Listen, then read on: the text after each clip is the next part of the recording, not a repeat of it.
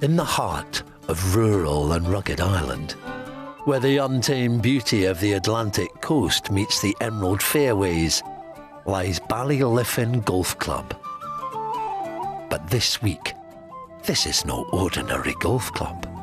This is a battlefield. Here, amidst the dramatic landscapes and ancient links, the world's finest amateur golfers gather for a chance at glory. This is the Amateur Championship, a tournament where skill, strategy and sheer will are put to the ultimate test. Every stroke, every heartbeat, every hole counts. The stage is set, the history books are open, and a new chapter is about to be written. Welcome to Ballyliffin. This is the Amateur Championship 2024.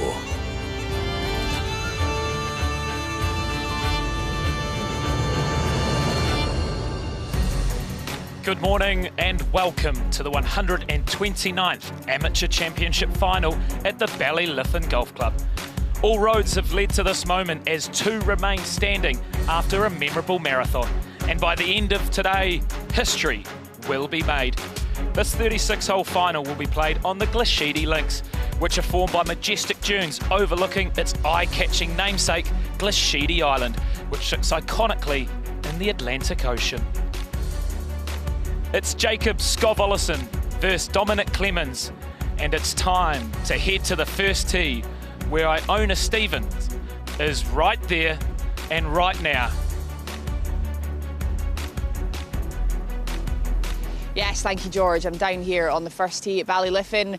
Ahead of the final day, it's been a quick week, but probably not for these players. A case of stamina, but they will have one more walk onto this tee as we look to the final day. And listen, I'm pleased to say it's a beautiful day right now, slightly overcast, around 13 degrees Celsius. Although when you look at the forecast and it says 13 degrees Celsius, it actually can feel like minus 13 out there. So all the layers are on, but we're very pleased to report there is no rain on the forecast today, so the brollies can stay away. Hooray. And listen, we're excited. The fans, they're coming out in full force because they love their golf in this part of the world. And why not? Because the quality of golf on display today will be the best that you can find anywhere today in the world. Bring on the final. Thank you, Iona. Will Denmark crown their first ever champion, or will England add yet another trophy to their cabinet? The pair aim to engrave their name on one of the most prestigious trophies in all of sport. And with that, let's not forget, comes exemptions into three major championships, including next month's 152nd Open at Royal Troon. She mentioned the elements. Not only will they have to battle each other, but the northwest of Ireland will continue to throw all sorts their way. It's cloudy now, there's rain, and there's always wind expected. Joining me throughout the day will be Simon Holmes, Iona Stephen on the ground, and right now, Andy Stevenson. Andy, welcome to the Amateur Championship Final. Oh, morning, George, and look at the blue sky we're seeing. It's fantastic, isn't it? Yesterday was full of drama in terms of the golf, but the weather was shocking, and I think we're all just delighted to see some lovely sunny weather out there for the time being, at least, and hopefully it will lead to some really good scoring and great action today. That's right, it was survival of the fittest yesterday. They played 2 rounds of pure hellish golf to get to where they are today, and all of a sudden they might have the opportunity to maybe enjoy it and put some birdies on the card nice and early. There's Dominic Clemens getting locked and loaded, ready to go, but the sun is shining here on the Ballyliffin Golf Club. The Sunday red of Denmark has been worn proudly. The first ever player to reach the final, let alone win the final. He was very, very confident, very zoned in that the job wasn't done yesterday. So I'm excited to see what Jacob offers up today. Definitely, and I think one thing to look out for is Olesen has had strong finishes in all of his match play matches so far this week. So even if he gets off to a bit of a slow start, Olesen does seem to favour the back nine. Clemens has just looked solid all week, right from the get-go in the stroke play stages. He's been brilliant, so I think he would start favourite, the Englishman. Yeah, well, funnily enough, the Englishman has started really well, and Olison's finished really well, so could be a long day. The Dane has to protect the scores early and just keep things tight. But you're right, he's looked unflappable. He's looked very, very relaxed. Has Dominic Clemens. I know that a lot of friends and family have flown up last minute yesterday to be there for this moment, as too are some of the locals here in beautiful Ballyliffin. They've both played 7 rounds of golf around Ballyliffin already this week. It's a real test, a superb challenge of stamina and concentration, as well as, of course, skill. Olesen was brilliant in his interview yesterday after making the final, where he said, I'm not tired, I'm enjoying this. His attitude was absolutely spot on. So I think, yeah, we're in for what could be 36 holes, could be more, of course, but 36 holes of great drama here today, and it is just so good that the weather is a bit kinder. Good morning and welcome to Ballyliffin Golf Club for the final of the 129th Amateur Championship final, which will be played between Dominic Clemens and Jakob Skov Olesen. The referee for the match is Chris Peterson. On the tee from Gog Magog, Dominic Clemens. From Gog Magog, Dominic Clemens to the floor, and he's pulled his favourite club in the bag. He mentioned earlier in the week how much he loves his driver, loves hitting a high fade with confidence, so why not start with the biggest club face in the bag? Ladies and gentlemen, welcome to the 129th Amateur Championship Final.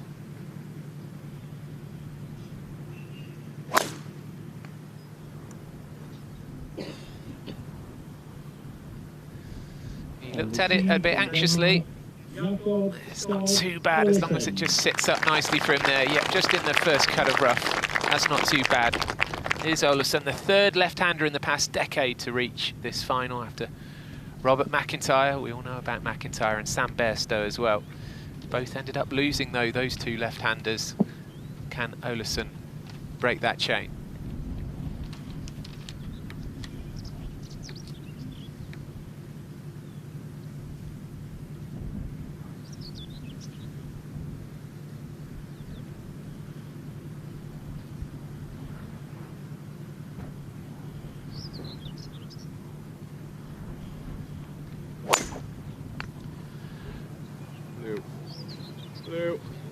He's hoping, it's peeling, and it's perfect. The only issue with being on the right side of the fairway / rough is that the pin's in the back right, so it might be a bit difficult to access, but all in all, both players are dancing. That'll relieve a lot of stress.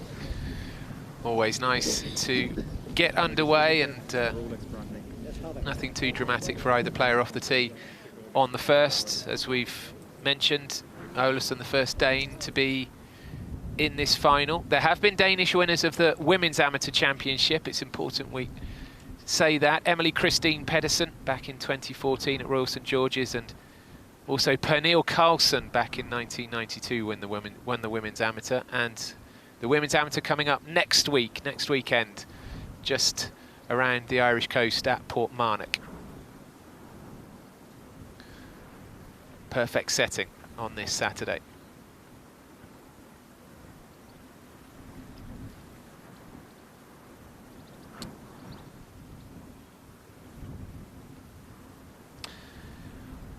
So there we have it. Players and fans alike are cruising down the first fairway. This is what it's all about. This is what it's come down to. Dominic Clemens of England versus Jakob Skov Olesen of Denmark. 2 very casual, calm characters. Be interesting to see how they hold their nerve in what is no doubt the biggest day of their young careers.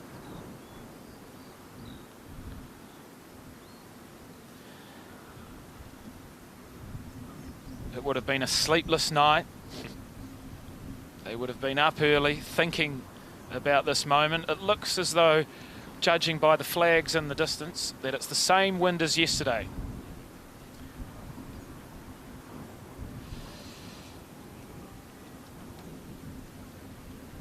If you're just joining us this morning, it's the 129th Amateur Championship final.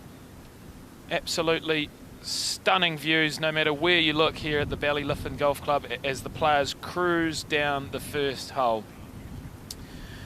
Now look, if I rewind the clock back to 2019 and you and apologies in advance, but the nerves of one of the players on the first tee, there was a few sick moments before playing James Sugru, which just shows how much is on the line here, how much pressure there is for these players. It's a big occasion. Absolutely, yeah. I mean, Clemens, 22 years old. Olazábal actually quite old in relative terms for this level of the game, 25 years old, Olazábal, but they both play so much college golf over in the States. They've played plenty of tournaments around the world as well. In fact, Clemens won the Scottish Championship just a couple of weeks ago.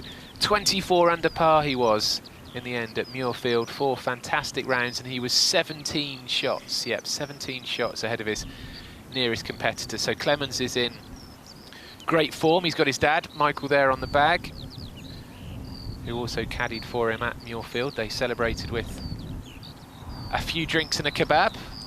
Why not? Father and son celebrating their success. And they're in similar positions here, aren't they?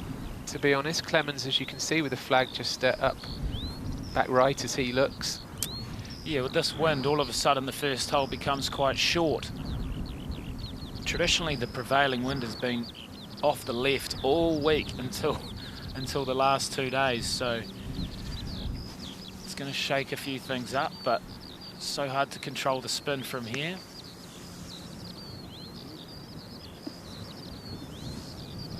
As you can see, it's rolled out with that wind almost too close to the green. And Olazábal mentioned that this is one of his yardages he's struggled with in recent times. A bit of green to work with, so he would have learnt from that. Yesterday we saw a lot of players bumping it into the slope of this first green and letting that kill the ball ever so slightly. They're up on the green yesterday, up just short of the bunker yesterday. Olazábal now recently finished his 5th season at the University of Arkansas.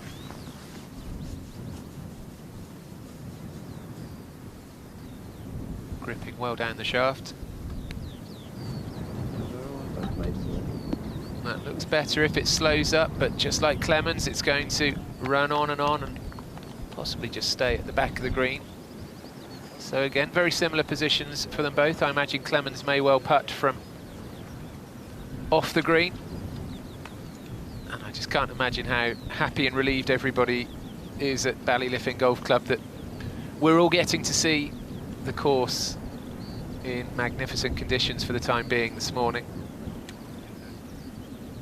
It was a really attritional day yesterday, tough day for all of the players. All of the quarterfinals yesterday went to the last hole or beyond, didn't they? And then the semi-finals offered us great drama as well. Jack Bigham, I felt, was very, very unlucky against Clemens in the semi-final yesterday. And Luke Sample of the USA was the man that Olazábal beat. 4 tremendous players to keep an eye on over the coming years. Yeah, there was moments in all those quarterfinals where it was amazingly difficult to keep up with what was going on. There were putts dropping from all corners of the golf course, so it was a tremendous display of match play golf. So hopefully we get a taste of it today as well, and I'm sure we will with our 2 finalists. I love no ropes. The fans are just wandering wherever they want with natural respect and awareness. It's a fantastic atmosphere when you get down to the crunch time of the amateur final. As we mentioned, Clemens has got off to good starts in virtually all of his matches this week, certainly yesterday. Didn't seem to be somebody, George, who would suffer from nerves a great deal. He's a super confident individual. He's in good form, very level-headed. Very relaxed, very quietly spoken, just gets the job done. Can he calm some nerves here with a lag? And he's done so. Very nice.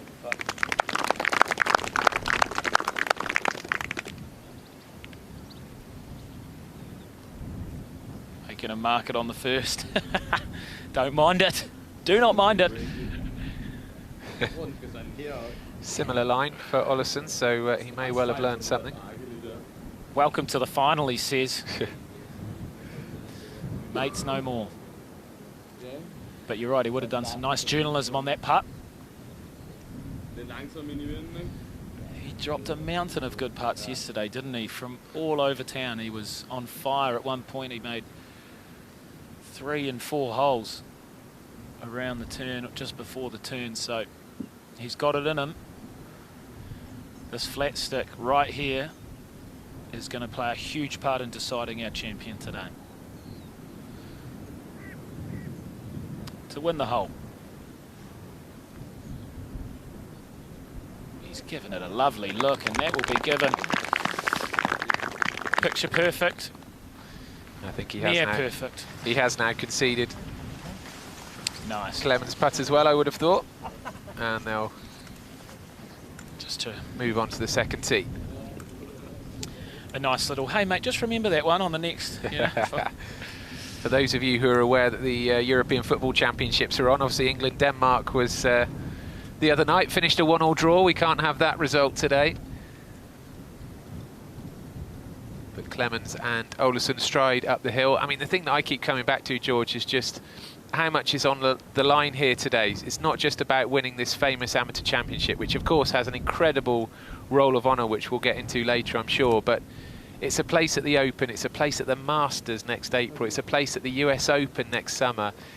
You know, those prizes are unbelievable carrots, aren't they, to do well today. And I put myself in their position, and I think it would be important to just keep all of that out of your mind as much as possible. You're playing to beat your opponent today. You're not playing to get a place in the Masters, for example. it's so tough to take that out of your mind and out of your systems as we look here at the second hole.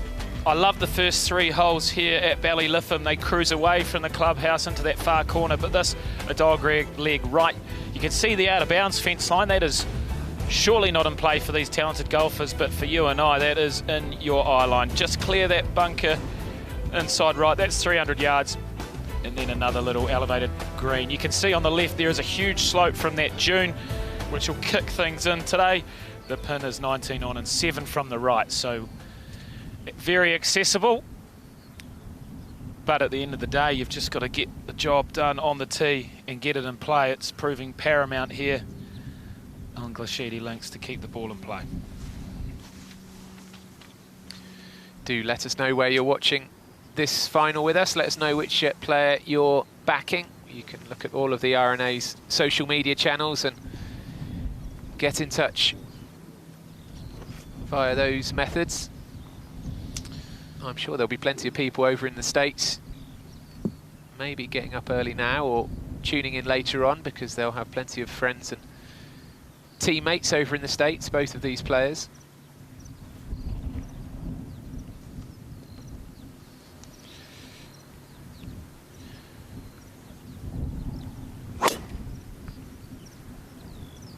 Just playing that big high fade off these first few holes. Has it faded enough? That bunker at 300, he has cruised it past that with a bit of wind, hoping to use the contours of the second hole there. But you mentioned not thinking about those prizes. We've had a couple of great South African champions, and Christo Lamprecht, who won last year, he went on to win the silver medal at Royal Liverpool. And Aldrich Potgieter won at Royal Lytham and St Anne's the year before, and he went on to become the youngest ever winner on the Corn Ferry Tour at just 19 years old. So he won the Bahamas Great Abaco Classic, and it just shows that if you have success here, it's a great stepping stone. The R&A put everything in place for these players to make it feel like a major, make it feel like the next level, and it certainly does. You gain so much experience here, so it's always interesting to see where our champions go and how they kick on.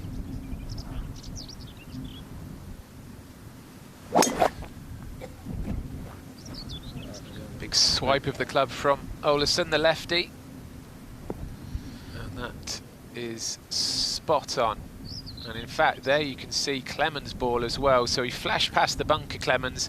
I was worried he was going to end up in that bank, but as George pointed out quite rightly, used the contours to bring the ball round back onto the fairway. So these two, neck and neck quite literally at the moment, shot for shot. Yeah, it's going to be fun to watch. Mano a mano. The whole course to themselves, the whole coverage to themselves. All eyes are on these two young men. You mentioned Lamprecht. I mean, not only did he end up being the low amateur at the Open last summer, people might remember that he was the joint overnight leader after the first round. He was up on the leaderboard with Fleetwood and the eventual champion Brian Harman, Wyndham Clark, Max Homa. It was a thriller. You know, that is exactly what could be up for grabs for the winner of today's championship.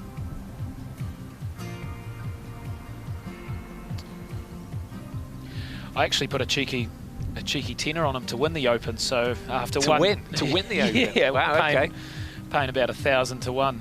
So at the end of day one, I was starting to get pretty excited, but naturally the Open is cash out a huge marathon. So Chris Du is going to be fun to watch. Yeah, very likeable fella, and actually that is one of the other nice things about this level of the game, isn't it? So many of these players just come across as you know, lovely guys, very relatable, easygoing, very easy to support. Nice to see a decent gallery following the two finalists, and that is what is ahead of them.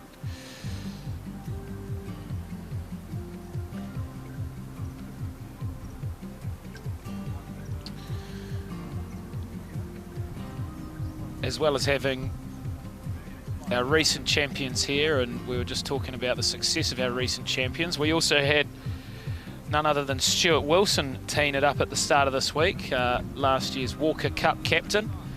He was the victor in 2004 at St Andrews, so to see him returning was very special. So nice to see you here, Stu.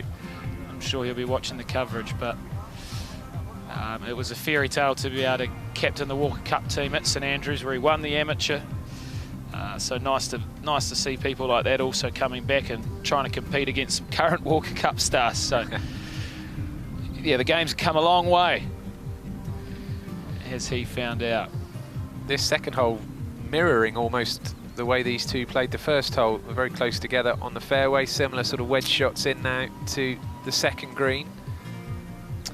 Yeah, I think the first 3 holes here are quite similar, so it gives a bit of time.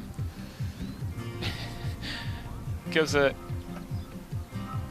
bit of time to sort of get into your groove, and then when you hit the 4th and turn into the tricky par 5, it gets fun from there. But look at that, this is what I love, the rugged terrain in the backdrop.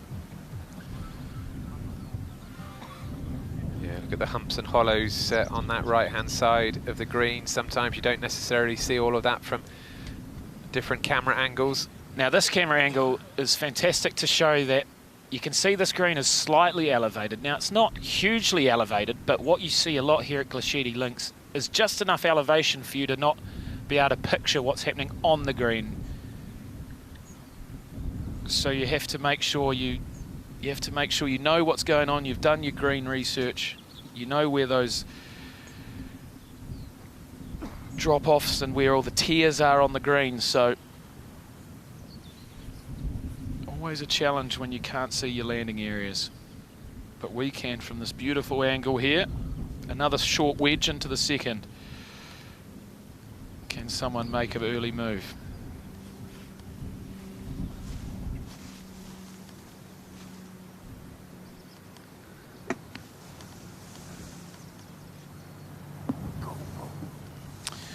Well, after going long on the first, maybe overcorrected a little too much on the second. The door definitely opened here for Olazábal to get in closer than Clemens. Won't want to make the same mistake.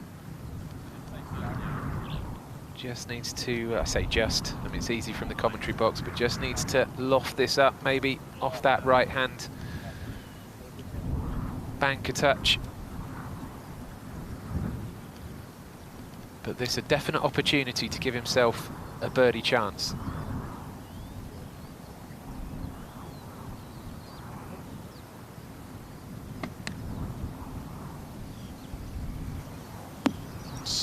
Sit. Okay. Nicely up done. There. Yep. He'll fancy his chances of potentially winning this hole.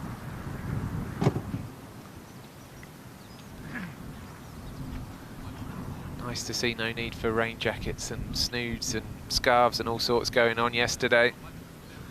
It actually didn't rain a great deal yesterday. When it rained, it really did rain, but that was later in the day. It was the cloud and most obviously the wind that caused all the problems yesterday.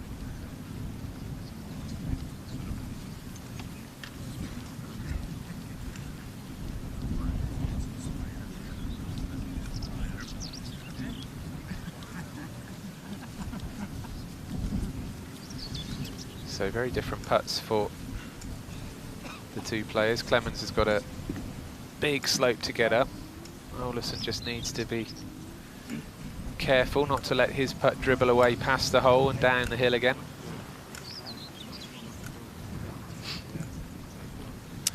Looks to me as though his father's playing a big role in reading putts as well as just carrying the bag. He's involved in every putt early in the movement, isn't he? Whether or not he's calming him down or reading the greens, I'm unsure at this stage, but they're looking like a good team at the moment.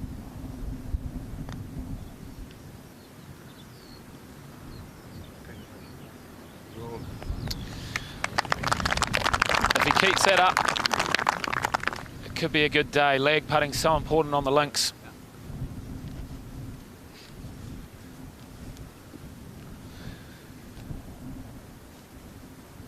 The birdie opportunity now for Olazábal to win this second hole. Not an easy opportunity by any means, but he'll be keen to get himself in the lead early on. It's a marathon, of course, though, 36 holes. We will have a lunch break and then they'll come out for another 18 around about 1 o'clock this afternoon.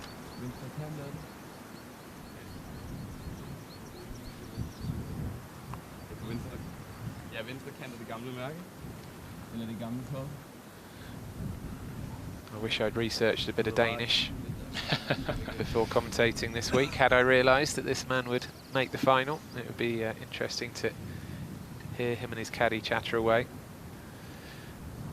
But this is Olazábal, the Dane, to win the second hole. Looks a good line, it's just going to drift left though.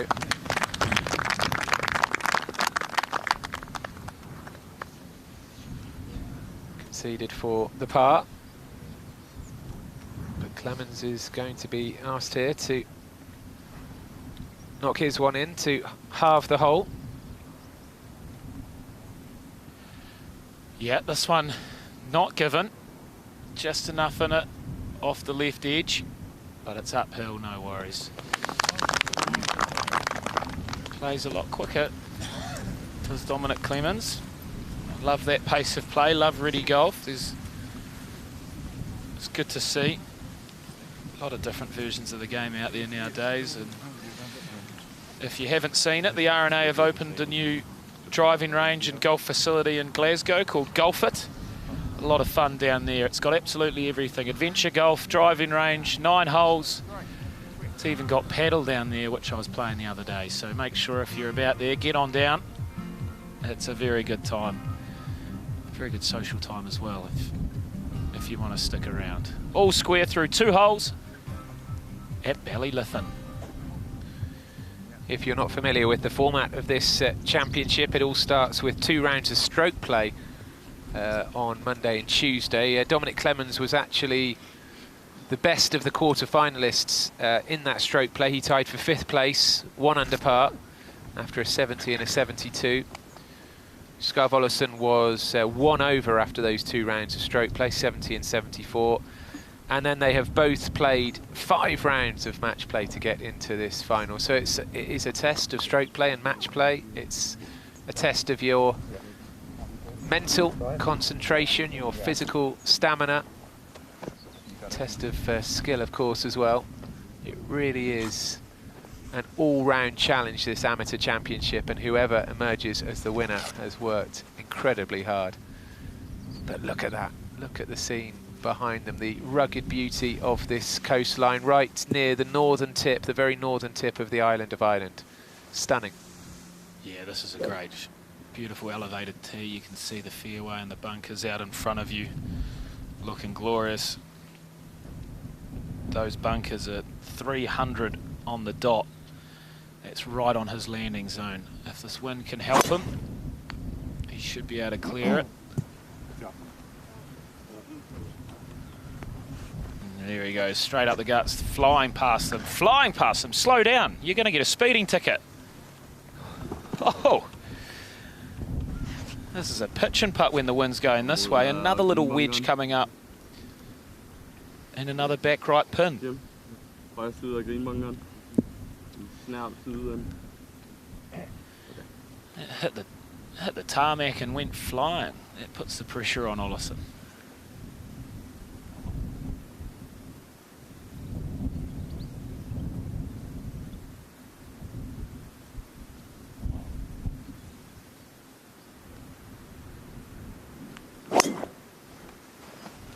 Just steps back off it slightly. Wow. Well, I mean, these two are just enjoying themselves at the moment, aren't they? No problems at all. They've had 3. I mean, the first tee, decent, not absolutely perfect, but decent. But then on 2 and 3, perfect tee shots, great little chips, nice putts, pars all round at the moment. They're going along very nicely in the sunshine. What nerves? Yeah, absolutely. None to see at the moment. These boys are stepping up when it counts the most. It's always, you know, when you play around a golf and you just sort of get through the first couple of holes and you're like, whew, all right, you know. Probably for us, we're rushing from the car park, whipping our shoes on. But to be able to relax and be calm after 3 holes of par golf, that would mean a lot. Well, George has been a busy boy this week alongside me in the commentary box today and yesterday, but earlier in the week he was out at Ballyliffin looking around the course.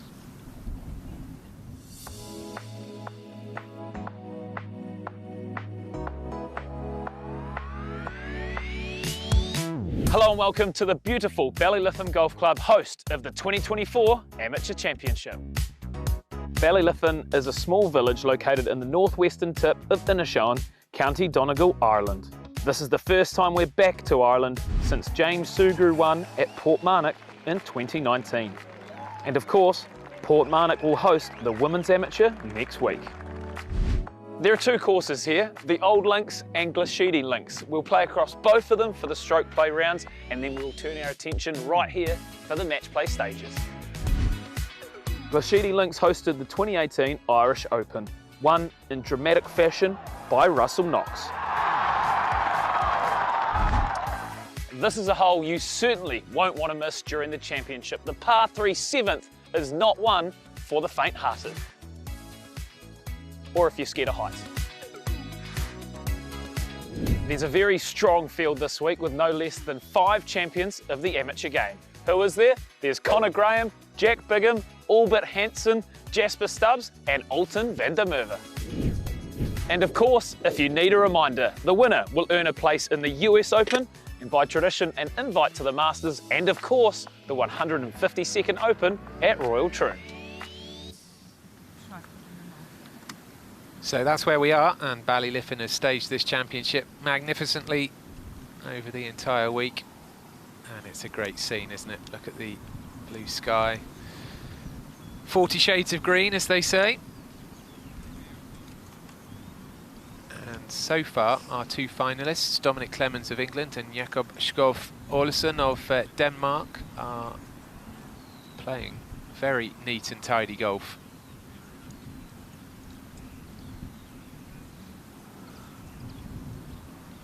They've been alongside each other on pretty much on every fairway and every green so far.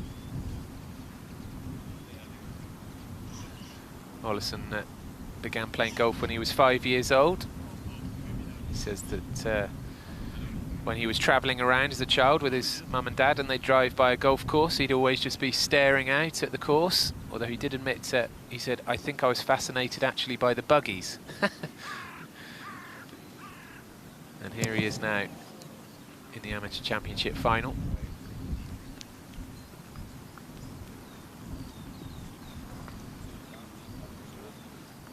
Clemens won the Scottish Boys Under-14 Open back in 2016. It's actually his second Amateur Championship, Clemens. Last year at Hillside he didn't make the match play stages. Olazábal, this is his debut in the Amateur Championship.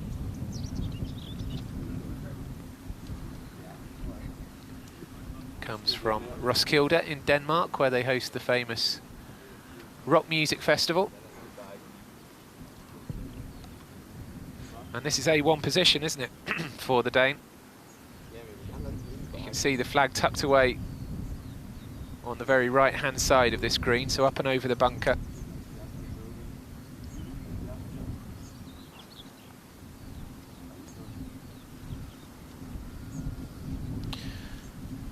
Who can make the first move? The pin is tucked in the back right. Loves a little draw. Can he just shape a little wedge in there?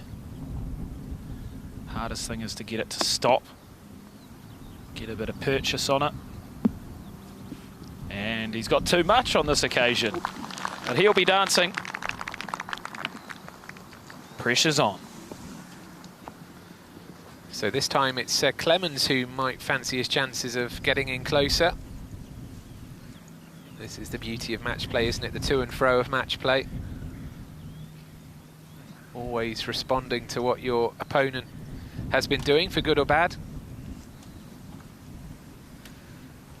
And Simon Holmes has joined me in the commentary box. Simon, you must have, like us, been enjoying the first couple of holes in the sunshine here. It just makes such a difference, doesn't it? You know, yesterday, if you were watching, it was so windy and rainy, the guys couldn't really attack off the tee at all, so it was very much defence. Now, you can just see a completely different golf course, so I think we're going to see much different set of shots. Holes won with birdies. Yesterday was just a mistake avoidance. Today you can actually have a go at it. Yeah, we should say see a lot more attacking golf. And here is Dominic Clemens with an opportunity to get in close. Second shot on this third hole. Yeah, and so there well you have played, it. Isn't it? Oh, it's a beauty. So well played. That club head speed. Links turf just gives you such a firm base. You know exactly how the bounce is going to react.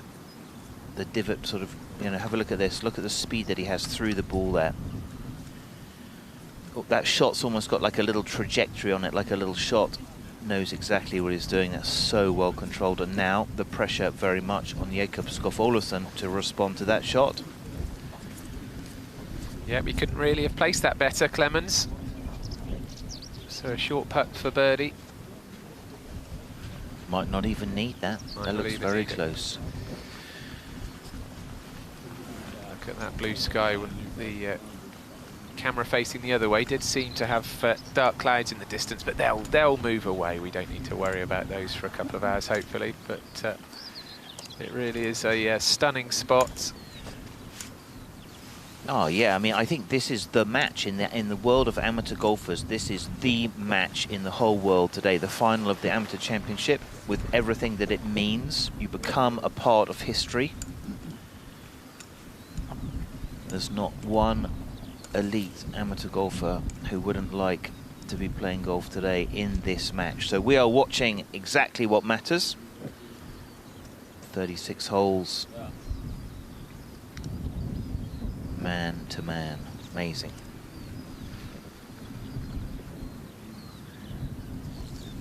So Olazábal has a good, what, 25, 30 feet here?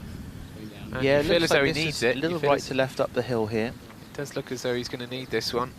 Wouldn't expect Clemens to miss his short putt, and as you say, he might not even need to take it if Olazábal misses this. Don't know if the marker is there or not. Can't see the marker, so maybe that's already a foregone conclusion. going to be thinking this is a birdie putt for the half.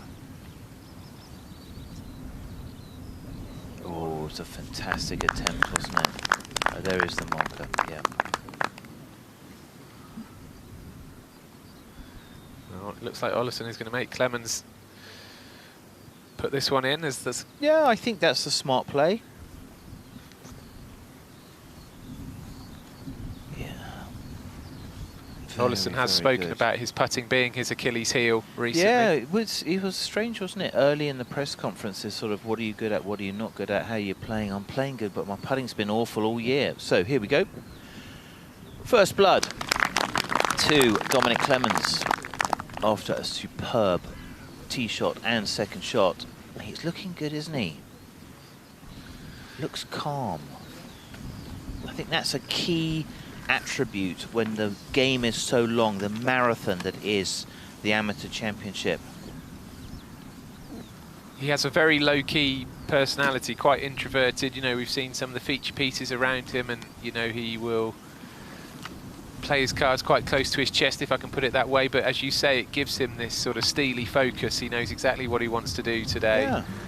Yeah. No frills. No, but I mean, Tiger Woods played very much like that, didn't he? He didn't really give you too much. So let's have a look. Dominic Clemens, excellent birdie and first blood.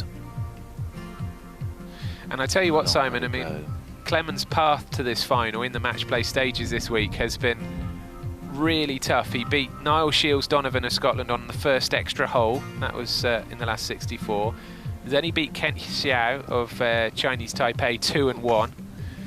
Then he had to come up against James Ashfield of Wales, who'd been playing brilliantly all week up to that point, but Clemens dispatched him 4-3. But then yesterday, two really, really tight wins. He beat Lawrence Sheargan on the 20th hole. They went to a second extra hole there. And if you were with us yesterday, Sheargan of Germany actually had a putt, a short putt on the 18th to beat Clemens, which he missed. We couldn't believe it here in the commentary box. So Clemens did ride his luck there, came through that one. And then a real sort of titanic tussle with his fellow Englishman Jack Bigham, which Clemens won by one hole. So he has had a pretty tough route to this final, and he's come through every test. Yeah, I think, you know, yesterday, if you were watching, you know, he dodged a few bullets, but he was last man standing through two very difficult matches where his opponents played well. I thought Jack Bigham was a really good player. To take him down was a big achievement. So just changing ball there. Jakob Skofolason advising him he's maybe changed the number. Ripped the cover off his ball with that wedge shot that he played in. Saw the spin. Now, yesterday they were just trying to hit the fairway. Today, far more aggressive. Set for a little hold-off fade shot on the par 5. Have a look at this as he turns through. Really did start down that left side, working it back.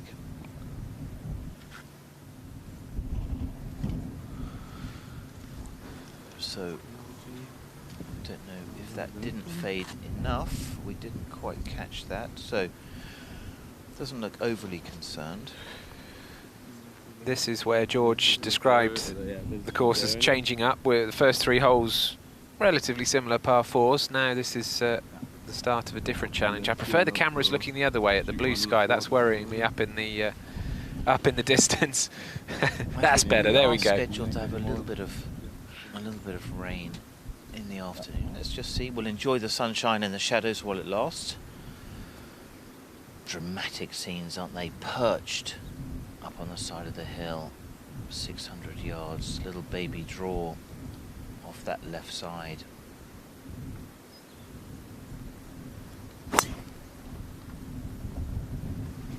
Almost like a little Bubba Watson sort of a swing in there. I don't know if you can see that note, the way the feet bounce. Well, that's pitched really nicely into the fairway there. Far more aggressive off the tees. You're absolutely right. Yesterday. It's not the Scheffler shuffle. It's the Bubba Watson it's real like that step little away. Front leg bounce out. Yeah. So it's not that, not the back foot going behind the lead foot. So Yeah, great to see the actions. Nice to see a little bit of unorthodoxy. So, going to be really good to see them. So, well, they've got a long walk ahead of them up this long 600-plus yard par 5. So whilst they walk up to their balls, we will hear a little bit more about both finalists.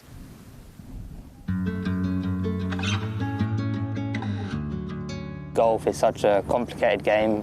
When you do bad, it's your fault. You go figure it out. But if you do well, you know you've done well yourself. I try and be as positive as I can internally, because I think it's what you tell yourself is the most important thing. When I was 16, I had my first big win, and that's when you start thinking, okay, I got this. I'm the next best golfer in the world. My dad teaches golf. Obviously, that's kind of a normal route to kind of get into the game, and obviously me and my dad play. We like to compete, and it's good fun. It's nice when you can relate with one another. Wouldn't want anyone else, on the bag for me. Golf, it's taught me a lot as a person through battling through hard years and kind of getting it all together and learning how to get back to a spot where you feel comfortable.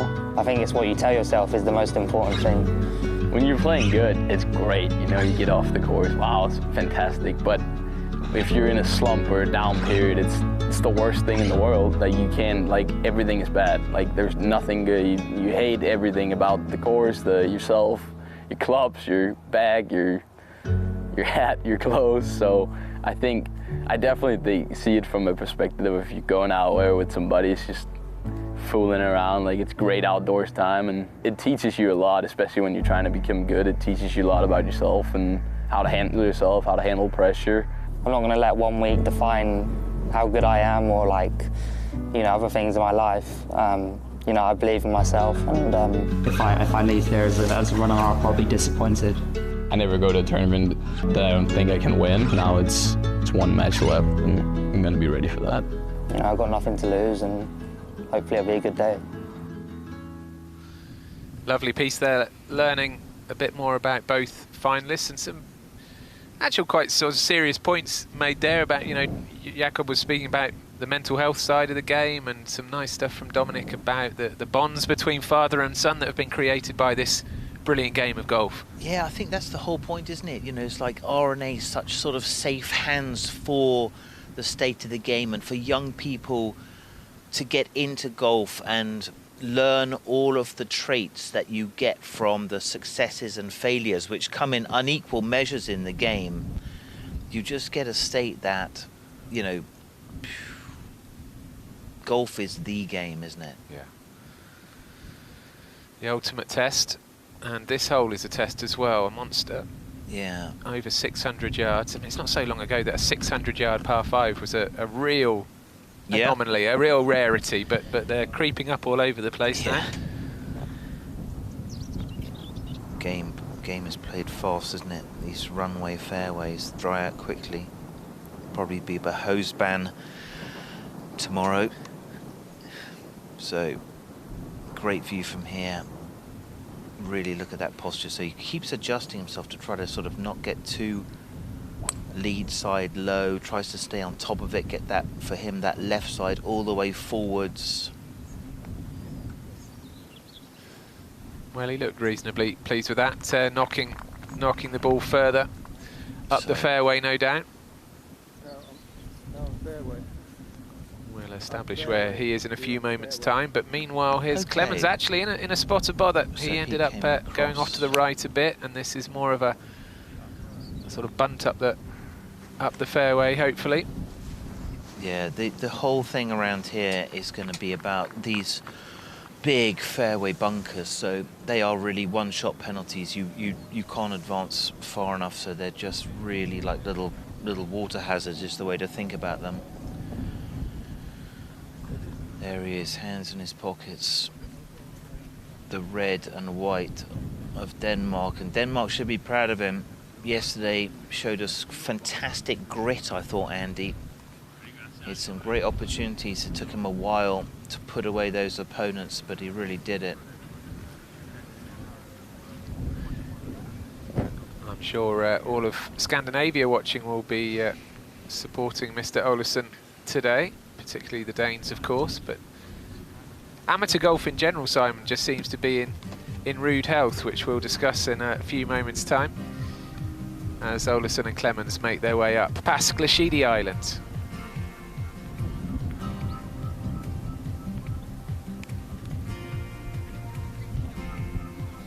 Yeah, the state of amateur golf is very healthy, Simon.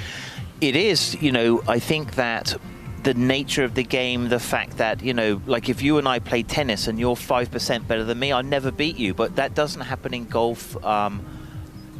My dear dad is 89 years old. He can play with my 16-year-old son. There's not another sport on the planet where that could happen.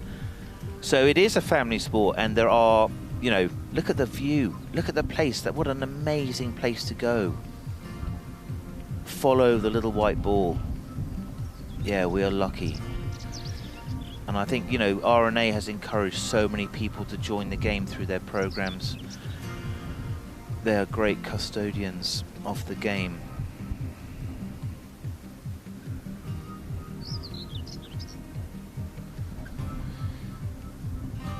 You rejoin us on the 4th hole. It's the final of the Amateur Championship, the 129th Amateur Championship. Great heritage to this event, and we have found Dominic Clemens here right in the centre of the fairway. Remember, he had to knock it out from the rough to here, so this will be his 3rd shot into the par 5, green up ahead by the buggies. Yeah, you can see Olazábal is miles ahead of him there, so penalised for just missing it. Let's see what he can do. We're at Ballyliffin Golf Club on the Glashidi links. Yeah, maybe just a little bit of breeze picking up, and then also just the undulations that you get in the fairway make distance control very, very difficult. But I feel as though he's got a lot of versatility in his game. Solid, solid action. It's a well-trained golfer, isn't it? Even on the final match when there's hundreds of people. Goes to get his divot, put that back. Now, Jakob Olazábal marching to check out what's happening in the back of this green. Trying to find his landing point. It's a kidney bean green, isn't it? It's long and thin, and there is his caddy, his bag, and the ball just at their feet. So he's only just shy of the green after his 2nd shot, and maybe a good opportunity here for Olazábal to strike back immediately after Clemens won the 3rd hole. Yeah, Clemens' shot, wedge shot, was just superb, wasn't it? So we played a lovely piece yesterday, which we may see again later on, where Olazábal mentioned 1 or 2 of his superstitions, and one of them is that he hates for his irons to be in order in the bag. He actually prefers them to be out of order. He doesn't like them being, you know, 3, 4, 5, 6, 7, 8. Yeah. As we just look at his pathway through to the final. Yeah, again, golfers are mad, aren't they? A 20th hole victory there against Tom Osborne in the middle, and then beat Luke Sample yesterday, a promising American. Callum Scott, the Scottish player who was highly fancied this week, he was dispatched by Olazábal as well. But yeah, the irons out of order was good fun. Anyway, let's see how he gets on here with the wedge. Driven forward, trying to make it release. I didn't think he pitched that quite as far as he was looking. I think he'd like to have that again. Didn't quite get it to carry deep enough back. But a smile on his face. The bond between caddy and player, so important as you get into pressure situations. Today and in the amateur game, there is no more important game than this final. And what it means, get into the Open, US Open, and what it means is that you can sort of say, listen, so what did you do in your amateur game? I won the I won the amateur, right? And that's prestige. That's the sort of the degree. If you're a golfer, that's the degree that you want to have. That is your MBA or whatever it is. Now,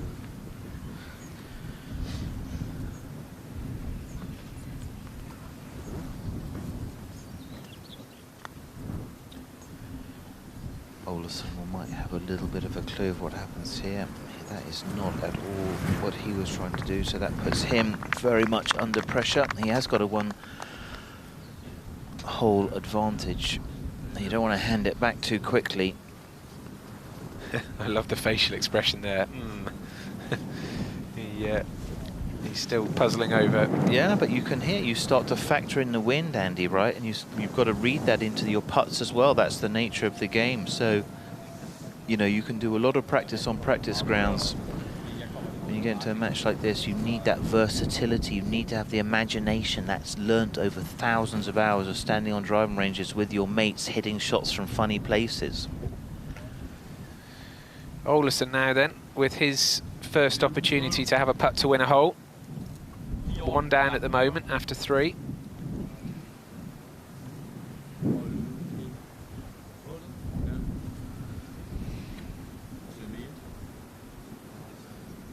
Clemens' putt didn't really turn at all, did it? So Olazábal's here won't be far off straight.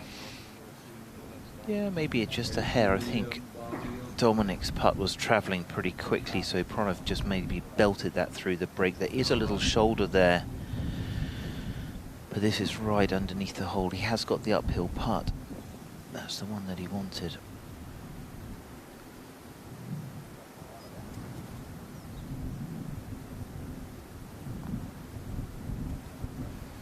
Just a little low all the way there. So there was a little break. Did the right thing there. Gave it a go. And now pressure returns back to Dominic Clemens. He has to hold this to maintain his advantage. It's such a long game, isn't it? 36 holes. You know, when do you ever play 36 holes in a match play? Might never do it again in your life. So.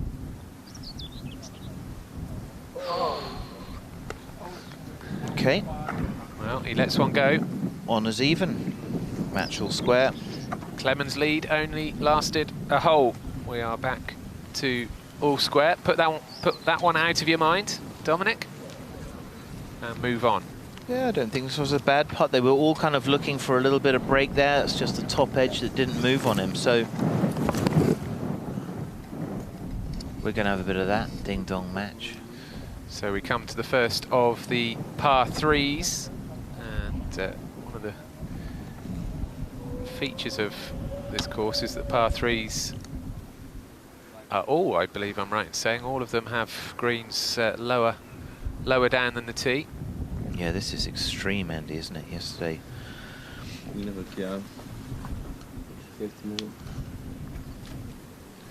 This one not quite as dramatic an elevation change as the par 3s we'll see later on, but still you can see they are up on a ledge there on the tee. Nice to see plenty of spectators out and about, and I'm sure the galleries will swell as we go through the day and into the afternoon. So 3 huge traps down the right side. Nej, bare lige holde den lidt, så den ikke bare drawer afsted og pisker ned ad grinen. Kun ende et sted, det er nede bagved. Ja, nede bagved højre. How's your My Danish, Danish Simon? isn't strong. No, I have actually. Mine isn't what it used to be. No, I have to say, I was thinking about my Danish, and I do have a vocabulary in there, but it's. I think mine's a problem with my teachers. So, I have a great friend, Torben Stroberg. I play lots of golf with him. He's got an amazing vocabulary. Anyway, so.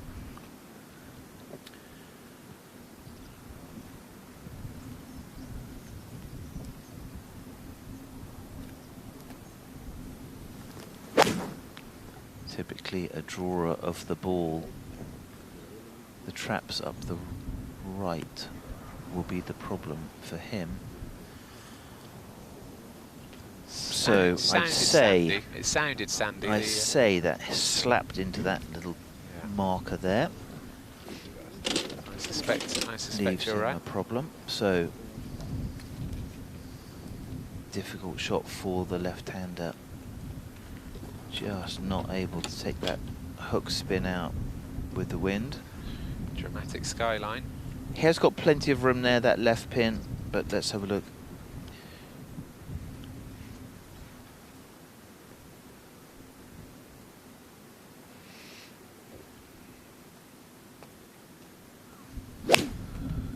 What do you make of Clemens' swing, Simon? I like how neutral it is. I think he's lost that a little right, but I think that, yeah, you could just tell, you know, that's what happens. You play a lot in the wind and you can just get out ahead of it and you lose the sequence. You could just see him, he was trying to get that club face. You could feel that just dropping under and late.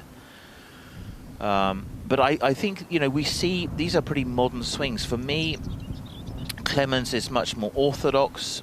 But it's going to be a great contest, I think. We are all square playing the 5th hole.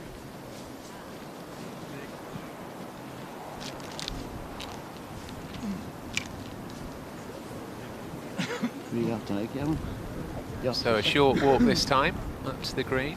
Plenty of wildlife and nature in these parts.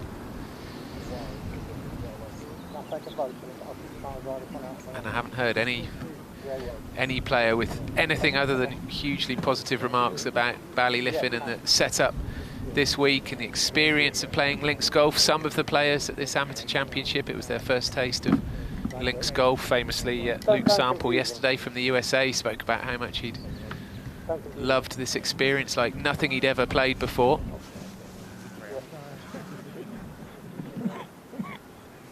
Yeah.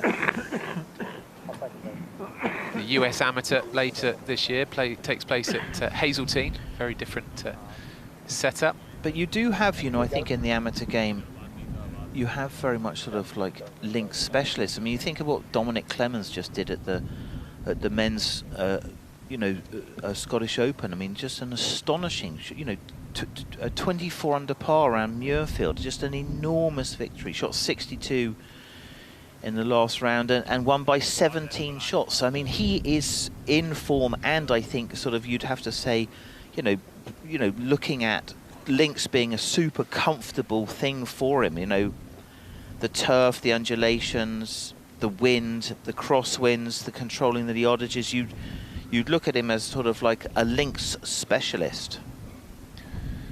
So it seems as though the players are in different bunkers here. Like two big paw prints in the ground, these two bunkers. Now, that ball is very close to the steps down into the bunker, from this angle at least. This is Clemens' ball. And Olazábal looks to be in a better position. Clemens is further away from the steps than I thought, so he'll be okay. It's the Dane to go first, though.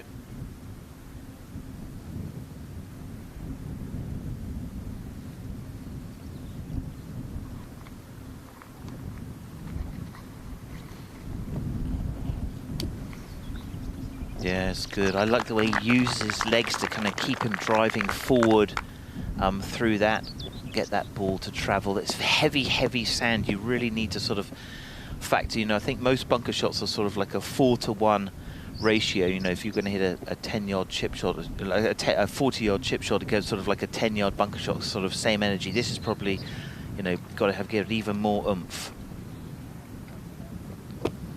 You can see how much speed he needed through there. A bit of a mistake, I think, on where he entered the sand, or was thinking that he was going to get a little bit more kick back off the sand there. Link sand does tend to be heavy, and it got soaked yesterday as well, Andy, in the rain, so mistake there.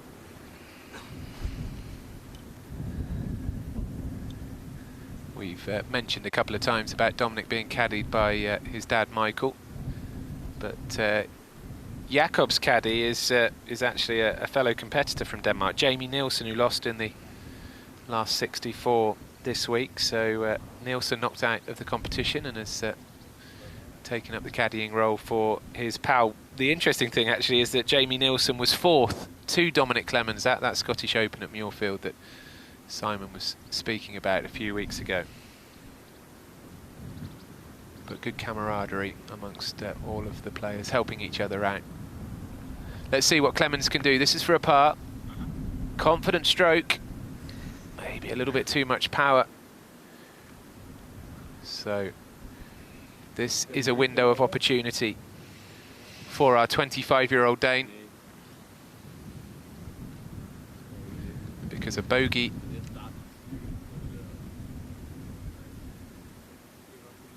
is certainly an option for Clemens. He's got still a good 7 or 8 feet for par, but this is the birdie putt for Olazábal to win the hole and take 2 holes in a row.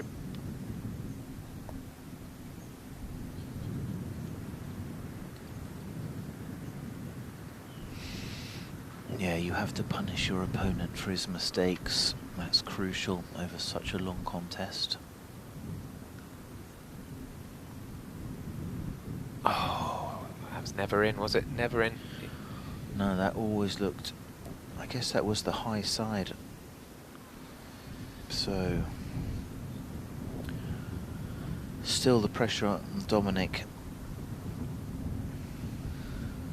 A long lingering stare at the hole. Putt.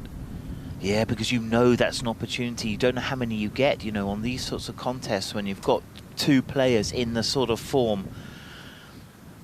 And these guys are in. You're not going to have too many opportunities. So, oh dear. How about that? How about that? Unforced error. First real mental mistake comes from Dominic Clemens. Well, we have Bunker a bit of a 3-putt. Bit of a turnaround. Clemens was 1 up after 3. He's 1 down now after 5. So he plays very quickly, doesn't he, Dominic Clemens? Really does. But nevertheless, you know, if you look what he's done, especially around links golf courses and this season, I mean, that performance around Muirfield is absolutely sensational. So let's see if he can just calm himself down. You do get used to sort of like the shell shocks that the game gives you. But in golf, in match play, it's all even. It starts again. Don't carry that over. Hopefully that's not rain. Or if it is, it's going somewhere apart from here.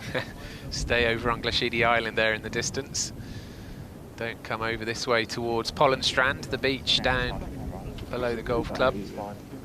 And you can see on this 6th hole they will be heading back inland, away from the coastline. Now this has been drivable, Andy. We did see a couple of guys whack it on the green here. It is 390 really to the back of the green, so...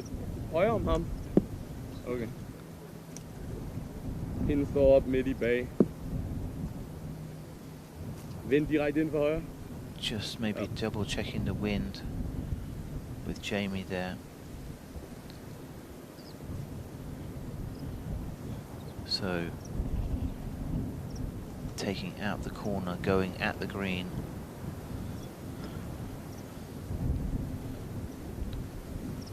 Trying to press his advantage. I think he likes that. Let's have a look. Great ball follow. Look at that. Listen, I'm telling you, we've got a man out there, Rich, our cameraman.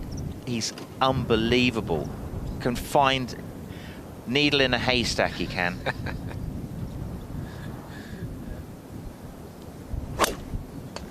Clemens, Okay, he's a quick player. He is a quick player. Hold that off. Don't know if that cut enough. Ooh, that's not great. Now, we don't know which trap that is. There's one that's about 100 yards short of the green. Titleist 2 nestled into the fairway trap.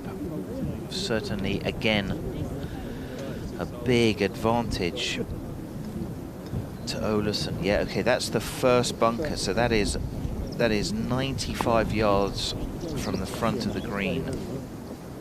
And I do not think he can get up there in 2. So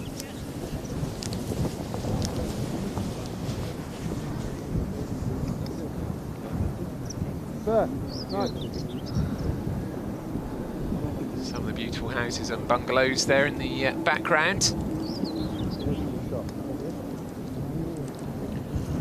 So we believe Iona Stephen is down there. Let's hear from her. Thank you, Simon. Yes, Jacob, looking in fine fettle today. How are you feeling out here so far? I'm feeling good. I've hit good drives so far. Hit a lot of good putts on the first couple of holes. Just barely ran by, then missed the short one down there. Just kind of pulled a little bit, but it worked out, I guess. And yeah, feeling pretty good. Good. We're very happy to hear that. And look, they love their golf in this part of the world, don't they? There's a huge crowd out here following today. Do you enjoy playing in front of a crowd? Yeah, it's pretty cool. I don't think too much about it, like I said yesterday. I feel like I kind of just try and focus on my shot, like always. I think it's pretty cool that all these people want to come out and watch me and Dominic play some golf and see what we can do. So yeah, it's really cool. Awesome. And the conditions today, be the first to tell us on the ground. How do they compare today to yesterday? Oh, it's night and day. It's a lot better today. The wind is down a little bit and a little warmer. The clouds out there don't look too good right now, but it was really nice at the start of the round. I think it's going to hold pretty nicely for the rest of the day. We will keep our fingers crossed. Thank you so much and keep enjoying. Thank you. Well, thank you to Iona. And what a lovely fella. Charming guys, aren't they? Amazing. I mean, these are young men. He's 25 years old, which actually I think means he's older than the Hoylake guys. But nevertheless, I suppose you can still look up to someone who's younger than you.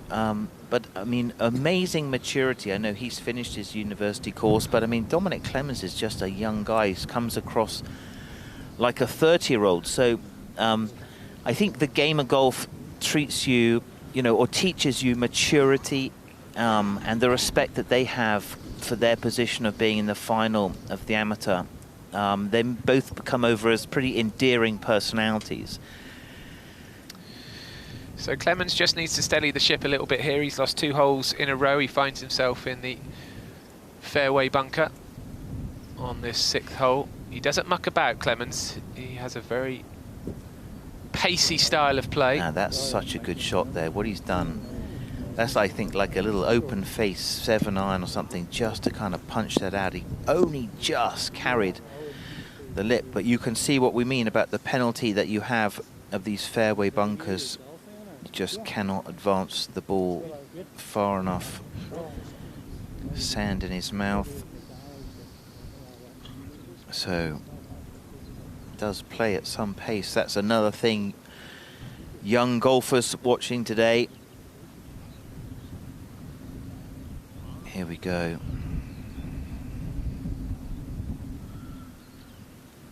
Now, with a clear advantage, he's going to know he's basically a shot ahead already.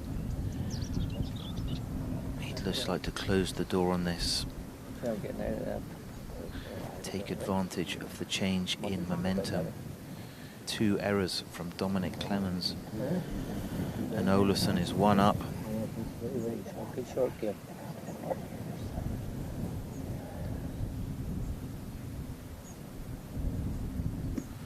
Hit a wedge into the wind. Got to carry it all the way there. And that's not the shot he wanted at all. Maybe a regret having so much loft there. But that is the game. You can see how poor that shot was. It was almost too big a target in some ways, wasn't it? Or at least the shot selection was probably, you can see into the wind.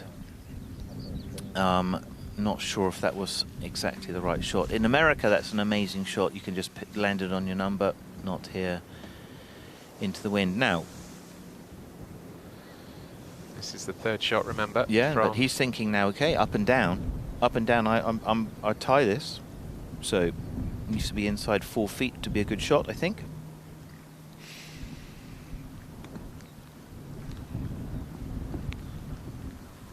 Not quite. Not quite. Be disappointed with that as well. So not really, or maybe we're missing something. We can't feel how strong the wind is.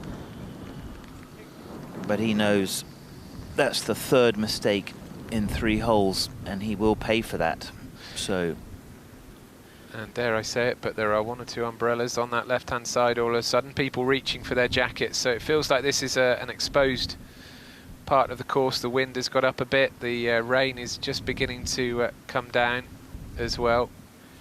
So maybe a change in conditions as been an element in those two reasonably loose shots.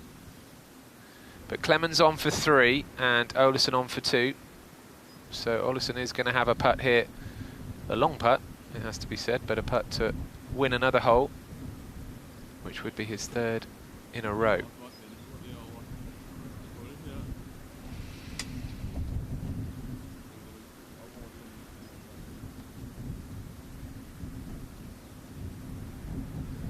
Clemens will get a good read from Olazábal's putt.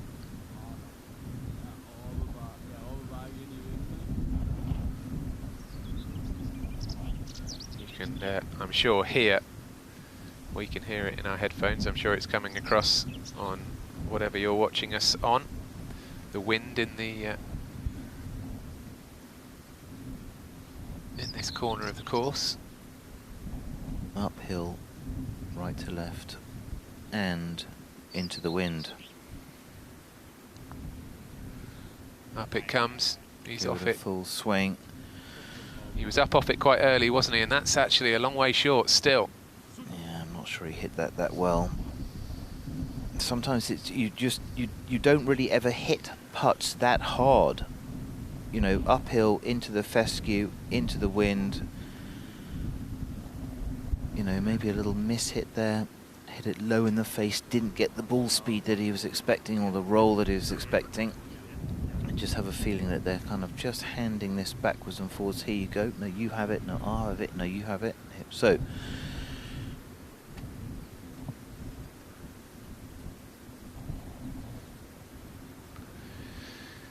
as they lie, that's not going to get there.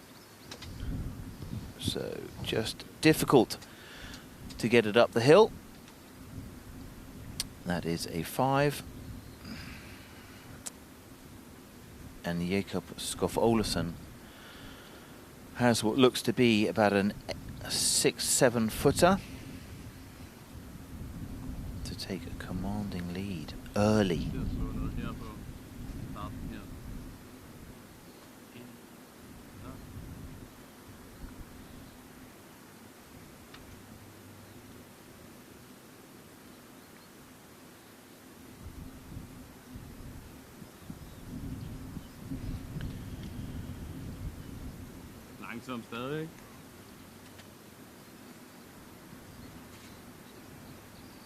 Definitely a putt that needs to start outside the hole.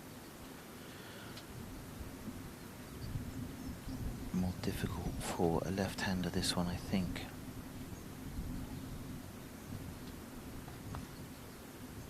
It's beautifully done. Never missed the center of the hole. And, yeah, fist bump. A spring in his step.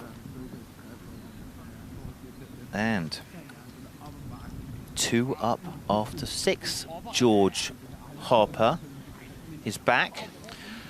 George, your thoughts? Interesting change of events here. Feel as though momentum has really swung away. A couple of errors by Clemens, and Olazábal's got an advantage. Fantastic to be back, and yes, a lot has changed.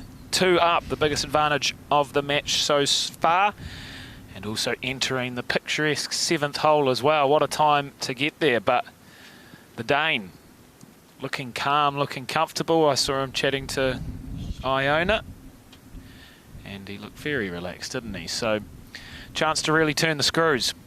It's a long day, but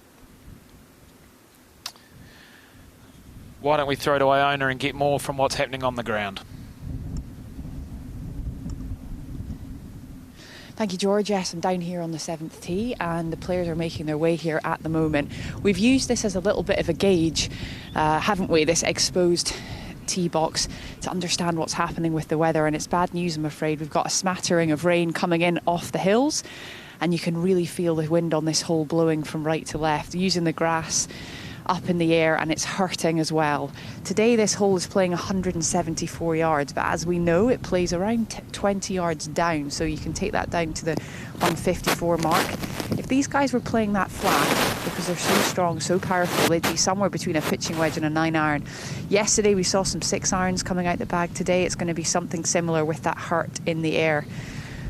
And that whole location, it's in the middle of this green all the way back. So this is really crying out for that centre of the green shot once again, looking to give yourself a look at birdie. But you want to keep the ball down. You're going to have to keep it low. It's that low piercing shot because of the way that this tee box is so exposed. This is not an easy hole today, this par 3. Hold on to your hats, boys. Hold on to your hats is correct. It is a scary hole. Loch na Nior, they call it, if you didn't hear yesterday, which means Lake of Tears. Something we do not want to see, something the players do not want to think of, is the Lake of Tears on the right. Simon, we saw balls aplenty in there yesterday, but only 2 balls in the air today. No, it's very, very difficult. The problem is so elevated, so you're up on this perch with a lofted club, trying to hit the ball down, so you are at the mercy of the conditions. Now, Jakob Skov-Olesen is definitely a drawer of the ball. You can see. Oh dear, the wind's going to pick that up. Lost that to the left, I think. Yeah, that is way up by the dune there. Fun little shot over that bunker to come. That's an allergic reaction to the water on the right, I would say. Right. And that's a difficult shot for him, right? As a lefty with the water towards his shape, if he gets any kind of action on it. And he won't believe he's just hit such a bad shot. So I'd say he has missed that by 30 yards to the left. Advantage now. It's a wide open green. What can Clemens do? Yeah, yesterday Olesen said the 7th was his hardest hole, and he thought it was the hardest hole, especially with that wind. So for him to comment that, it just shows how challenging it really is. Setting up left here. Little knockdown fade. I think he's hit that pretty well. I like that good. action. Needs to sit. Oh. That'll be heartbreaking. That would have looked so good out the chute. Straight through the air. Yeah, that would have looked fantastic. You can see working really hard on his technique, trying to get those arms to catch up and get in front. Interesting to see.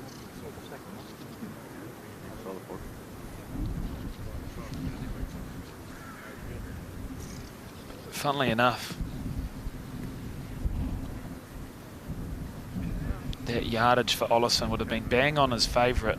He loves a 7-iron, his favourite club in the bag, because he uses it all the time on the range, so that carries around 180. He works in metres.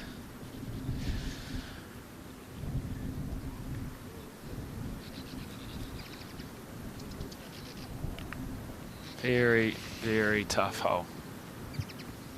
Yeah, it's going to be a short game battle. I think as soon as the wind gets up and as soon as you start to play into the elements, you know, you could see at the beginning of the game, guys were far more aggressive off the tees, and now you start to get the wind coming at you with a bit of rain, and you have to sort of make a strategy of big mistake avoidance. Let's talk match play, Simon. Let's talk match play, Simon. You're 2 up through 6 holes.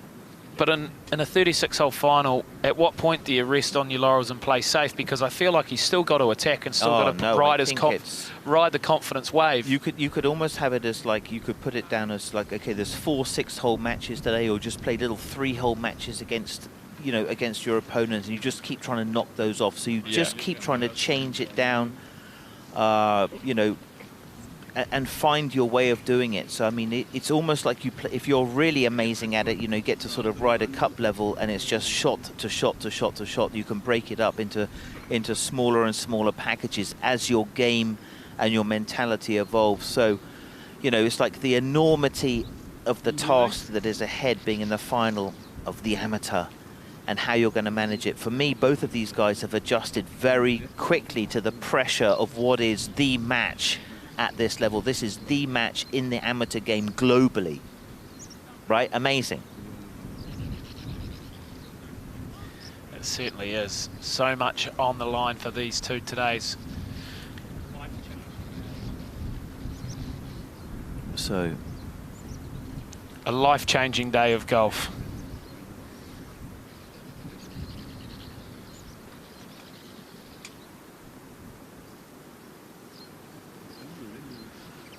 Okay, that bunker's definitely not in play for him, so he does have tons of room. The wind slightly into him off the left. Hopefully. That could help. Plenty of loft there, look at that. So fun going shot. High. Was that the hit that he wanted? Lovely touch. Lovely touch. Oh! Some shot, wasn't it? Some shot. Really was a classy shot. He's got a lot of game, hasn't he? He's got power, got good imagination, lots of creativity. He's playing lots of shots. Look at that. Very much sort of just keeping those hands very close to him. Soft. Oh. Beautiful control. Had a really good look halfway through there. Still a bit of work to be done, but that is the hardest part. Now, glove off. Speed of clubhead through the ball. I think that's a pretty good shot. Don't know how his lie was, but played that nicely. Yeah, a couple of... Yeah, very even contest, I think, isn't it? Very even contest. Kind of similar games in a sense of plenty of power when it's there, but also a lot of creativity. Clemens definitely seems very comfortable playing those wind shots, moving the ball around, dropping his flight down. Who's to have a go? Here we go. Boom. And it is going to be, it's you. What would you prefer? I want to go first. Yeah. 100%. Because that's my only chance to put pressure on my opponent, right? It's out of your control if you're going second. Yeah, exactly. So, and Olazábal would have liked that. That's probably why the ref came in, was just to make sure that that advantage was agreed between the two guys. A few little mind games out there. Yeah. Oh no, I'll go first. Yeah. Oh yeah. You've got it, don't you? You defend your position. You know, you don't want to become a washover. You don't want to be pushed over by your opponent. So this is a huge putt. I mean, if you go 3 up and you put the pressure this early, for Dominic it feels like, wow, I've got to have 4 wins before I'm ahead. You know, so that is the difference, and that's why Olazábal will love going first here. So outside left, I would think. Don't give the hole too much away here. Green's running at 10.5, so you can just smack it at it. Oh, it's well done, isn't it? Well done, son. That is well done. And now, having missed an important putt previously, the game of golf immediately tests you. That is what the golf gods do. Now, come on. It's a quick routine, and it's perfectly done. It's very calm, isn't it? Very calm, very mature. 2 very mature players, the way they've approached this final. They've reset it. It's a marathon. It's been here probably for the whole of a week, practicing 36 holes of stroke play. The matches, played 36 yesterday. In terrible weather, both fought hard if you were watching yesterday. Really a gritty performance by both of them. But Olazábal 2 up.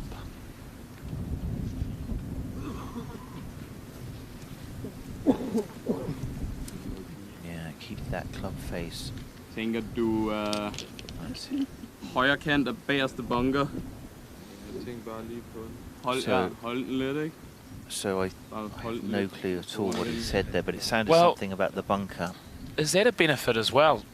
Talking Danish, and you can sort of go, hey, let's put some pressure on. What's he doing? You can you don't think Dominic has picked up a little Scandinavian there? You can just sort of speak your mind very clearly without having to. A lot of movement pre-shot, isn't it? A little wobble. Yeah, but I like that. I think, you know, trying to lose maybe a little bit of side bend in his posture. And that's a great shot. You know, that's what he's done. He's picked a club he can put in play, and now puts the pressure straight back on Dominic, who is under pressure. 2 down. Yeah, well, Olazábal mentioned one of the hardest parts about playing here in Ballyliffin is finding the fairways and holding the fairways. So he was mentioning that he was almost forced to shape the ball to hold the fairways and stay in play. So an iron from Clemens, which we don't see too often, and that is left. Double cross. Natural fader of the ball. Ooh. And that is in deep schmuck. Maybe reach for another ball there. Okay, yeah, smart play. Don't know if the spotters were down there. This is the absolute classic provisional. I should have taken driver. I'm just going to whack this one anyway. So this is now driver. This is a viable option on this hole. You can cut the corner ever so slightly. The bunkers are right on that awkward distance, but he's got to carry 274 over the left trap. So he'll be looking to go at those small bunch of houses just above his cap there. And then you sit there with a big free swing and think you should have done that the first time. I'm not sure Get up.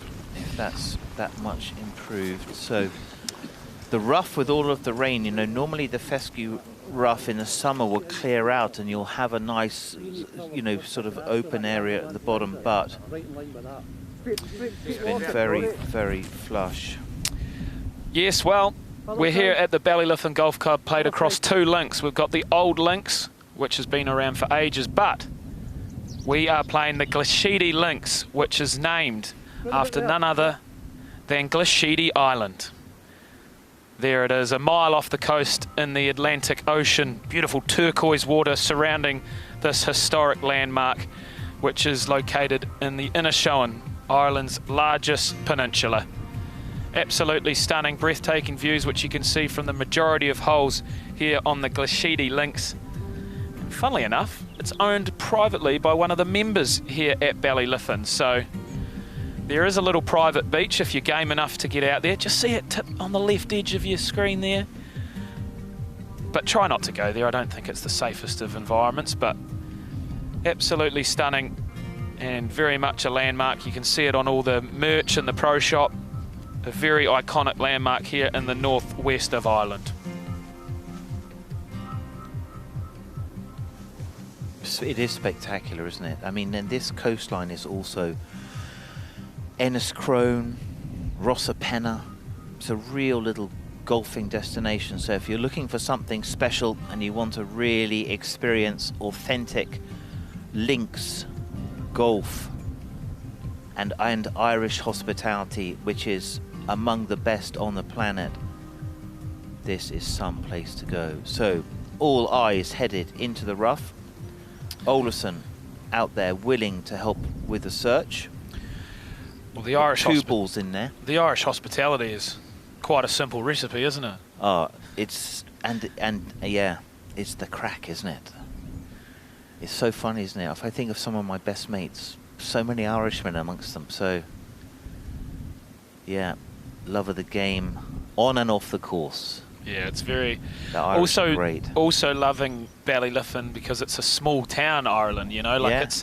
it's not when you're Dublins or anything. So when you're walking through the township and you might have your media lanyard on, everyone's asking questions. It took me half an hour to duck in and out of the convenience store the other day because they were also curious about what was going on in their quiet little town. Yeah, they host this big circus that comes in.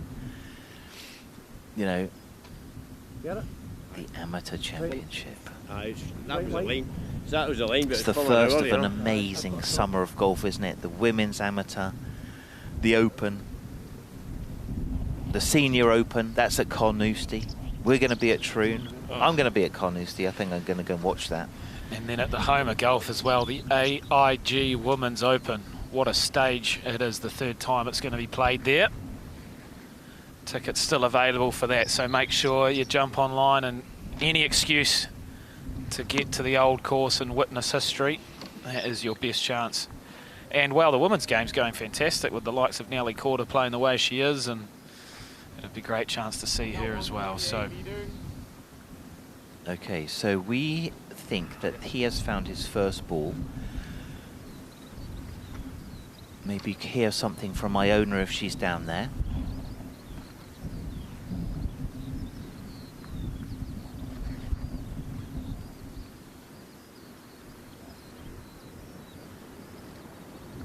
Love that follow through. Trying to get his body weight all the way through. Learned that one from Tiger, hasn't he? Yeah. Yeah, push the weight forward, you know, that's where you can get the pressure as your weight shift, you know, get your weight shift forward and through it. So, possibly in that front left trap. Yeah, so really strong load and unload off that right foot. That's what you need, get that right hip forward. Now, from the fairway with an advantage. This looks like his favourite 7-iron in his mitts.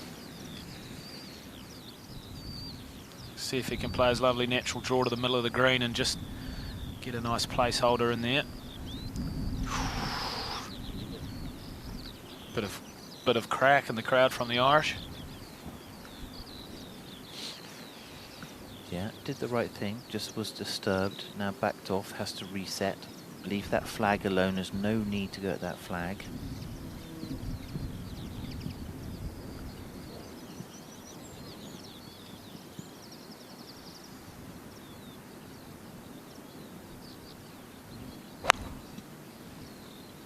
That flag is very close to the left edge. He was trying to hold that up though, wasn't he? Just 8 yards on. Oh!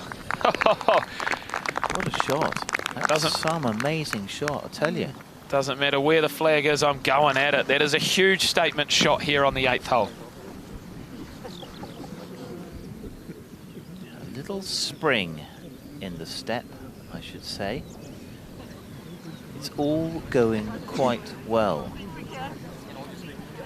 for the Dane.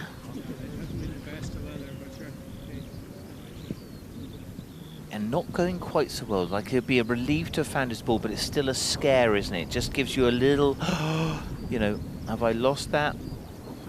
So, we believe that the second shot of Clemens is in the front left trap.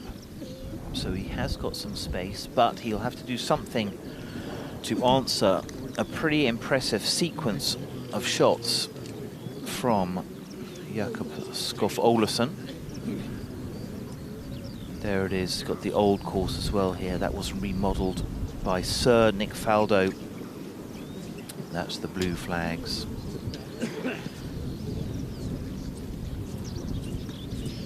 So, Clemens, I mean, you don't want to blink because he hits it pretty quickly, so once he's ready to go, does not delay. There it is. Just move down into the flat part of the trap. That's what they do. Links bunkers don't get stuck up on the edges. Now, well, it depends what championship you're at. If you look at the bunkers at Troon in a few weeks' time, there'll be a couple of flat ones. So penile. Didn't quite catch that. Just again, didn't quite get the look. Not quite the divot that he wanted there. Wow, it's hard to see that slope, isn't it? So, kind of feels like a few self-inflicted errors on Dominic Clemens. You don't want to give that position away.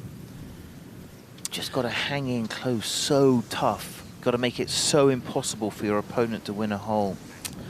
Yeah, all of a sudden he's steering down the barrel. Yeah, there's an indication of three down.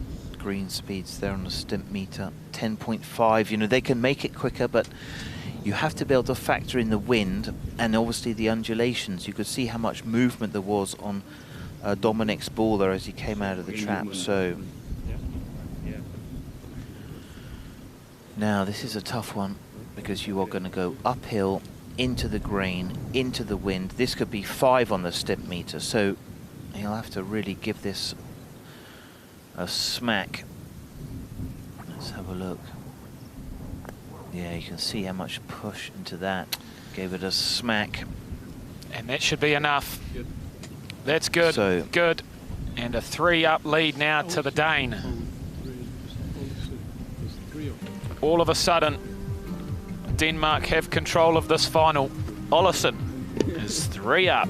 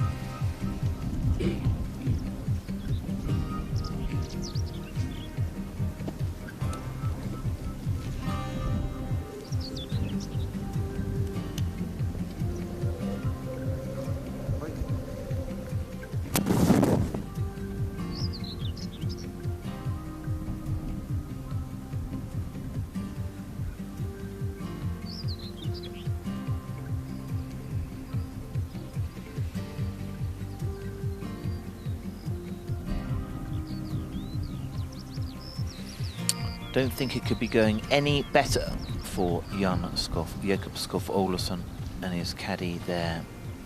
Driver in hand, 3 up, smiles. But very serious negative position for Dominic Clemens. How will he respond? The errors, in a sense, have been self-inflicted.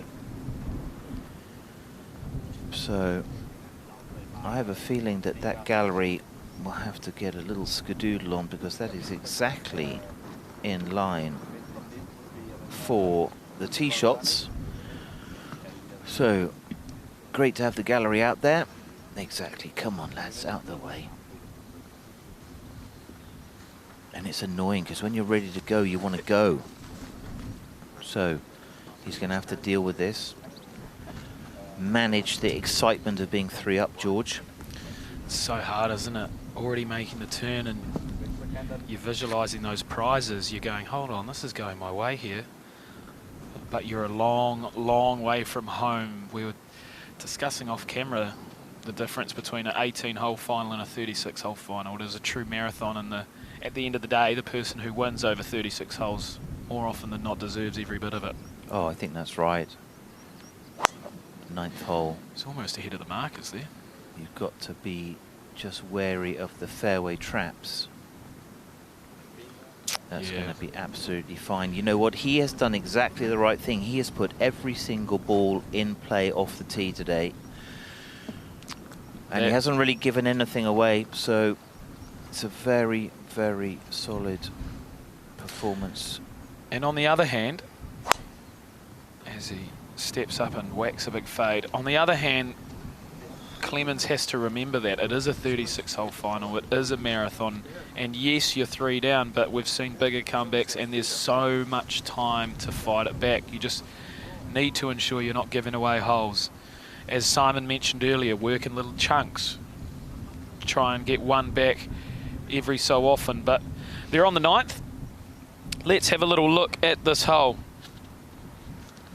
It's a stunner. It's heading back to the clubhouse. There's one big bunker on the right there, but the players haven't been able to reach that, so they've pulled driver and there's a lot of divots just short of that. The fairway slopes into the centre, and then today the pin, well, the pin's pretty much where it is on your camera there, right up the back. So there's plenty of bunkers which shouldn't be in play on this occasion. Remember, there are drop-offs at the back right, but you get the sense that with a 3-up leave, Olazábal will be playing to the dead centre of this beautiful green. But from here, it's a short walk to the clubhouse. Grab your famous sausage rolls, maybe a little cup of tea if you're one of the fans, and enjoy the break. Yeah, interesting to see. You know, Olazábal he's level par. I think, you know, level par after 8 holes. I wouldn't have thought he would have been thinking close to being 3 up at that point. So, you know, Dominic birdied the 3rd, and then birdied the 2nd, and then just a series of birdied the 3rd, didn't he? Then, you know, 4 drops. So unforced errors. Gonna have to tidy his game up. He's not going to beat anyone with that kind of, you know, those series of errors. Well, you look at yesterday's golf and that would have been a great score, so it just shows, you know, even par golf around these links is winnable, and it is the way to go. Yeah, oh yeah, the scorecard on a links golf, you saw it yesterday. I mean, pars were winning holes, best amateurs in the game. So there's the gallery, and in the red and white of Denmark, flying that flag proudly. Just,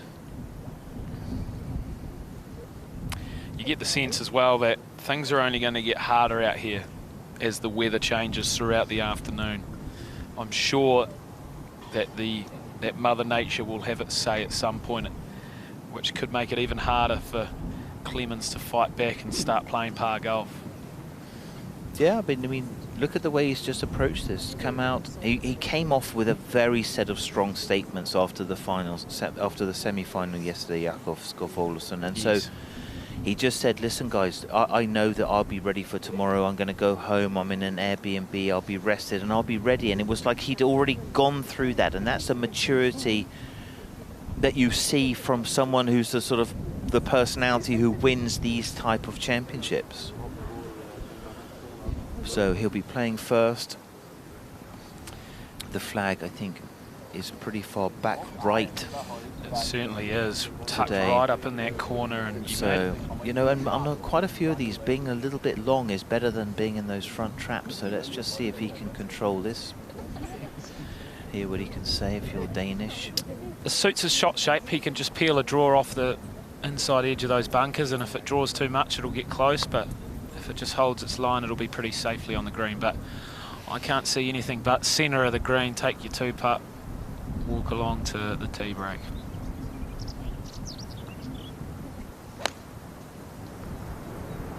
Balance finish. Eyeing it up and down. Didn't quite get the carry that he wanted, and he leaves himself a monster putt. Monster putt. Ball slightly above the feet of Clemens. Big fade. Does not want to overcut that is a good this. swing. That is a really good swing. That swing is going to have, I think, longevity in the game. It's exactly the sort of set of movements that you're looking for. Very stable club face, lots of power in what looks to be a pretty long and fit body. Good path, doesn't get stuck under it. So, let's see. Now it's in the mind. When do you start your fight back? You have to just keep plugging away. Simon, back to his swing there. Clearly playing a fade, if not a cut. Yeah. At what point, because I guess for a lot of amateur golfers out there, it turns into a slice pretty quick. How important is the point of impact and getting the club on the right path to make sure it is just a fade? You know, it's sort of a face to path combo. For me, you know, what you can see is he's got plenty of space with his hands so that he's not getting his hands too deep, right? Like you think about Rory. Rory's got his hands deep, but he's a drawer, so they have to be deep. You think about Brooks Koepka, his hands are in front of him, so it's easy for him to work kind of his clock face left of where the flag is, right? So his fade works because he's got a strong face to a left path, so he starts the ball left. He's basically, in a sense, as long as he keeps turning left, he won't go left.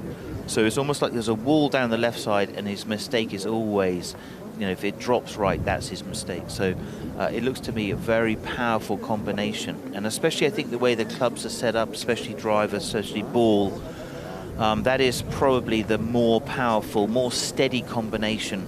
Reliable. More reliable, less handsy, less dependent upon timing, and obviously, you know, you can easily flight the ball down with that kind of face to path. So that's what he's been so successful. I mean, what he's done at Muirfield, winning by 17 in the men's Scottish Amateur at Muirfield, shooting 62 the last day. I mean, that just goes to show that when it's good, it's really good, which is what you want to have in the way that the rewards are in the game. You don't want to be that steady. Correct. You want to be able to go amazing. You want to be amazing. So you need your amazing to be really, really good, because then you'll pick up victories, which is how you distinguish yourself. If you're just sort of finishing 20th, I mean, in the PGA Tour, you can win 100 grand a week, which is an unbelievable amount of money.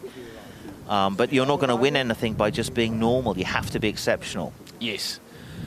Yes, that's what I like about Ryan Fox, a Kiwi from time to time. You know, he can go up and down, but when he's up, he can really go low, which is exciting. Yeah. And you don't need to be good for a whole year. You need to be good for a month, 2 months. Yeah, that's so interesting, isn't it? Before you wanted to be super steady and kind of like, you know, keep your card, but now the way that the money has arrived, and I'm not sure if that's such a good thing, the way the money has arrived into PGA Tour. I mean, you can nearly win 100 grand a week and not actually even be in the tournament. Like, you're not actually part of the competition. So, see what happens there. This is about the love of the game, the amateur championship. And making a mark, making history, George. Slow. You can see the love of the game is clear with the fans starting to circle the green.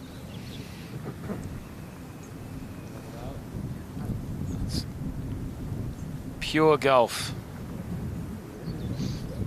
at its finest.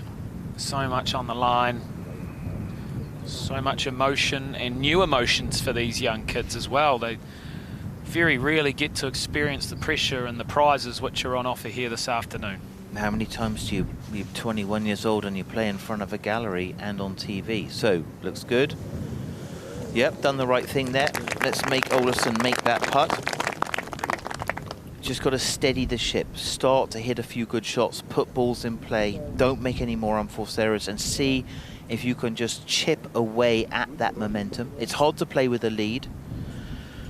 So, all eyes on Jacob.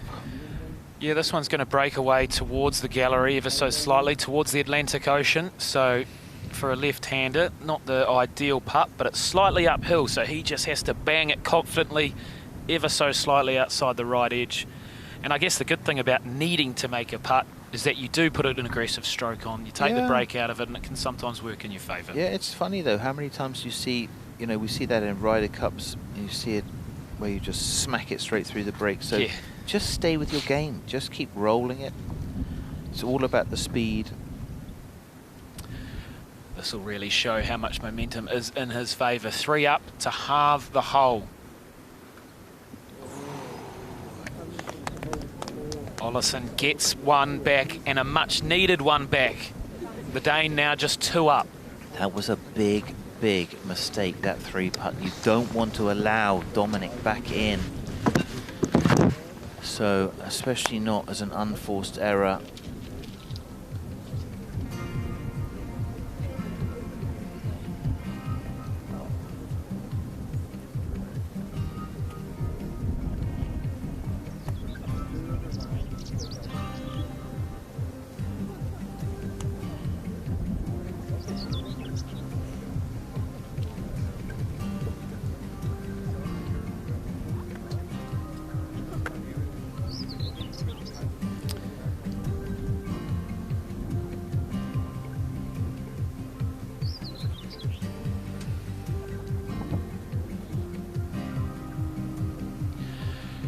Right, let's look at the Amateur Championship history, and in the past decade, 3 South African flags in the last 6 years has been a talking point, but they will not make it a three-peat. You look back to Laird Shepherd, came back from 8 down with 8 to play. The last Englishman to win. There is a chance to add to their trophy cabinet. They've won 55 times at the Amateur. Could they have another one today?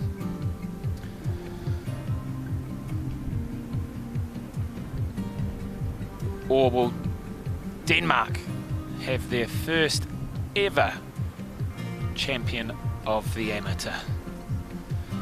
Wouldn't that be a special story? So there we have it. Through 9 holes,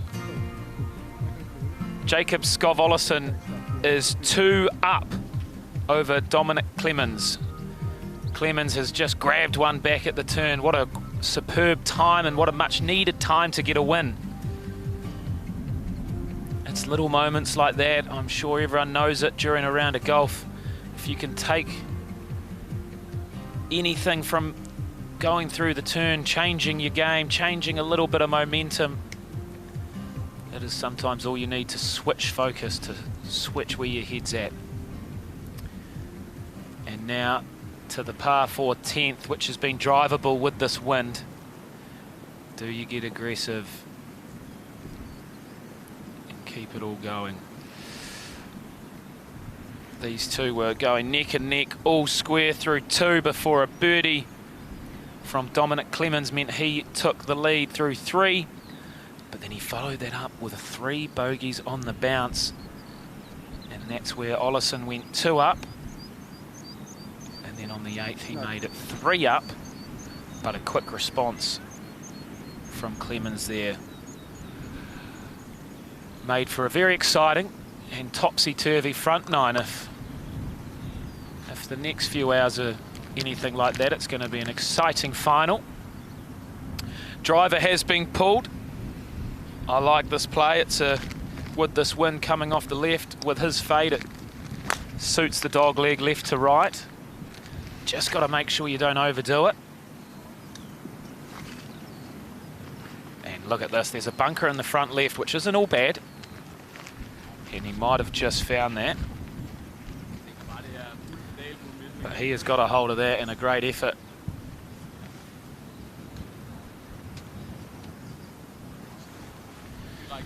Olazábal with the same club choice.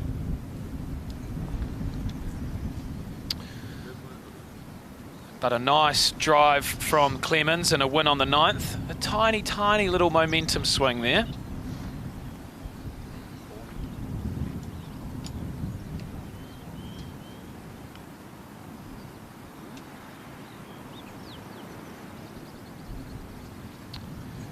.371 yards downwind. You can really give this a good run.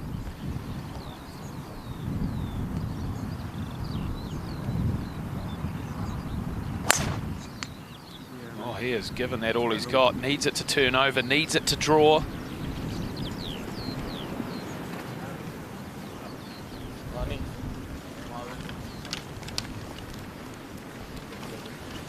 And a lovely result, just shy of the green. Tricky little distance with the wind behind them, but all in all, 2 very good drives on the 10th hole.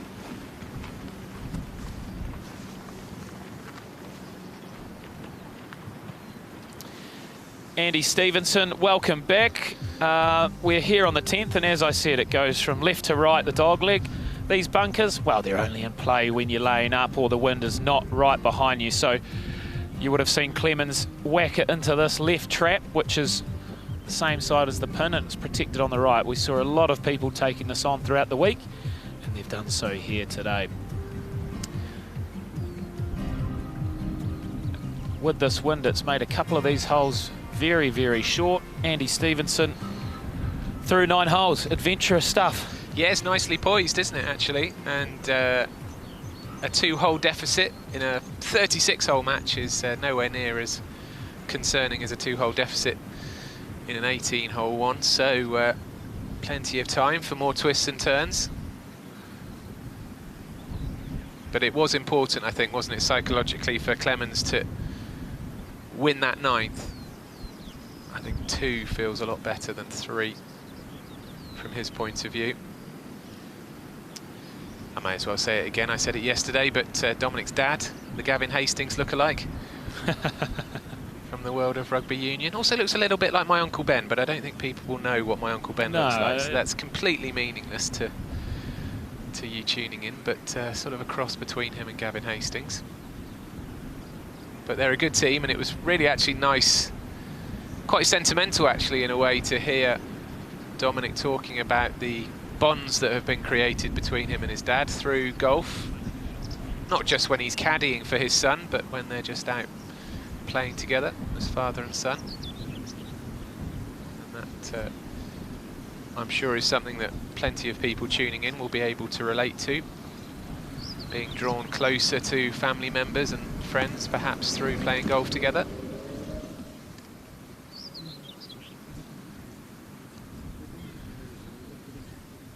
I'd be interested to know how many steps these guys have done this week around Ballyliffin, because by the end of play this afternoon they will have played 9 rounds of golf plus a couple of practice rounds, no doubt, when they first arrived in Ireland.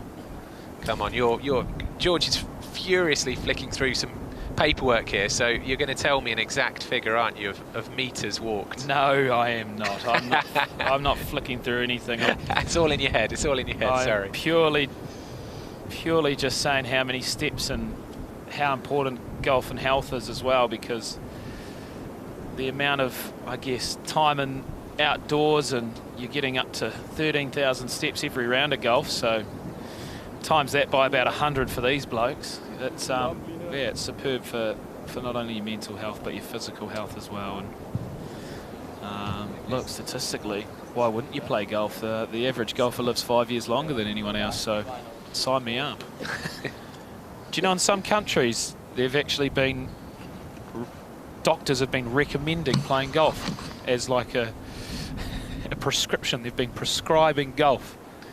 Quite right. Yeah, I think it's easy to sort of smile at that, but actually it's, yeah, you can see the value in it. Absolutely. Well, to be fair, the doctors probably don't know how bad I am and how frustrated I get on a golf course, but other than that, I think it's fantastic, and find me that doctor, please. Olazábal, second shot, up and down for birdie, no worries. And just couldn't quite get the line right. That bunker scared him ever so slightly.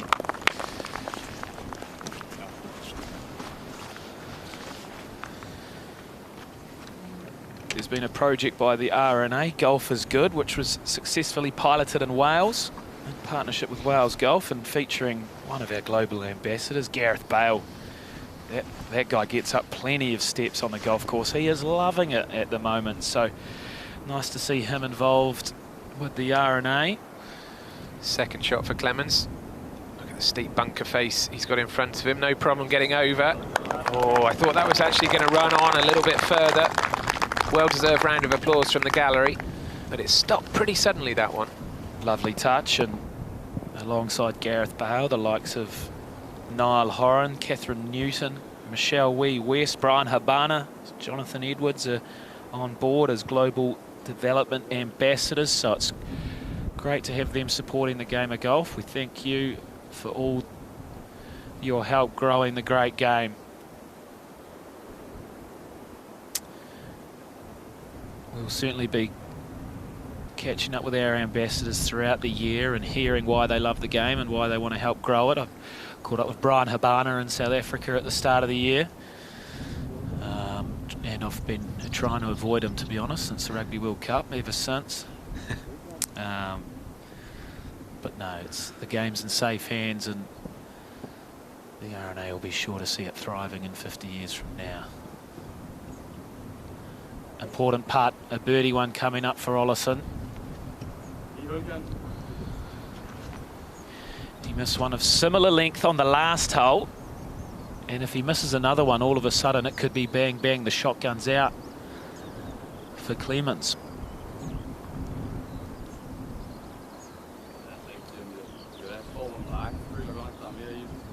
Just a couple of doubts in his mind there.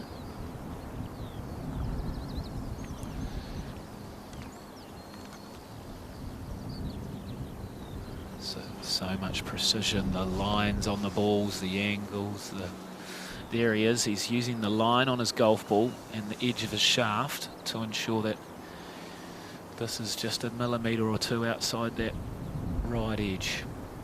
Quite a similar putt actually to the last one on the 9th, just falling away from him. I can't see him missing two of these in a row. There we go, job done. Easy read. Old Mystic Meg next to me. They're going along at a good old pace. We're approaching 2 hours of play. And they will have completed 10 holes. Obviously match play tends to be a bit quicker because of its nature. You don't necessarily have to play out every single hole. And how nice would it be to play golf and having the course to yourself? Oh, that was tentative from Clemens, but it drops. It drops. He doesn't give much away with his facial expressions, but I'm sure inside his heart was pumping a bit there. He snuck it in. Well done. Birdies halve the hole. Olazábal is 2 up.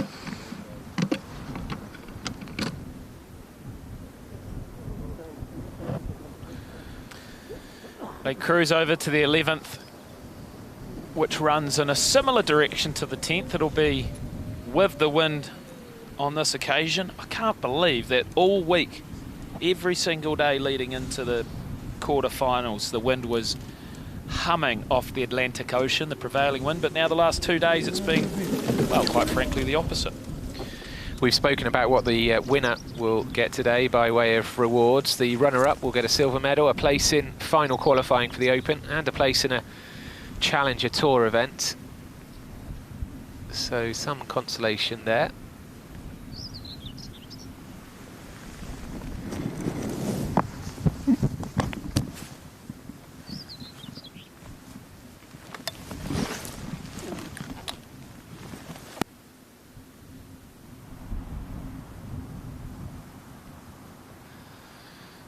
We're on the 11th tee. It's the final of the Amateur Championship.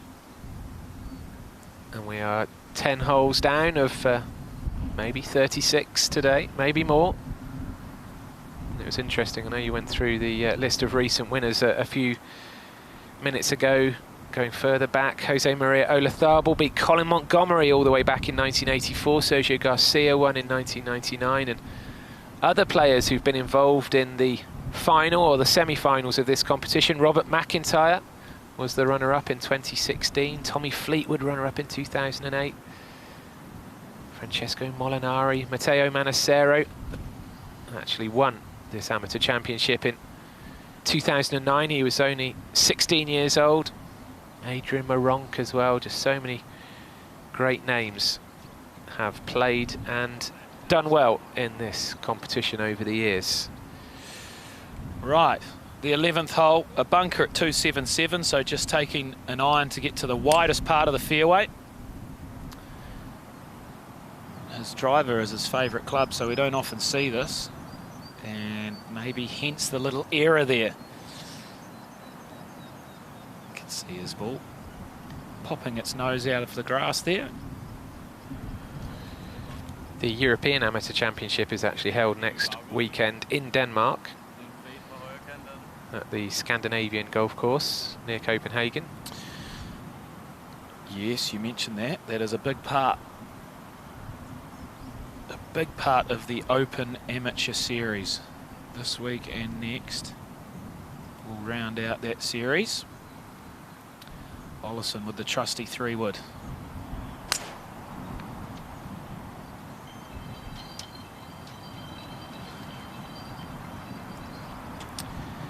Wonder what his distance control's like, because that bunker could be right in play. But I mentioned the Open Amateur Series. Ireland's Alex Maguire secured a place at the Open last year via that series, earning points across the St Andrews Links Trophy, the Amateur and the European Amateur as mentioned. So let's go see him as he tells us all about his tremendous experience. There's only 2 qualifying opportunities to get into majors, the US Open and the Open final qualifying. There's no other way to get in, and then all of a sudden the RNA sort of gift us amateurs an opportunity to get in, and it genuinely felt like a golden ticket.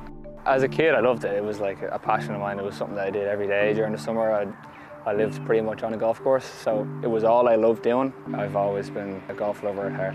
The amateur series really set me up to the greatest summer of my life. So it wasn't like I felt like it was attainable for me. I always felt like someone else was going to win it.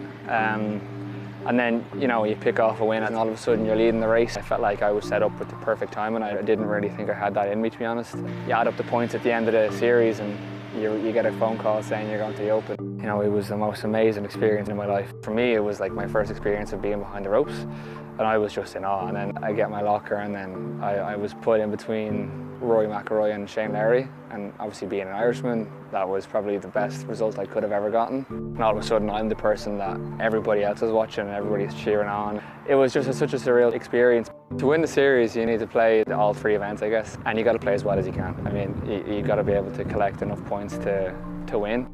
Test yourself against the best players in Europe and in the world. I couldn't recommend it enough. I've had such a positive experience from it. The Open Amateur Series was probably pretty much the catalyst to get me to where I wanted to be. I've been given some amazing opportunities because of it. So yes, in a roundabout way, I 100% recommend it, yeah. Yeah, nice to hear the Irish accent, and he's been a great personality of the amateur game. He's done so well at this championship, and many a time I thought he would get to this point, but fell agonisingly short.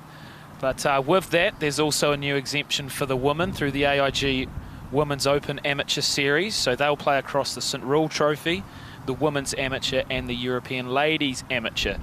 So this year the winner will be invited to St Andrews. What an occasion that will be, what a moment that is. If you play consistent golf over 3 big amateur championships, the prize awaits.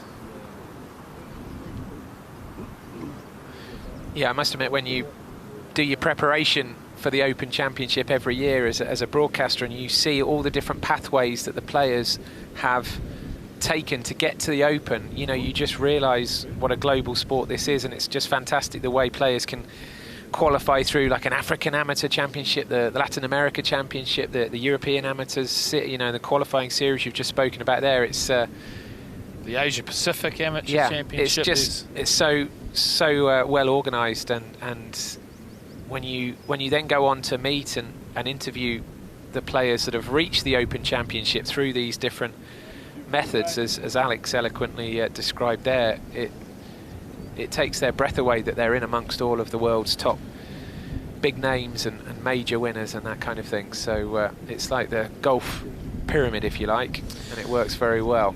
Yeah, well, with it being a new series, you've actually got to start thinking about it in quite a big way, because it's just 3 good weeks of golf, and you don't have to win, you just have to be in contention. So all of those top 10s, top 5s, they count so much. Ball well above the feet for Clemens here. Looks like he's done very well.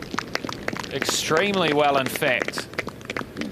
Now, for mine, to see Olazábal in this bunker is a huge error. 271 to the front edge of this bunker. And if you're laying up with a 3-wood, you just should not be making that mistake. So, unforced error, I would say. And now he's under pressure. It looks like he can maybe just sneak it over this lip. I've actually seen one player thin it straight into the lip and lost his ball, completely disappeared. I won't mention names, but he seems to have cleared that beautifully. Trying to rope a draw in there, and oh goodness gracious me, he's followed that up with an absolute spectacular shot, and for me, the shot of the day. Absolutely, you took the words out of my mouth. Brilliant stuff from the Dane. I have to say as well, I mean, Dominic Clemens' shot there, we are in Ireland, it had a bit of a hurling feel to it. That's Olazábal there, we could barely see Olazábal in the bunker. But look at how nicely this one comes down, pin high. Yep, we'll take that. But yeah, it had a feel of a hurling shot for Clemens with the ball above his feet, or famously, as we know, Bob McIntyre loves a bit of shinty. It was a bit like a shinty shot as well. Clemens out of the rough, but that was a cracker from Olazábal. Evenly matched players, these two, I should expect. With the field whittled down from 288 players at the start of the week down to these final 2.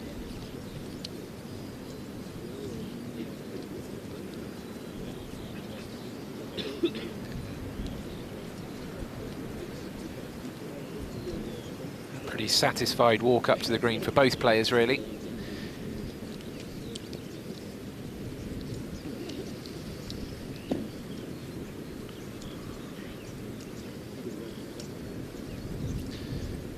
And again, Olazábal will get a decent read on the line of his putt from Clemens' effort. Lots of young people in the crowd, which is always great to see. I'm sure it will be the same at the Women's Amateur Championship next weekend in Portmarnock. We'll have live coverage of the closing 2 days of that event for you as well on RNA TV. Commentated on the Women's Amateur last year when Chiara Horder beat Annabelle Pancake in the final.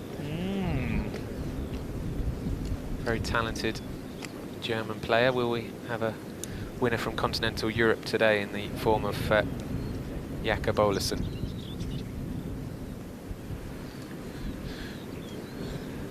This is a perfect angle here from our camera behind the hole.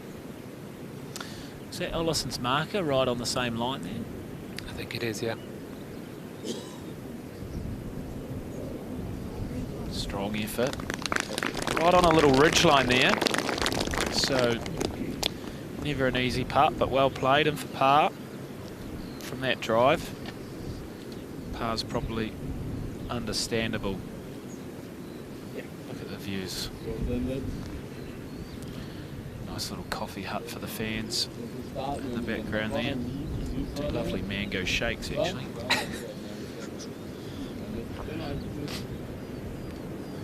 Mango juice.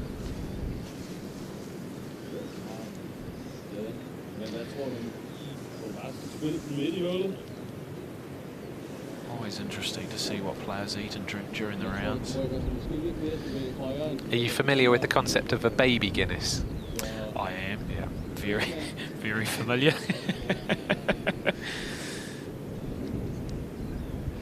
That's a non-alcoholic Guinness, right? Something like that. Oh dear. It involves a certain Irish cream, just a little bit of that on top of a shot of Guinness. Well, traditionally through 9 Not for the holes. faint-hearted. Yeah, traditionally if things are going pear-shaped through 9 holes, the attention swerves elsewhere. I'm revealing my Irish roots here. The other one to avoid is a black velvet, which is some sort of combination of Guinness and champagne, which the winner tonight might dabble in. Anyway, enough of the drinks chat. This is to win the hole on the 11th. Big moment, really, to go 3 up. It's going to come back towards us. Would have looked good for a long time, but it's a halved hole in 4s.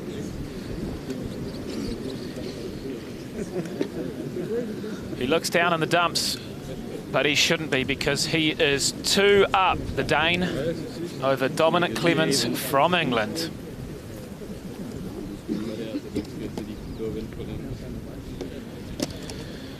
So yeah, in the 11 holes we've had so far, Olazábal has won 4 of them, Clemens 2, and we've had 5 halved holes. As we move on to the 12th with the beautiful clubhouse in the background there. That's where they'll get their black velvets in the clubhouse bar later. But look at the setting here at Ballyliffin. It really is spectacular. You can't hear it enough. Obviously very close to Northern Ireland. Only about an hour north of Derry, Very Londonderry. very close, I might add, to the point where I was streaming something in Ireland and I drove over one street and all of a sudden my stream wasn't valid in a certain country. What do you like? Couldn't believe it. I just want to know where I am. And when I'm watching live sport, it was heartbreaking. I won't have it. Give me a line. Draw me a line in the sand. And then it changes from miles per hour to kilometres per hour. What is going on? You just have to roll with these things, George. You just when I put an invoice in with a speeding ticket, that's why. It's beautiful, isn't it, to see Ballyliffin with blue skies. We didn't have any of this yesterday. The weather yesterday was atrocious. But we've had better weather, better scoring, more birdie opportunities today. Yeah. And it's a fitting way to end the week. Now, from the 11th to the 12th hole is quite a sizable walk and an uphill one at that. This is where you come across to the far side of the Glashidi Links and you start really getting in amongst the dunes. And as you can see there, Clemens walking up to this beautiful back tee. You can see Glashidi Rock on the left, and in the distance at about 11 o'clock to us there now, the most northerly point in Ireland is Mellonhead. And we can't quite see on the camera, but you've got the Bamber Castle on the left as well. And, well, if things are getting tough, they're only getting tougher for Clemens, who mentioned that this is his toughest hole. He finds this one of the most difficult. So if there's ever a time to step up and hit a good tee shot, it's right now, because when you pull driver, it's so hard to hold the fairway with this dog leg. It takes the bunkers relatively out of play with this wind, but the fairway narrows, and if you hit it well, I find it hard to see him holding the fairway, so he's going to have to put some serious shape on this ball. So a big tee shot for him right here, right now.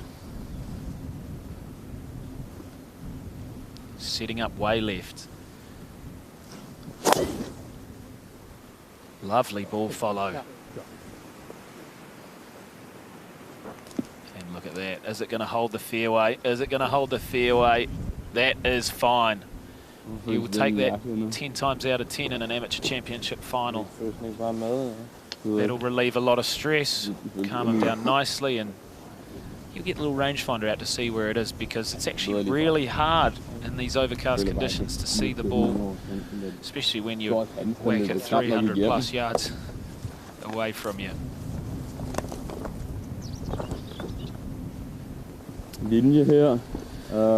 These two are quite interesting going head to head, because you can hear the Dane.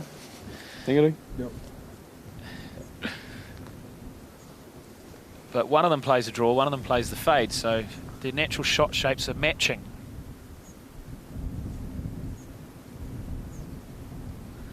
Let's see if Olazábal can match Clemens then.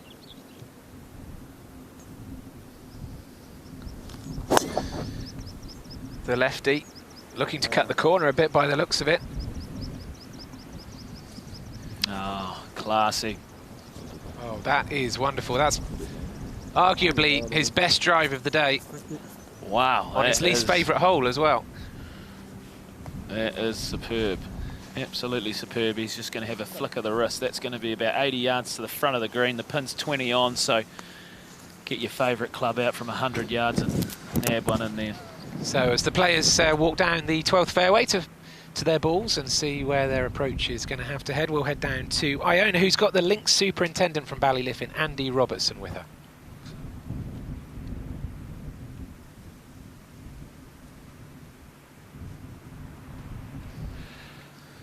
Now, correct me if I'm wrong, Andy Robertson's actually over at the Euros, so probably having a little break from golf at the moment, the Scottish captain. Two great jobs, a greenkeeper and a football star. Well, I went a bit early there to Iona and Andy, but they are together now. Yes.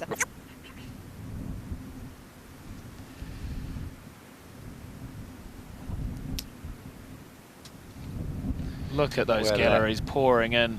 We'll get to Iona and Andy shortly. But look at the galleries now as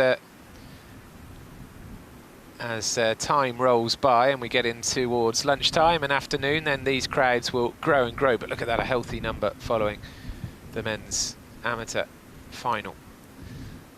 Third time lucky here at Iona and Andy Robertson.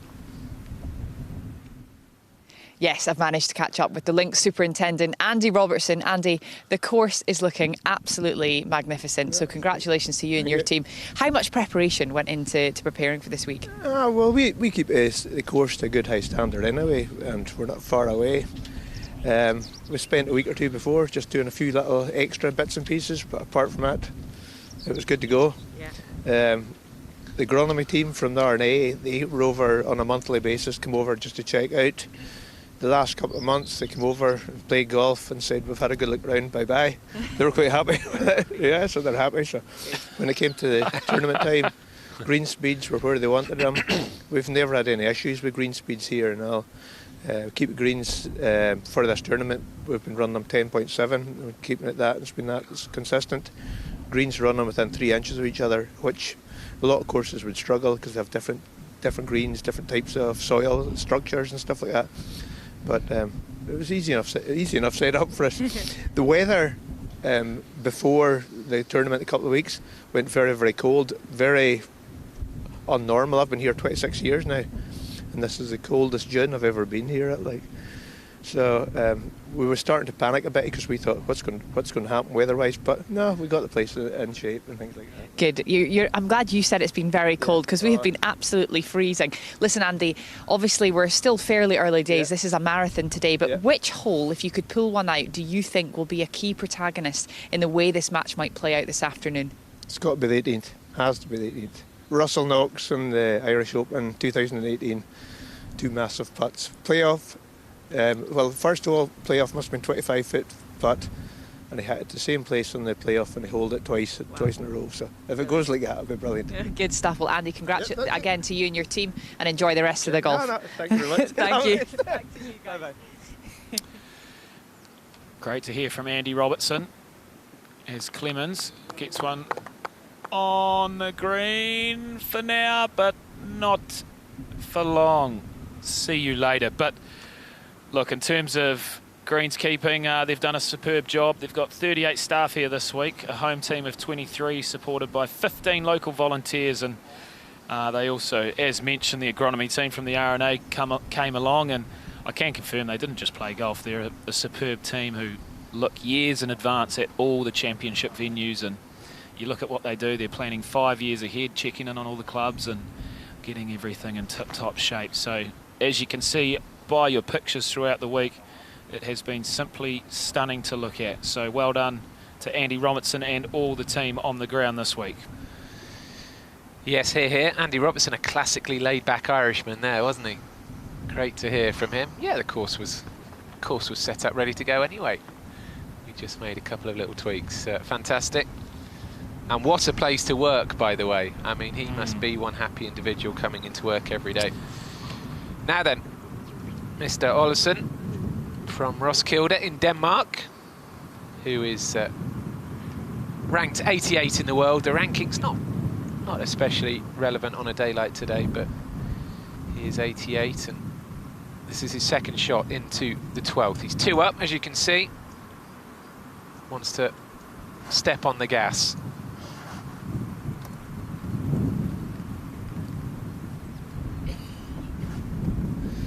Playing that lovely little draw, and it's going to spin back as well. This pin's a little teaser from just below it. It's going to grab a few balls, but should be a couple of easy up and downs. A little birdie tells me, George, that you used to work as a greenkeeper, didn't you? Or a groundsman of some kind. You're right. I was a groundsman back in the day. After the 2011 Rugby World Cup, I got a job at Eden Park, our premier rugby stadium and cricket in New Zealand. So, yeah, looking at all this, it makes me almost want to go back. The relaxing days in the sun, cutting grass, and the stress-free life, it was very good. But until I fell asleep on the rolling the Black Caps cricket pitch, going at 0.0 kilometres per hour. I actually fell asleep, started rolling over the covers and had to get woken up before hitting the stadium. Right. So, was that your P45 then after that? Yeah, I got sent home that day and never returned. Well, I'll try and keep you awake this afternoon. Realise it wasn't high octane enough for me, so.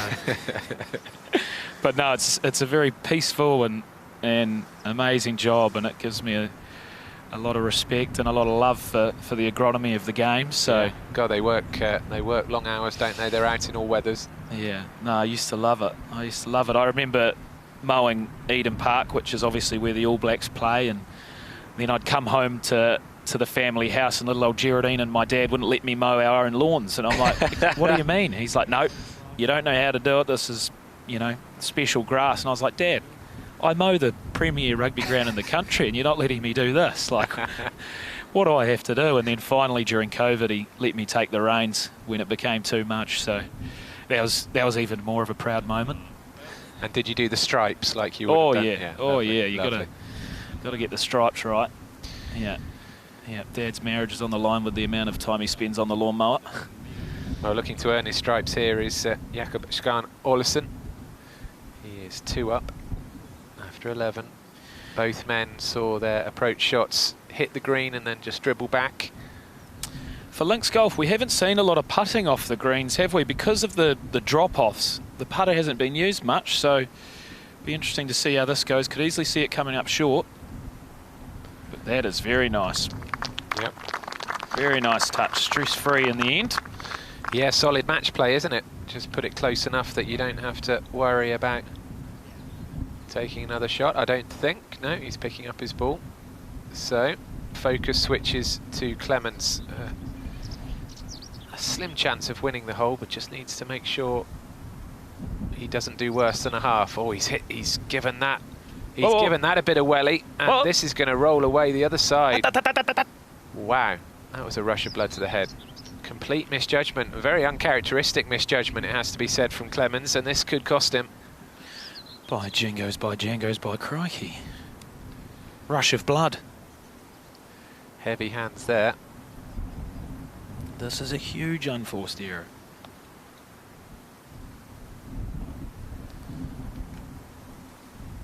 currently 2 down, and this would be a really painful blow.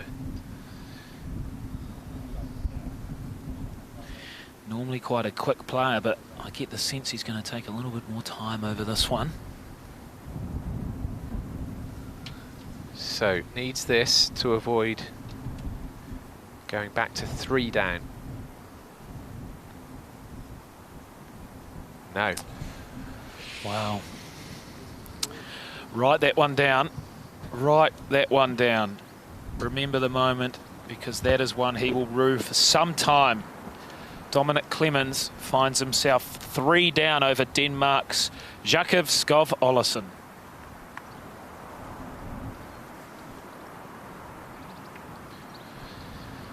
Well, as we've been talking about, it is a 36-hole final, but still, 3 down after 12 is not where you want to be. That's a nice moment, isn't it? I think Clemens just gave one of the young spectators his ball. The young lad with the green hat has a souvenir to take home, which is nice. It was probably a ball that Clemens didn't want to keep, in fairness, but Yeah. still nice. Still nice to give it away. Yeah. Anyone take it, please. Yeah. Get this out of my sight. Now to one of my personal favourite holes, the 13th, an absolute stunner right up the hill. Bunnakannock, bottom of the hill it's named after. It's a steady, steady climb way up to the top of this par 5.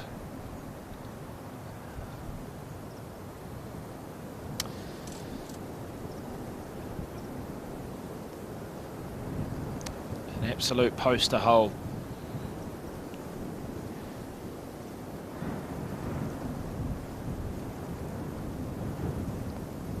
Wobble, wobble. Back leg, front leg, bang.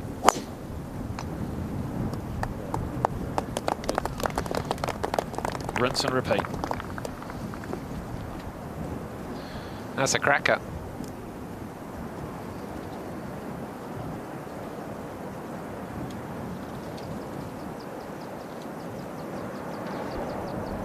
There's a slightly different view of it. The ball just off centre there on the right.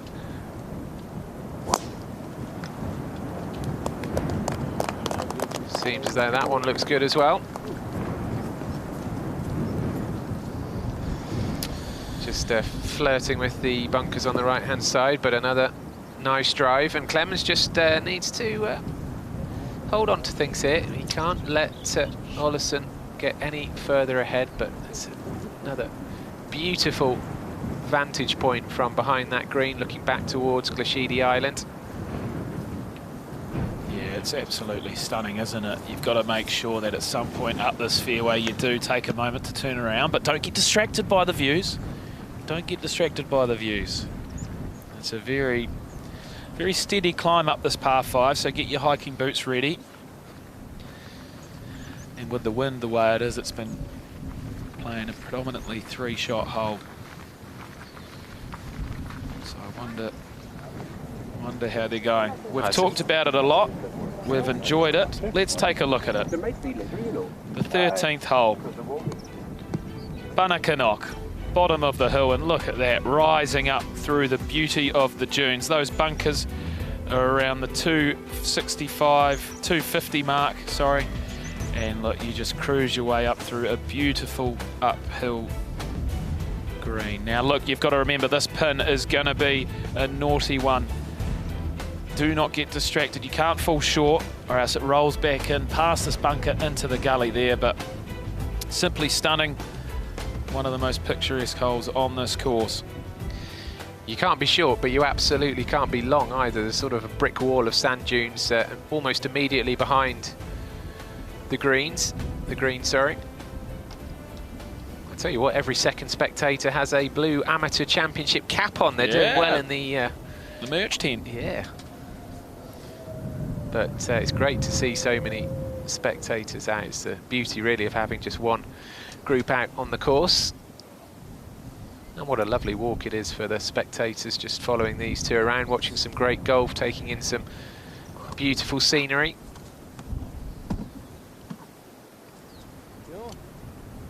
And I think, as you said, right back on the first hole, George, being able to do so without any ropes and things, and just everybody knows what they should and shouldn't be doing. They know the rules and the etiquette and things, so they can just wander around without any ropes or really any marshals as such. It's just pure golf, isn't it? It's as golf as it should be. So checking out the yardage for his second shot on this par 5.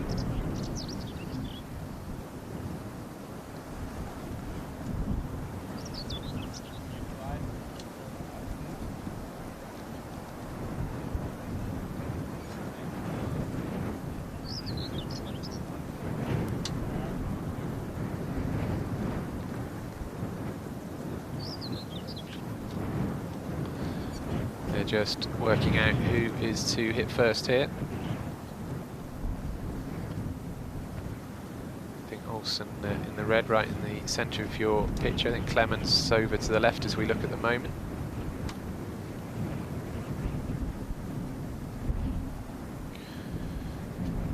Just a reminder that the second 18 holes will start around about 1 o'clock this afternoon.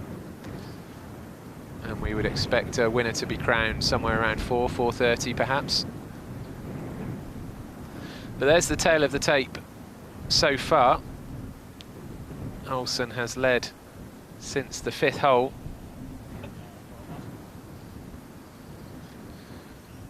Clemens has only been ahead for 1 hole. That was back on well after the 3rd.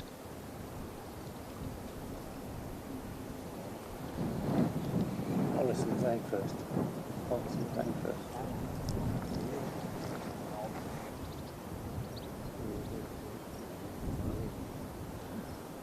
I think it's going to be Olesen to hit first. Simon Holmes back in the commentary box with me, and 3 up after 12, a healthy lead. Yeah, and it's interesting the way that lead's been accumulated. I think Olesen is just really keeping it out in front of him, allowing Dominic to make mistakes, and Dominic's made a few unforced errors, and that's the difference. So, quite a difficult shot here.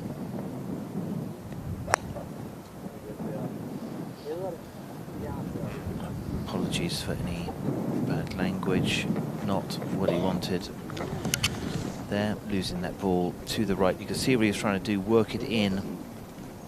So, right, aggressive play, and he needs it. Just taking a little break. There are more distractions. Amateur golfers not used to having this amount of action on around them. Here we go, resets.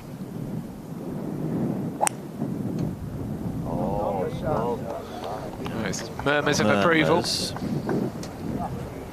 Oh, indeed. Okay, so that's exactly what he needed to do after what appeared to be the big mistake from Olesen. It's a long way back, Andy, isn't it? 3 down. He's got plenty of time.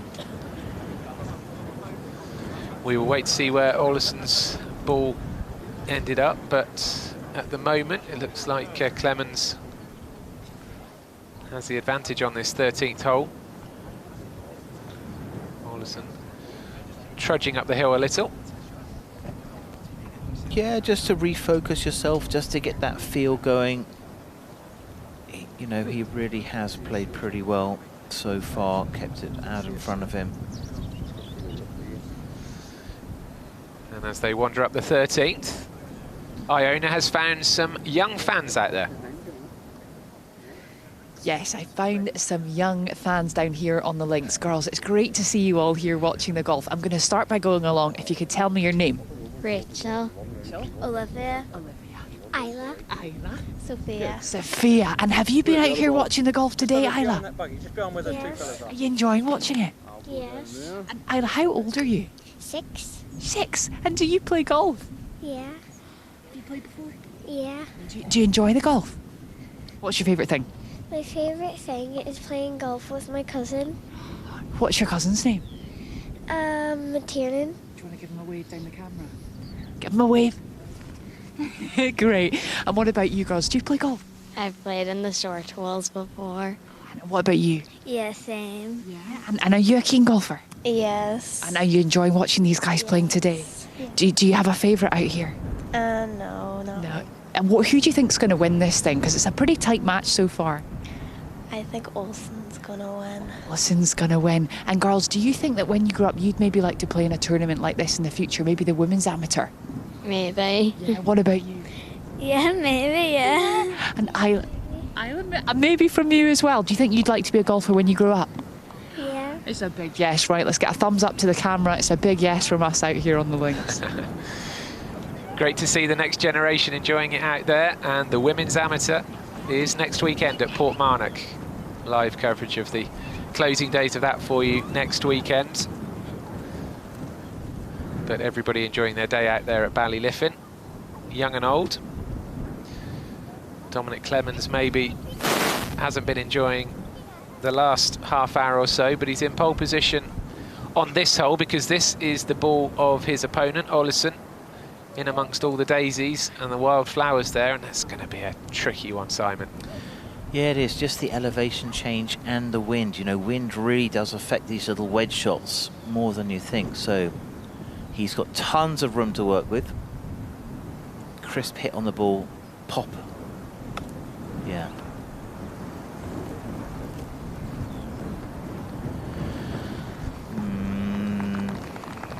Not amazing, but gives himself a chance, you would think, for a birdie and maybe a tie the hole. So certainly advantage Dominic here to bring one back, and he badly needs it. Played a beautiful 3-wood, and if you notice that, like that little squeezy divot that he hit on that 3-wood, that's crucial. Probably Sergio Garcia, one of the best 3-wood players ever, always used to sort of be ball divot. Stenson, amazing as well, ball divot. So, feature of links golf that you have some wonderful vantage points dotted around the course. Great numbers watching today. Long putt this for Clemens, but this would be a huge boost to his confidence if this one rolls in. It's just going wide and it's trundled on. He's making hard work of it. It's just not quite got the pace of the greens. I don't know if they are just a little bit slower than he's thinking or what's going on there, but he's whacked a couple miles past. It's almost like he's still playing yesterday when the greens were absolutely sodden.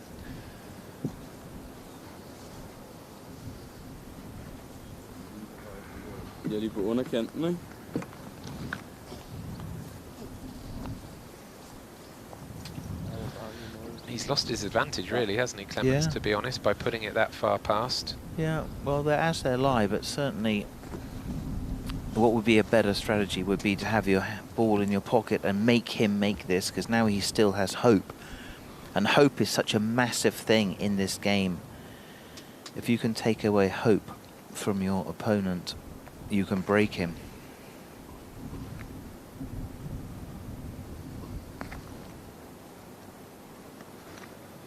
So it looks like a putter grip that has had a lot of practice on it, hasn't it? It's disintegrating. See where his hands go. Hours of practice.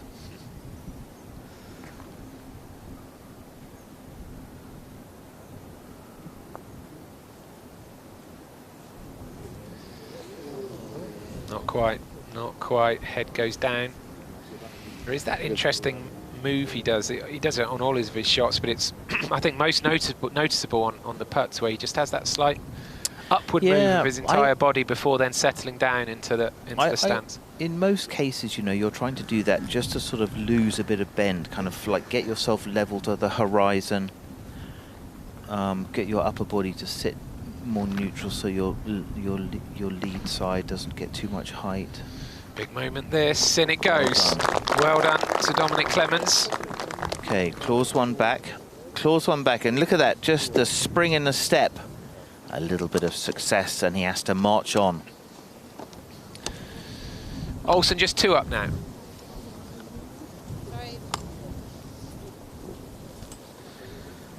So we're heading towards the closing stretch of this first 18 of the final. We move on to the 14th hole. And the 14th is a par 3. In a few moments' time, we'll see the 15th, which is number 1 on the stroke index, hardest hole on the course. But this is another testing short hole here on the Glashidi links. Clemens will obviously take over the on and out. So if he can put this one close, again, it all just builds pressure on his opponent, and momentum can so easily swing the other way, Simon.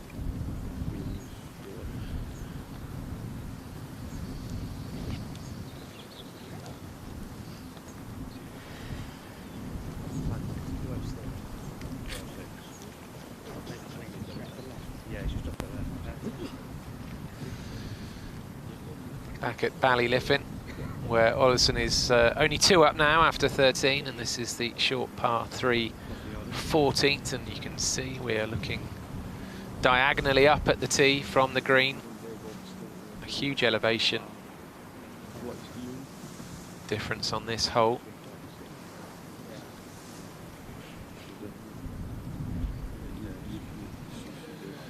What do you have to be aware of, Simon, when you are hitting it's just essentially sort of down into a green? It's just the elevation changes. So I mean, there is a cavernous bunker at the front of this green. It's a really difficult one. So it's just a case of, like, you know, you can see this is as much chat he's had with his dad. See if we can hear what he says.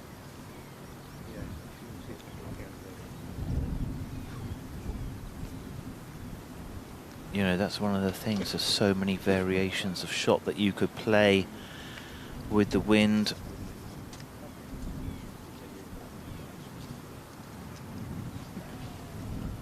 So decision has been made, and now crucial thing is the commitment to that decision. So final instructions.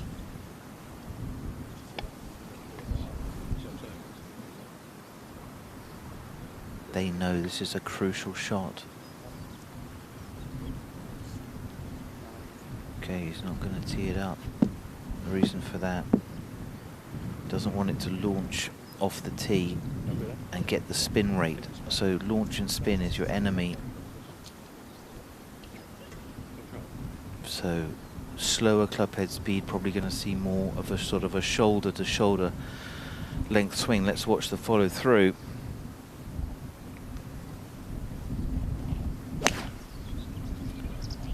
See that right arm extend over. I'd say he's lost that right. Yeah.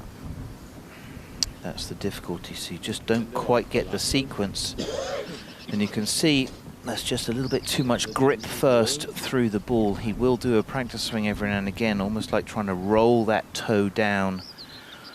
Good players tend to get too much grip first. Bad players tend to get too much head first. So advantage Olazábal. It is a difficult shot. See what happens.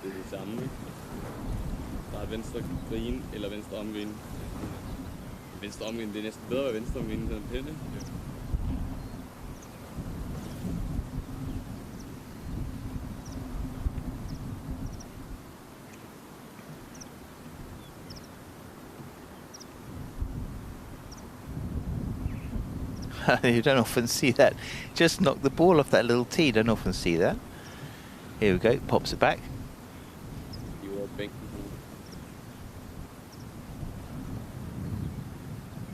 Here we go. So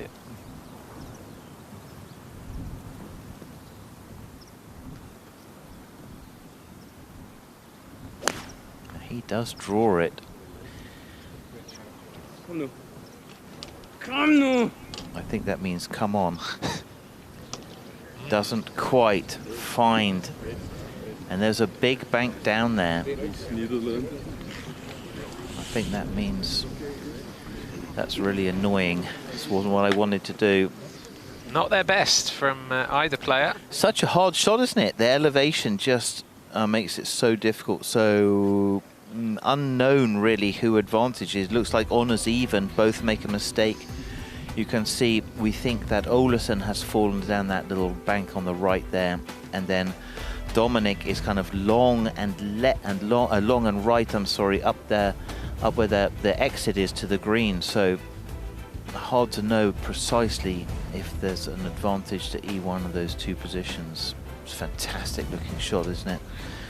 The big cavernous front bunker, forcing you to take the aerial route, forcing you to be able to judge your shot through the wind. And you'll get a sense of just how steep it is as they come down the ramp, if you like. It's finely balanced at the moment, and these are key holes now over these last 5 of the first set of 18. It's all very well to think, well, we've got another 18 to come this afternoon, but you wouldn't want to find yourself 4, 5 down after the first 18, no, would you? 3 down is still dangerous. So this has got to 2 down, and he needs to really make sure that if he can get back to the clubhouse and have it reset, maybe all square or maybe just 1 down, Oleson's going to feel as though, wow, I had him and I've lost him. And Clemens is going to feel as though I was down, but now I'm back. So it's such a momentum game. Let's see.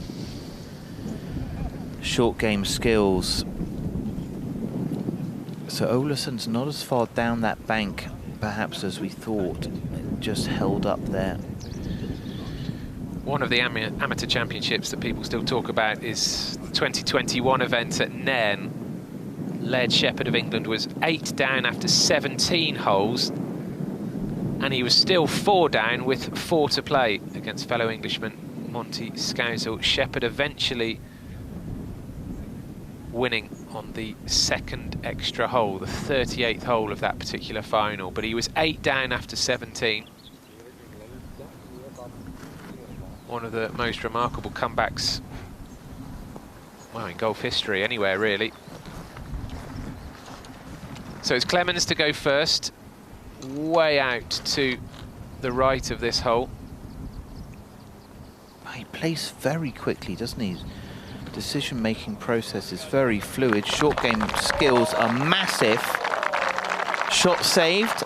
Over now to you, Oleson. Can you match my 3? That's good. Yeah, great stuff from the Englishman from Cambridgeshire.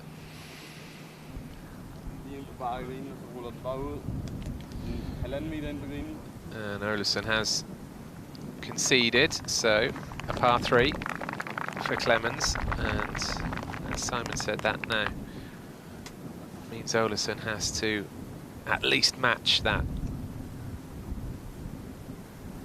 quality of shot.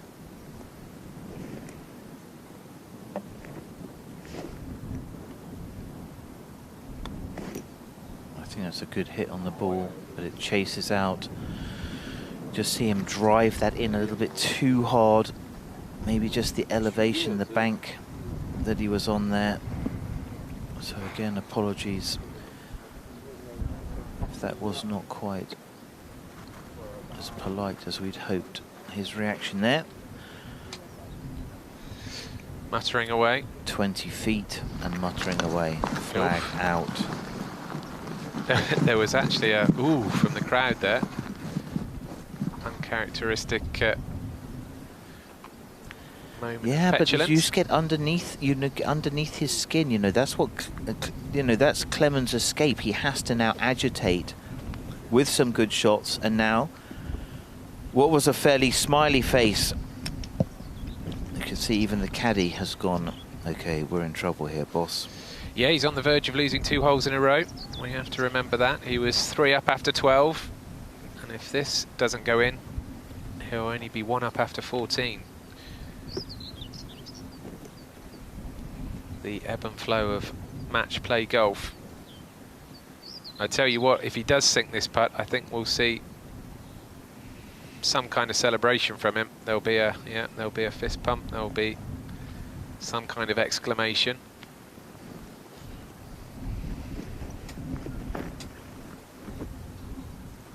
It was a very good up and down from Clemens. Watch as he addresses the ball here. Just look out for this. Well, when he goes back to it, just look out for the body movement. Almost up and then down into the address of the ball. Yeah, just losing maybe a little bit of side bend, losing a bit of tilt. He does it in his long game as well. Let's see, we'll see it here. There he goes, just that slight raise of the body. Big putt this on the 14th. He's got the pace right, he's got the pace right, he's got the line right. Oh, now then, and there is the fist pump we predicted. He was angry with himself following the loose chip and the poor tee shot.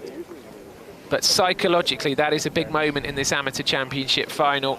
Olazábal remains 2 up on Dominic Clemens. Just snuck in, didn't he? He's got a lot about him. He was very cerebral yesterday, finishing off his round to say, listen, I know this was a tough day, but it's all about tomorrow, and I know I'm going to be ready for the final. It was a maturity. He's 25, so, you know, come through college. Well, when they write the story of this final, that could be a significant hole. He could easily have lost 2 holes in a row there. But a good putt, really solid putt from Olazábal, keeps himself 2 up. We only have 4 holes left of this first 18. Remember, there is another 18 potentially to come later on. And now we come to hole 15, stroke index 1 on the card. In theory, the most difficult hole on the course. And all sorts of spectators out there. Little baby, a dog as well. Everybody enjoying their day.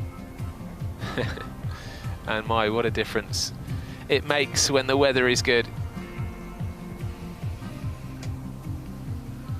So there they are up on the 15th tee as we draw back. Really good gallery now, healthy gallery.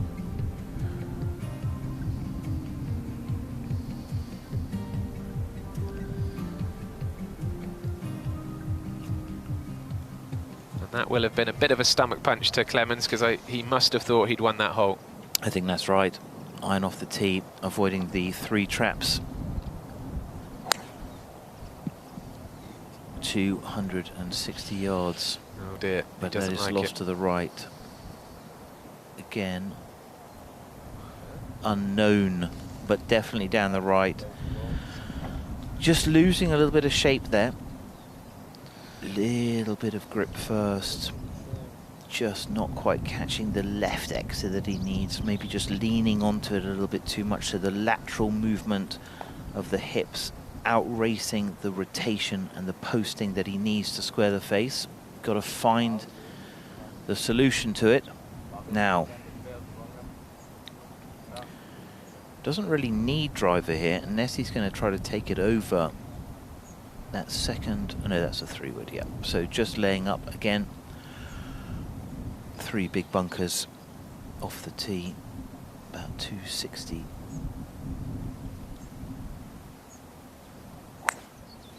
Just a little running 3-wood. Does he like that? Is that too much down? I think it's going to be fine. Yeah, he'll be okay. I mean, the fact we still haven't seen Clemens' ball within that shot of seeing where Olazábal's ball's finished up suggests that Clemens is well wide. Beautiful blue sky now. Yeah, look at that. Wonderful scene here at Ballyliffin. Olazábal 2 up in the Amateur Championship final.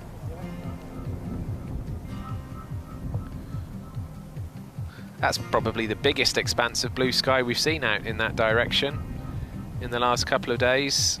Lovely dark blue of the water as well. Great to see so many families out there. That's really such a great part of the game, isn't it? So the young girls that were Ionas with, potential women's amateur champions. And now somewhere up the right wing is the ball of Dominic Clemens, and we know this is a difficult green to attack.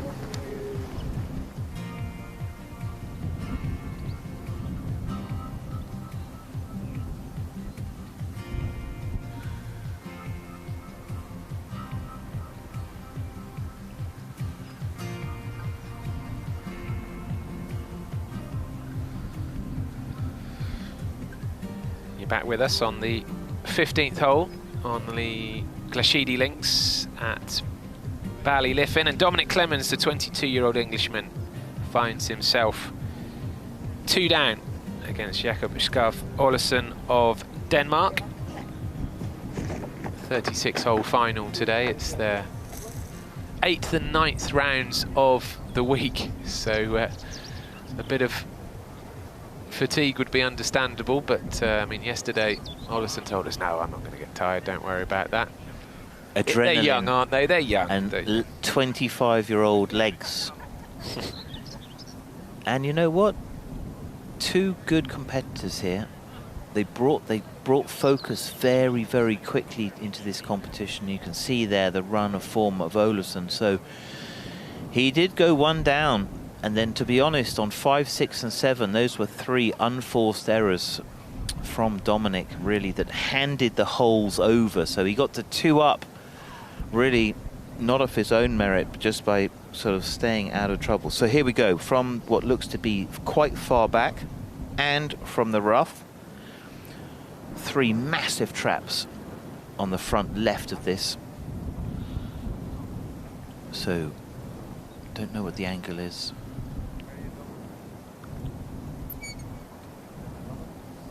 Ball is hoisted. Our amazing cameraman picking that out the sky. Now, does that miss all the traps? It does. That's a great shot. So long and left was a good play. I wouldn't complain about that. Mr. Clemens. That was a great recovery. Ball and play. Over now to see how aggressive Jakob is. There is another bunker on the right side of the green, and that tends to be more his miss, overdrawing those shots.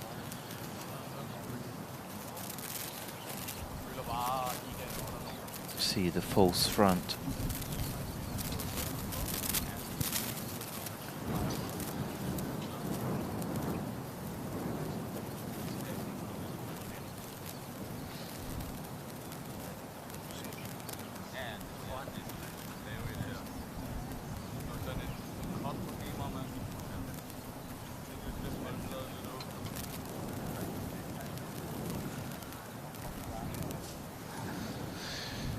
Olazábal lining up with plenty of people looking on. He's going to hit this one high into that blue sky, up and over those bunkers at the front, hopefully.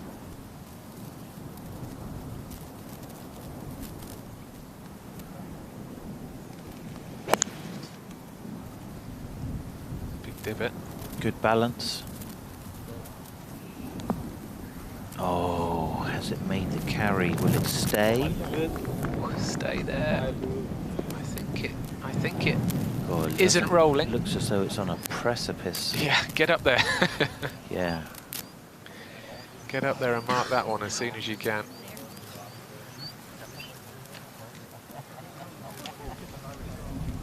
Just checking the number.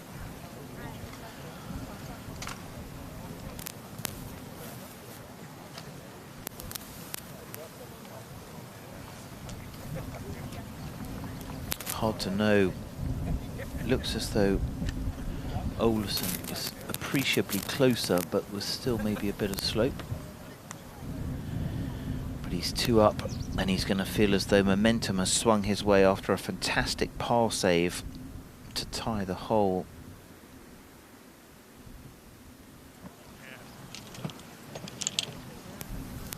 Oh, look at this scene. It's great to see, isn't it?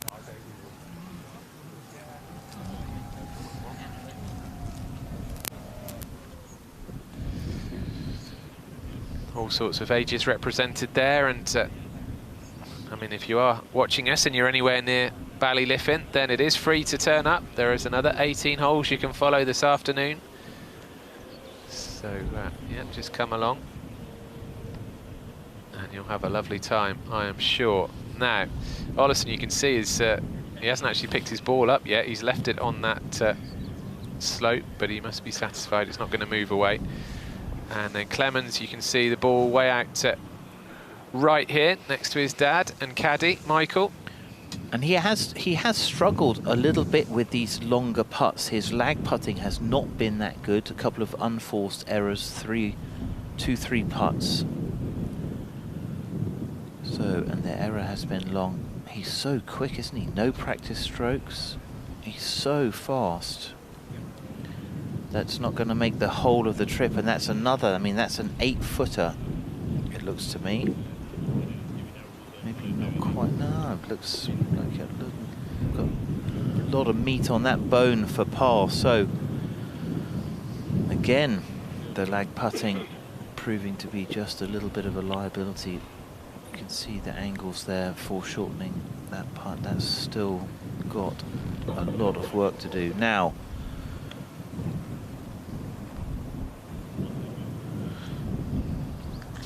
I mean, if we were going to throw the sort of lazy criticism, the easy criticism at Clemens, does he actually play too quickly? Have there been one or two putts actually where you would say, like, come on, Dominic, just slow down a little bit? Or at least, you know, you want to kind of look from the side here because you've got so much elevation, you know, it's not such a linear putt. You do need to probably look a little bit more from that perpendicular so you can see a little bit more the difference gradients that you've got. But, I mean, this is someone who just shot, what, 21 under a month ago at the Scottish Open.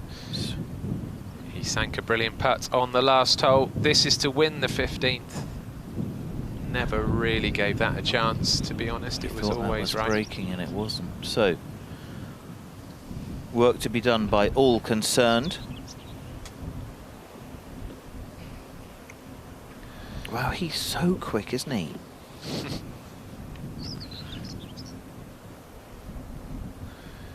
It's refreshing to see, to be honest. But you know what? It's so quick. It's so quick. I think again, unforced error. You know, if you look at the difference in the sort of the cadence of the two guys, Olazábal now is going to walk around, take a breath, chat to his caddy, and I'm, you know, I accept that, you know, everyone's got a different kind of pace, and you need to be yourself. But it doesn't look as though you can kind of gather enough data there. It's like, you know, are you looking at all the different angles? So, can his opponent punish him again?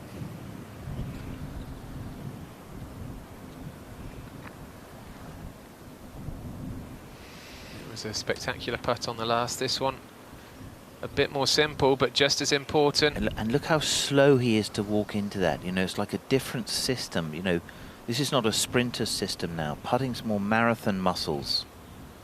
Slow and steady. He's got it. Center. He's got it. Back to 3, Andy. Back to 3. Just feel like there's too many gifts here.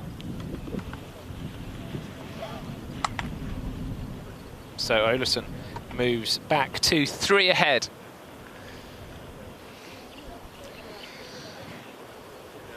And if this was just an 18-hole final, he'd be Dormy 3 now. But it's a 36-hole final. 3 up.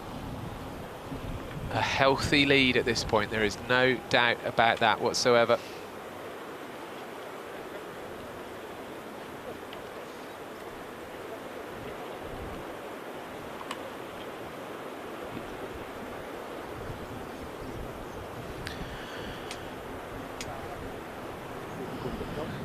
He's playing very well, the Dane, but as Simon mentioned, he's being gifted a couple of these holes by mistakes from Clemens. It's obviously going to be topsy-turvy all day. That's the nature of match play. But Clemens' dad, Michael, has a bit of work to do here, I think, just to settle down his son.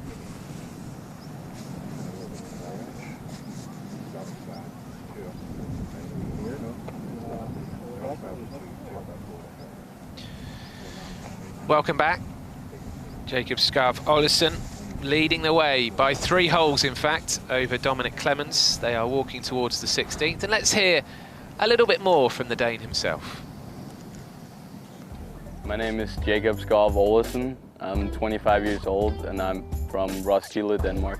I go by Scarf, my middle name. This will be the superstitions that we... Yeah, that's what everyone calls me. I'd probably say it's, right now at the moment, the one I like to hit the most is like a low forehand. like into the wind, kind of keep it down. That's at least been a very good shot for me this tournament so far. A 10-yard chip with a lot of green to work. That's what I've been struggling with. So right now, that's what I don't want to look at. Yeah, I do. Maybe too many. My bag has to be kept not in order. Like the irons from 4 to pitching wedge, they can't be in order. It can't go 7, 8, 9 pitching wedge. That's one of them. And the clubs have to be spotless clean. Like even the sole of the club, if it's not spotless, I don't know. Now it's just become a thing. And I always keep 3 tees in my pocket, and I don't reload them until the last one is broken. Well, keep those superstitions in mind when you're watching Jacob and his caddy in particular, Jamie Nielsen, going round, because poor old Jamie has a job on there by the sounds of it. He has to keep the clubs absolutely spotless. He has to make sure they're not in order in the bag, which is I find particularly amusing. And he has to make sure his man always has 3 tees in his pocket. So Jamie Nielsen has a lot on. Or he starts with 3 and then he goes, and then he doesn't reload them until they're all gone. It's a lot of stuff to do. You've got to be pretty good to have lots of superstitions. But his man is 3 up. There's the little too much hook. Simon spotted earlier, the kind of Bubba Watson step back, but this one's gone awry. Oh, yeah, that's going to be fun and games over there, I tell you. Yeah, the thing about it is there's a big bunker up the left, so you can see it there. It's like a cavernous bunker. Now, don't blink because you'll miss it. Oh, that's a low skimmer. You can see that one all the way. Does that miss the trap? Okay. From his reaction, I do think it may well have gone into the trap. We'll find out shortly, but that was a low driven shot.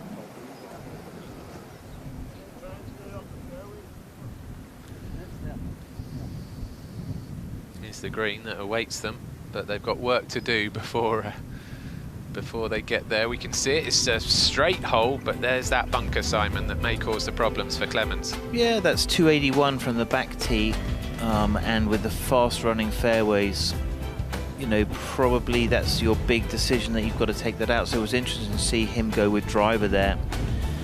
But he has an advantage, but he is 3 down, so he needs to get the clubhouse. He needs to get into the clubhouse, making Olazábal feel not nearly as comfortable as he's feeling now.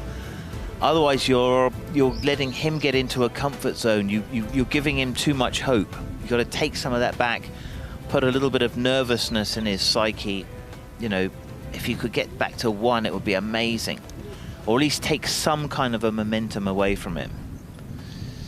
A lot for Olazábal will depend on his lie over there and exactly how wide he went, because as you can see in that cluster of people on the left-hand side there near our camera, there is some pretty long grass over there if you go very wide. In fact, I think they're actually looking for his ball at the moment.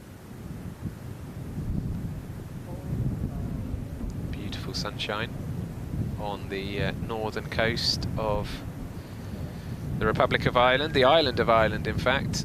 Northern Ireland just along the coast. Derry, Londonderry, only about an hour south of here. So Olazábal strides over and is hoping for good news when he gets there. Those still look people wandering. Oh, he found it. He walked straight to it. He's got it. Okay, well, got some sort of a Danish radar system working there. So doesn't look like he likes it, but I mean, he found it very quickly, so it must be reasonably open. Calling one of the referees. Just call a referee.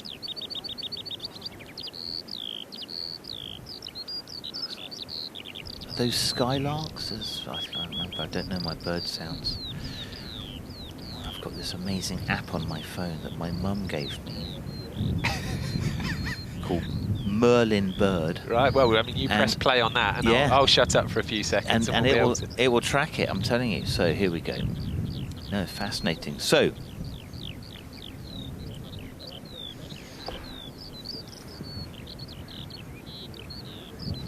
okay.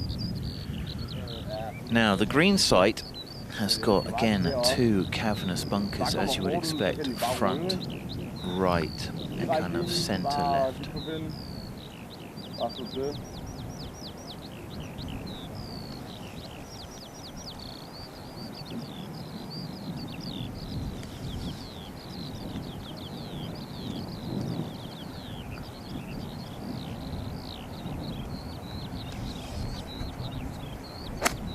Oh, that was way left, way right.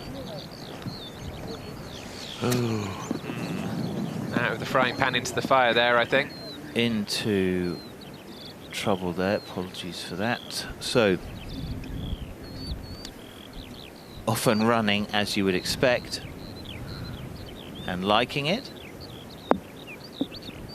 Liking it, crowd thought good. So safely done for him.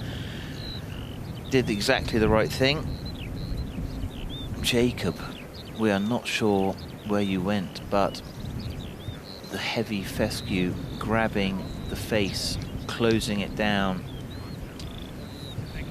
and a big kind of like a duff hook up the right. There he goes. We don't want to be in there.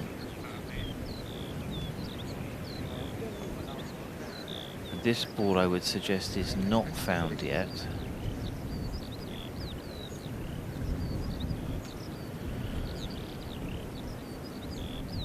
Oh wow, if he's in there, to be so lucky to find this. He's got a few intrepid explorers in there.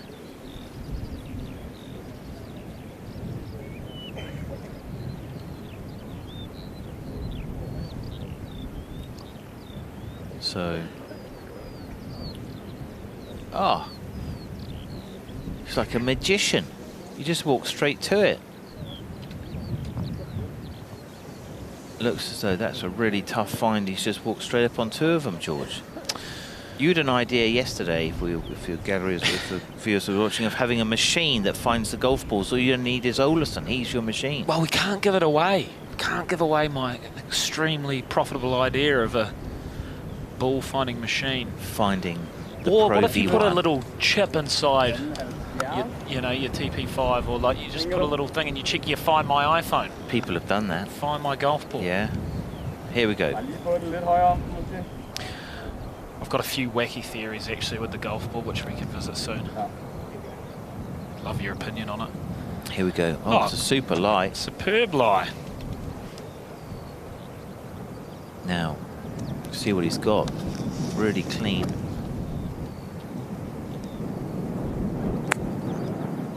Must get up and down. Must put pressure. Oh, release out, release out. Oh, I thought that was a pretty good effort. Just into the wind has stopped that from releasing in his favour.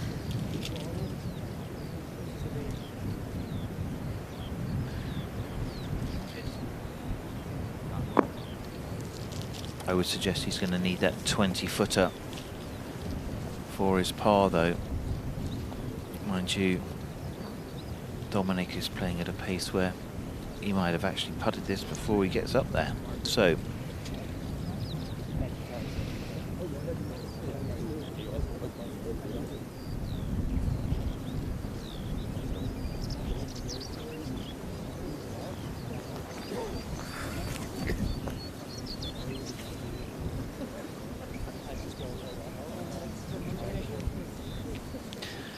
coming to the closing stages of this morning's 18.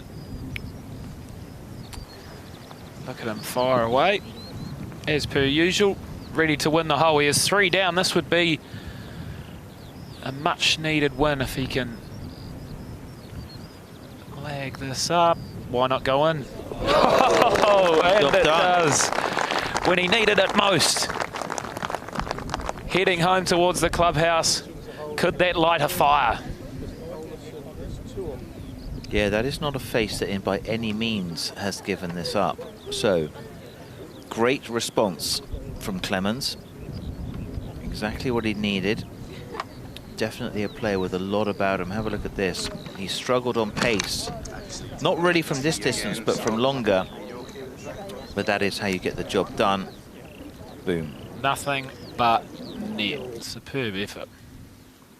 Yeah, it's a really clinical hole. So beautifully played. And now the advantage to 17, which is the long par 5. Great kind of risk-reward hole. Just got these 2 big traps again as the fairway pinches in. Well, 3 traps off the tee, I beg your pardon.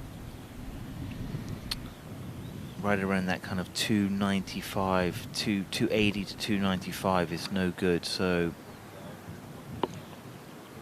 let's see what shot selection they have. There's the landing area just to the left of your screen there. 2 big traps up the left and 1 on the other side. And they really have to be, you have to think of them as water hazards. So there you can see him just over his right shoulder, going with a driver and maybe just trying to take him out, put a bit of pressure on. Playing a low slider. Needs to keep sliding. It looks like it has done. Love that shot. Package that one up for the rest of the afternoon and you'll be right. Yeah, a very good first tee shot. So Olazábal has hit a couple of loose shots. Galleries are starting to grow. A few members from Gog Magog have come along for the journey to watch Dominic. Famous golf course for its mythical giants. And Russell Clayton. Here we go.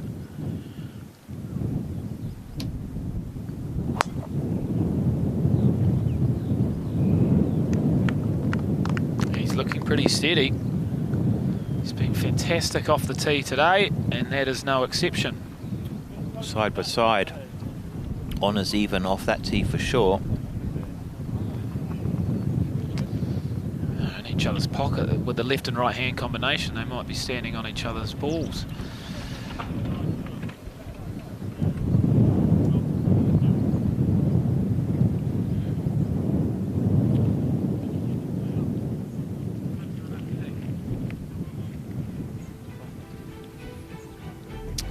Well, Simon, the 17th. It is a stunning par 5, and you can see on the left it runs alongside the 18th, which has had so many famous finishes. But once you've put it in position A, you've got 3 greenside bunkers to manoeuvre. Unless you're laying up, those other 2 are not in shot. Today, the pin is 28 yards on and 5 from the right, so way up in that back corner where the greens start to slope away. So if you can get a low runner in there, feed it in between those 2 traps, you never know.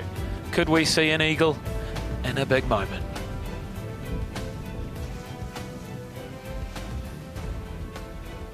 Be nice to see an eagle.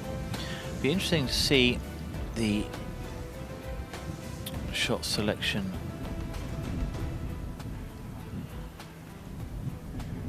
They easily reach 250 pin. A lot of the pins today have been in the middle or the back section of the green, which has made the course a little longer, so it's been tough to get it right back there and get aggressive on a lot of these pins today.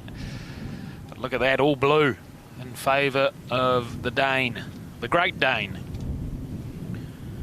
Yeah, let's see if he will be the Great Dane. If he wins the Amateur Championship, he'll be the first Dane to do that, and he would have Great Dane status.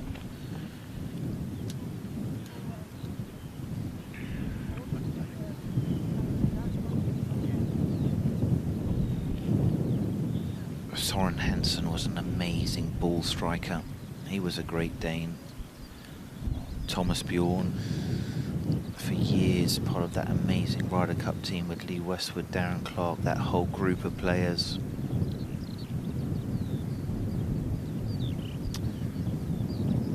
two young Hoygods. Now they are actually younger. The Hoygods are younger than Jacob. You are kidding. Because they're not 25 yet, are they? Oh, yeah, it's amazing. So all those Scandinavian golf unions have done such a good job with their men players, lady players. I had a great time up in Himmerland, and they've got that party hole there. Yeah. So I had a little dance with Soren Kjeldsen through that. I'd love to see that. Yeah, I'm not sure you'd want to. Here we go. So who's going to go first? Not the best Bee Gees rendition. So you go first. Then I'm not going to stand on your feet. You can take an extra club length here, much like you do on the green. Yeah, right, left and left leg.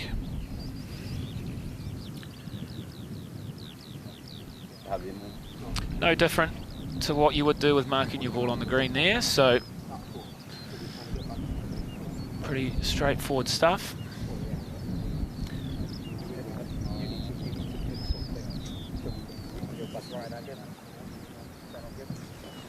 We've seen that happen actually at Royal Troon at the Open, with Tiger Woods doing it in a bunker. 1997. So, Olazábal just checking to see what the driver off the deck looked like. Ooh la la. Get the low fizzer. DOD, baby. Gonna decide against that super low launch and burying one into that front bunker. So here he is. Maybe when you're 2 up at the Amateur Championship, it's probably not the right time for DOD. You know what? I think that's right. You can see what he was thinking. 3 wood, can he get there? Yeah, 250 into. So what have we got here? 270 plus the 20 on, so he's just got to make sure he clears these first 2 traps. Oh no. You want this to keep going onto the 18th. Keep going. Oh dear. So definitely a couple of very loose shots there, kind of a little bit out of character. So that's what can happen, you know, it's such a long day, isn't it? It's a massive day. You're going to hit some bad shots, and now it's just a case of how you weather that, and if Clemens can avoid some of these unforced errors and capitalize on the mistakes with his dad.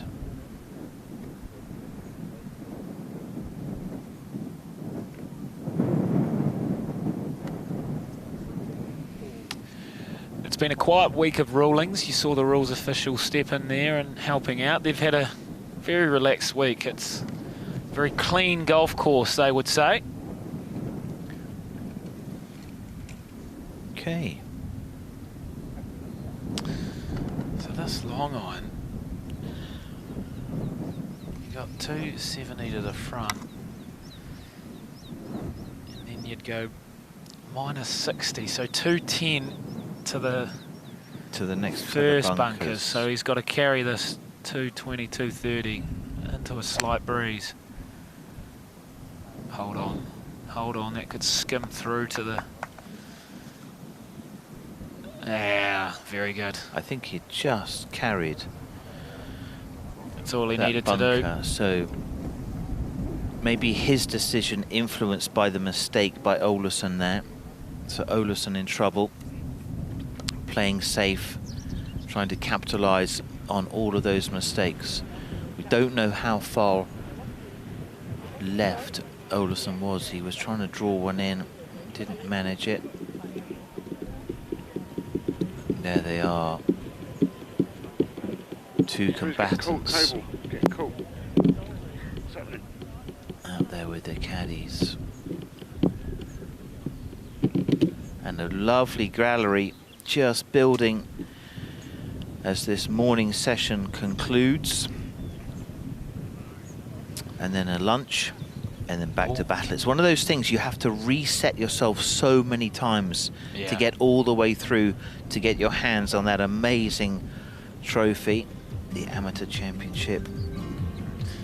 Yeah, it would be very hard to switch on and off over such a long, long day. To be fair to them, they haven't switched off much at all. But as it stands, Jakob Skov Olazábal is 2 up over Dominic Clemens in this final. We are nearing the halfway stage at the Ballyliffin Golf Club. Can guarantee the crowds are going to build. Hopefully the rain stays away, which it looks to be thus far. And it's going to be a mouth-watering afternoon of golf. Look at the galleries already. So much at stake, so much on the line, courtesy of the R&A and the Amateur Championship.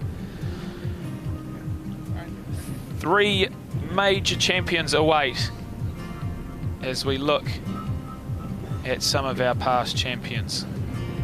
Some great names there. Sir Michael Benellic, look at that. 1, 2, 3, 4, 5 of the best. What a career, what a history that man has. A couple of notable Spaniards. We unfortunately lost our Spanish flavour in the quarterfinals with Fonseca. And then as recent as Aldrich Porquita, who won on the Corn Ferry Tour. So we have located Olazábal's ball, which is first priority and a good start. Looks to be a lot of grass behind that ball, Simon. Going to have to rip through this one. Yeah, it was a big mistake, wasn't it? Big mistake. So, pin just over his left shoulder, just to the left of that. The only benefit with the 3-wood is he's not too far away, but he's going to have to go over a couple of traps here. So, distance control paramount, and out of this rough, it is so difficult.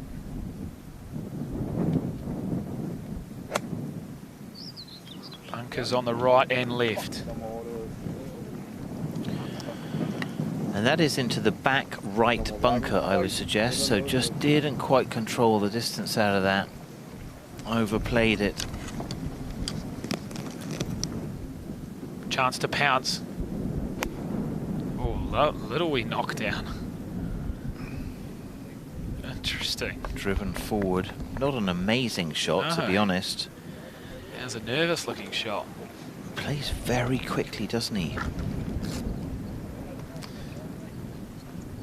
He's got a few friends who've come over to watch him. Maybe they can calm him down.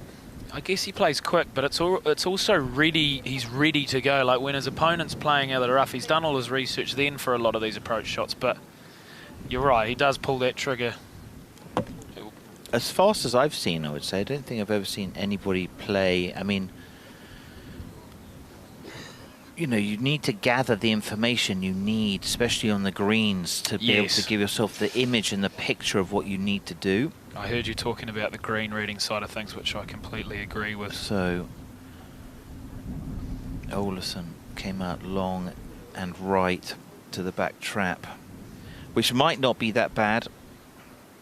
Let's see what kind of a lie he's got. Referee just having a chat, I would say, to see who is away. Does that mean, I think, that Dominic is further away, even though...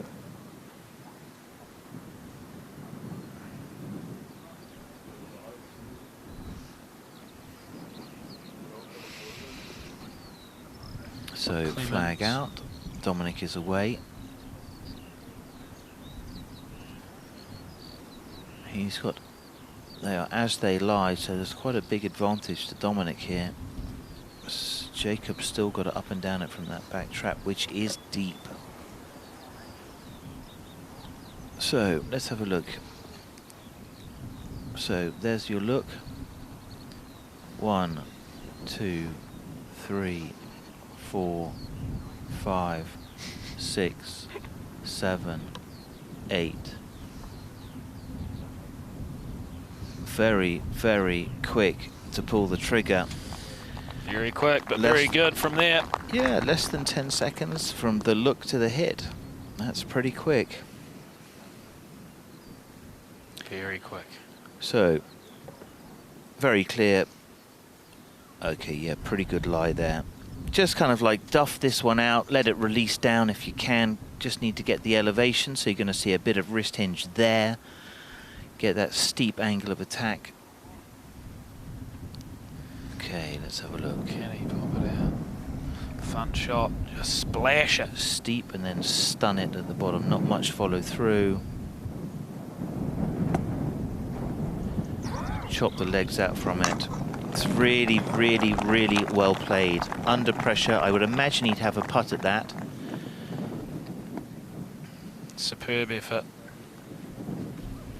Yeah, you're going to have some adversity. You're going to have to fight hard. You don't become the amateur champion without a really good contest of yourself, of your game, especially of your mentality, of your stamina.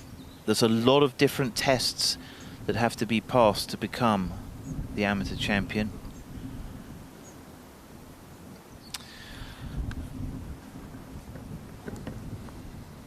They certainly went through a few tests yesterday with the weather. The sun has popped out, which is really nice and very well deserved after the marathon yesterday. Lovely smiley faces from the gallery.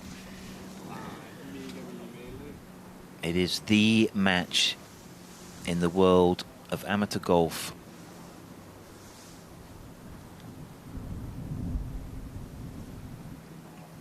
Every putt counts. This is big.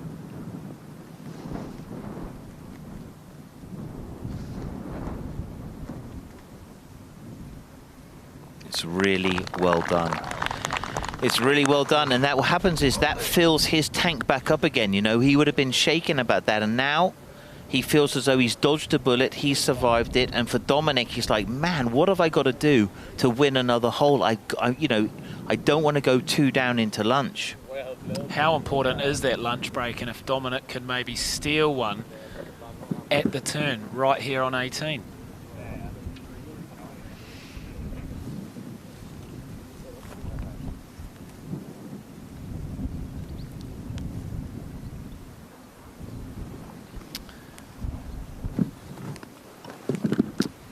Speaking of Dominic Clemens, he is our finalist. He is 2 down, entering the 18th hole for what could be the first time today. Let's get to learn a bit about him. I'm Dominic Clemens, I'm 22 and I'm from Cambridge, England. DC, that's about it. Just my initials. High slice driver. Duck hook driver. No. I'm not talented enough for that. Tennis. Playing pool, Coronation Street. It's a good one, I don't watch movies. Not particularly, I need to be in it. Night out, celebrating with friends and family. Yeah, charming guys, 2 really grown up, very young men in our final game of this amazing competition. I feel like if you were to win any sort of title, Simon, you wouldn't celebrate it as maturely as that. I've kind of retired, George. I think I'm more of a pillar of the community now. Anyway, excess in moderation. Right, so dog leg to the right, 2 traps to be navigated, probably take out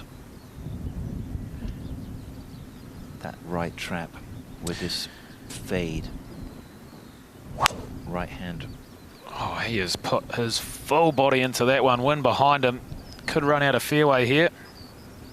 Oh, he carried the right trap. That was a great shot. 309 it was to carry that. Easily managed it. Very much that right hand, you know, sort of on top and over. He's got the pistol grip, doesn't he? The big bottom finger so strong on the club. That was grip it and rip it. So I wonder if this is a, 3-wood. I thought that was probably the case. Kind of aim it at the left bunker. Get it out into the open. Maybe not feeling quite as comfortable with the tee shots given the last 3 or 4. So let's see the balance. Yeah, I've stood back on this tee. It is a demanding tee shot, no doubt about it. And he'll be looking to just get out of here, find some way to make a par and force Clemens to do something different, because if he can go to lunch with a 2-up lead, you take that every day of the week. So relied a lot on this club.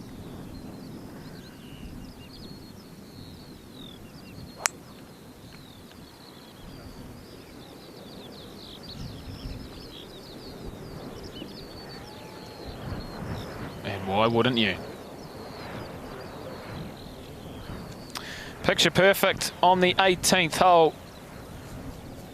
Yeah, right out into the open space there. Opens up the green. Green is typical one, so like a little pop-up, got lots of undulation, lots of runoffs, especially off the front. 2 big traps, right and left, and then one at the front of the green, which I don't think will come into play for these chaps today. So, striding down the 18th hole, the final hole of the morning session in the black hat, is Dominic Clemens. And does everything in a hurry. He's got a nice pace there, doesn't he? He has. I think he's up to speed there. His dad's miles behind him. His dad's absolutely sweating, trying to keep up. You almost need like a little, you almost need him tethered to the trolley and slow him down. So.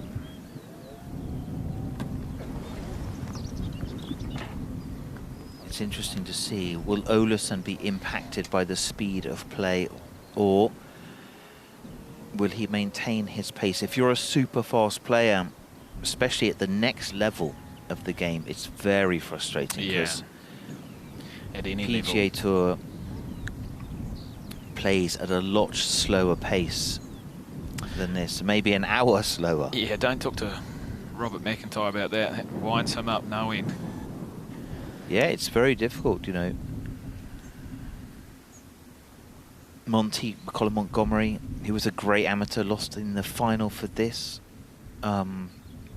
He was always negatively impacted, especially in America, I think, by the very slow pace of play. He was a very quick decision maker. Probably cost himself that US Open at Wingfoot when he was ready to go. And he had to wait, and he had to wait, and then he changed club, and the dithering took him out of his rhythm, and he wasn't able to adjust. So Olazábal probably 150 yards behind him, 100. So yeah, don't get impacted. You've got to keep at your pace. That's where a really good caddy, where you just, the caddy goes, boss, just slow this down. Let's just go, find our rhythm. Don't get in a hurry. Well, to be honest, there's got to be a bit of chess, not checkers about it as well. It's a tactic. Slow him down. Get him off his rhythm. Yeah. Like, yeah, absolutely. So it's all part of it.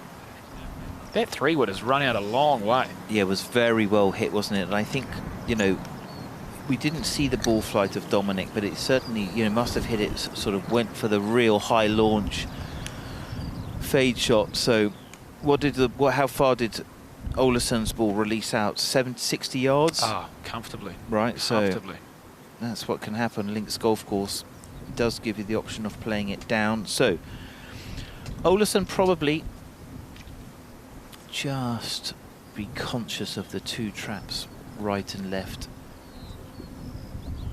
So a left to right wind, as it looks like by the fescue moving there, could just help him. Now, we heard about his superstitions. Clubs have got to be absolutely clean and out of order. So, scoring iron. Final shot of his morning session. See what he can do.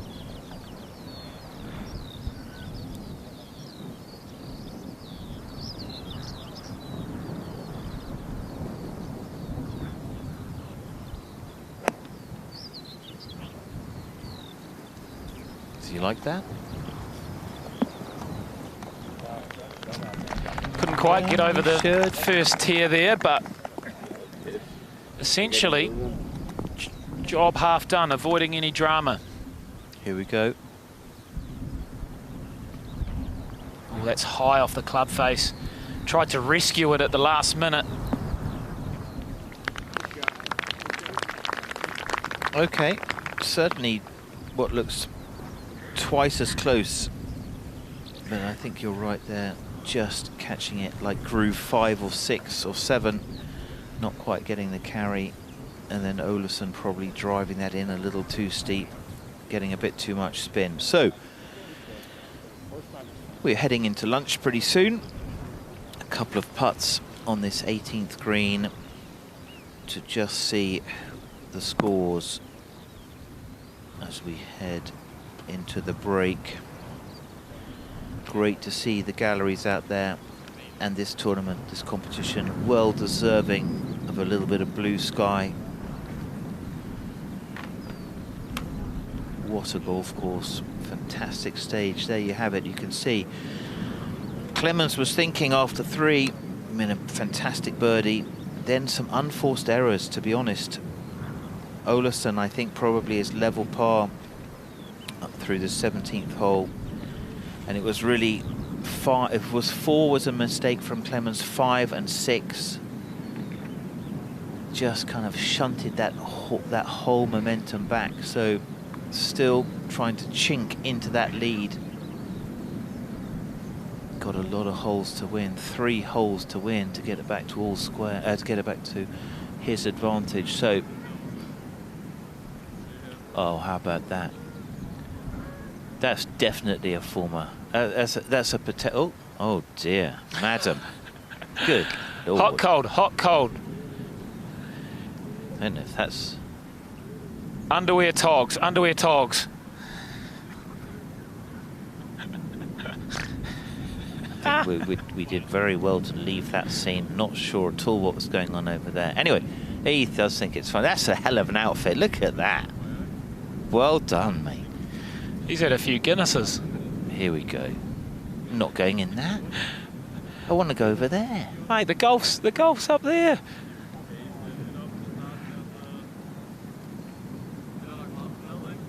Right. Back to the action. Do not put the cue in the rack early. Complete the job, the morning job. Get out of here with a 2-putt. Enjoy your lunch. Have a few extra fries on the side. Multiple condiments.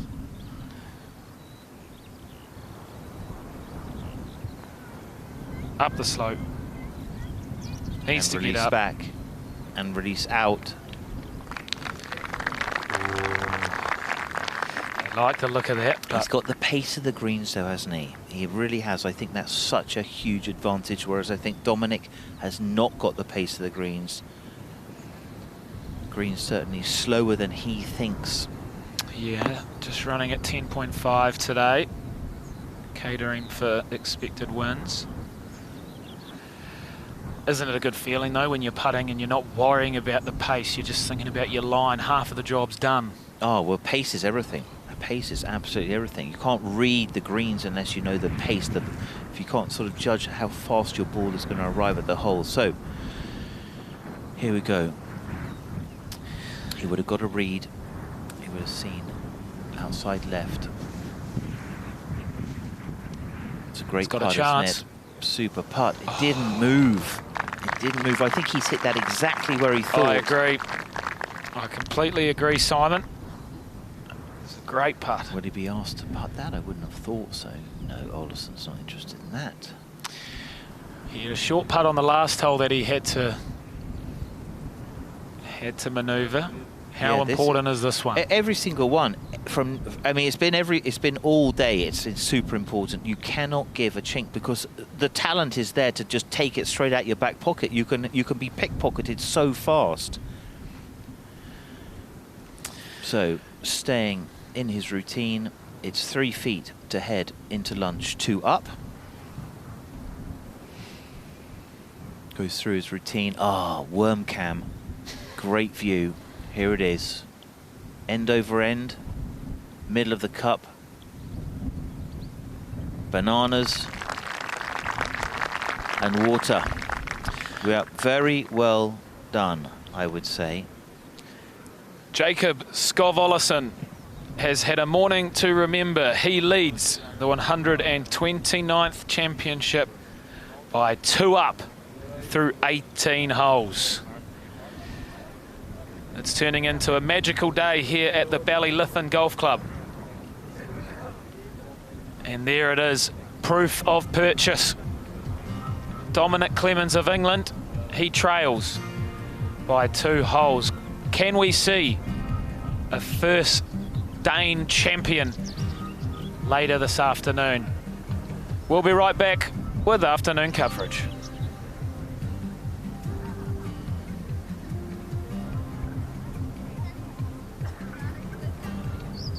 Well, Simon, we've seen some big blows, we've seen some ups and downs, but at the moment, Denmark is dominating. Yeah, and I have to say, you know, I think Dominic Clemens, you know, has just got to tidy up some of those mistakes. No doubt at all, Jakob has been there all the time. He's kept himself in play. When he has made a mistake, he's had some good recovery skills.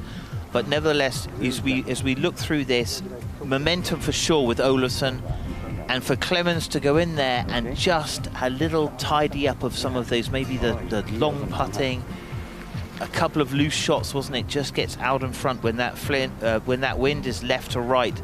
Hardest shot. When the wind's left to right, he just can't square the face, can't get the ball to flight properly, starting it too far right and then losing it right, and then getting himself into trouble. And if he does that in the afternoon, he's going to get himself into a really sticky situation. So advantage Olazábal, who looks to me as though he's got the better ball flight in these conditions, but Clemens has just won the Scottish Amateur by 17 shots. Who knows what he can do? Yes, we are getting to witness some superb golf here today in the northwest of Ireland. Dominic Clemens needs to have a big feed at lunch, needs to refuel if he's going to chase down Jacob Skov Olazábal, who leads 2 up at the halfway stage. We can't wait to rejoin the Amateur Championship final very shortly. We'll see you soon.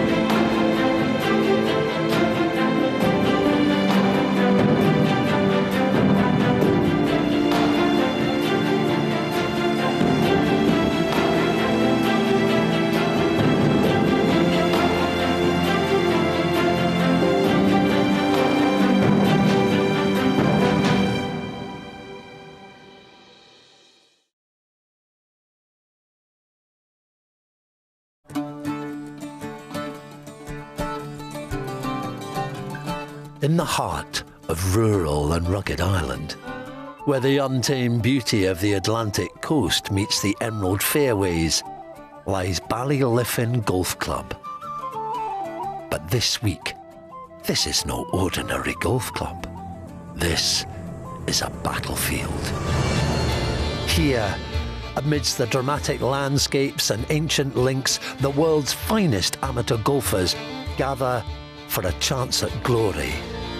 This is the Amateur Championship, a tournament where skill, strategy and sheer will are put to the ultimate test. Every stroke, every heartbeat, every hole counts. The stage is set, the history books are open, and a new chapter is about to be written. Welcome to Ballyliffin. This is the Amateur Championship 2024.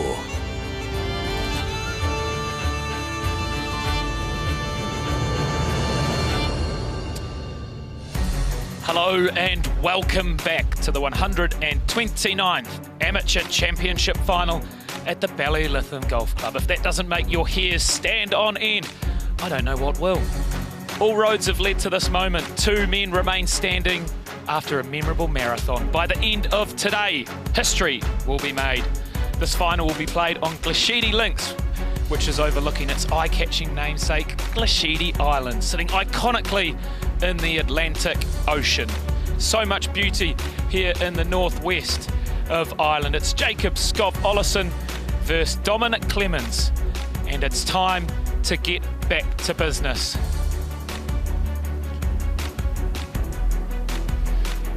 The rolling dunes of the Ballyliffin Golf Club have been stunning hosts throughout the week. Will Denmark crown their first ever champion this afternoon, or will England add yet another trophy to their very full cabinet? Andy Stevenson is here to join me alongside Simon Himes and Iona Stephen on the ground. Andy, there's so much to play for here this afternoon. Oh, so much on the line, George. Not just this championship title, of course, which is such a great honour in itself, but by winning this championship, the winner gets a place in 3 majors, most notably the Open Championship itself in a couple of weeks at Royal Troon, but also a place at the Masters, a place at the US Open next year, a place in a DP World Tour event. These are not things to be sniffed at. You know, young golfers all around the world will dream of playing at the Open, will dream of playing at Augusta. And, you know, to have that on offer, within reach, potentially 18 holes, maybe fewer holes this afternoon, that is a great carrot. And all of these guys we're seeing have done that. Christo Lamprecht, the champion last year at Hillside, he went to Royal Liverpool at the Open Championship last summer, a few weeks after winning this event, and had a share of the first round lead overnight. So that is the scale, the magnitude of the prizes up for grabs in the next couple of hours or so. Of course, the 2 players, I'm sure, their caddies, their support teams, their families, etc., will be telling them not to think about any of that I've just said. They just need to beat their opponent today. It is so hard not to think, not to dream of the prizes and the year ahead. A life-changing year ahead as well. There's been a 40-minute break here for lunch. As you can see, Olazábal is 2 up at the turn. The question is, what do you do at lunch? For me personally, you know, I'd like a change of socks, maybe a quick shower, a shirt change, but I don't think they've got time for a shower in this championship. Freshen up. They didn't need a shower yesterday. They had a natural shower. But for me, the change of socks, I think, really goes under the radar of how important it is. I think the Amateur Championship, it's not hanging on the change of socks, but it's a massive moment. Get those toes fresh, feeling good, entering this first tee shot, which is just moments away. One of the beauties of amateur golf, of course, no prize money. And I'll put an interesting scenario to you here. If you said the winner today would receive £100,000, I think they would rather have the place in the Open, the place in the Masters, the place in the US Open, and the honour of being the amateur champion than that prize money. 100%. It comes with so much glory and so many opportunities. The R&A are trying to produce scenarios and opportunities that can take great players from the amateur game into the professional ranks and into a successful career. The stage they put on, the championships they put on through all levels of golf is second to none, and it's the perfect platform, the perfect pathway for some of our elite amateur golfers. As you can see there, the claret jug has made it to Ballyliffin, shining, glistening in the foreground. So many great names have lifted that aloft. Imagine being in the field by the end of today. The way the 18 holes went this morning, Dominic Clemens of England, the 22-year-old, was 1 up after 3 holes, but that was the last time he was ahead in the first set of 18. After that, good afternoon and welcome to Ballyliffin Golf Club for the final of the 129th Amateur Championship, which will be played between Dominic Clemens and Jakob Skov Olazábal. The referee for the match this afternoon is John Miller. On the tee from Gog Magog, Dominic Clemens. Dominic Clemens will have the honour. He fought back ever so slightly late in the morning round. Could have nearly stolen another one, but he would have taken a lot of pride and a lot of momentum to keep it just to 2. I have a feeling he's got to come back in him. There's something going to happen here this afternoon.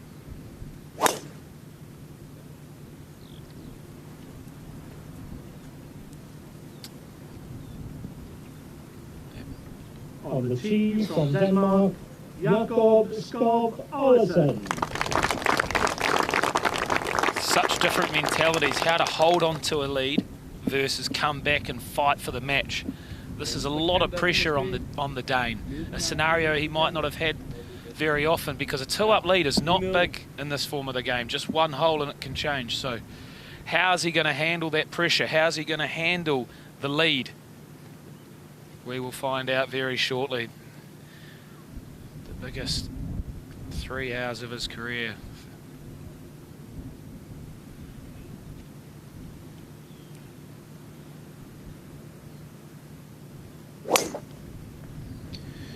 Well, usually the 19th hole is all about refreshment and relaxation. Not for these two today. And is that just going to hold on to the very left edge of the fairway? It is.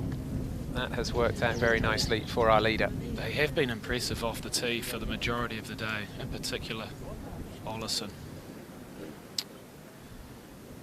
Deja vu. Away they go down the first again.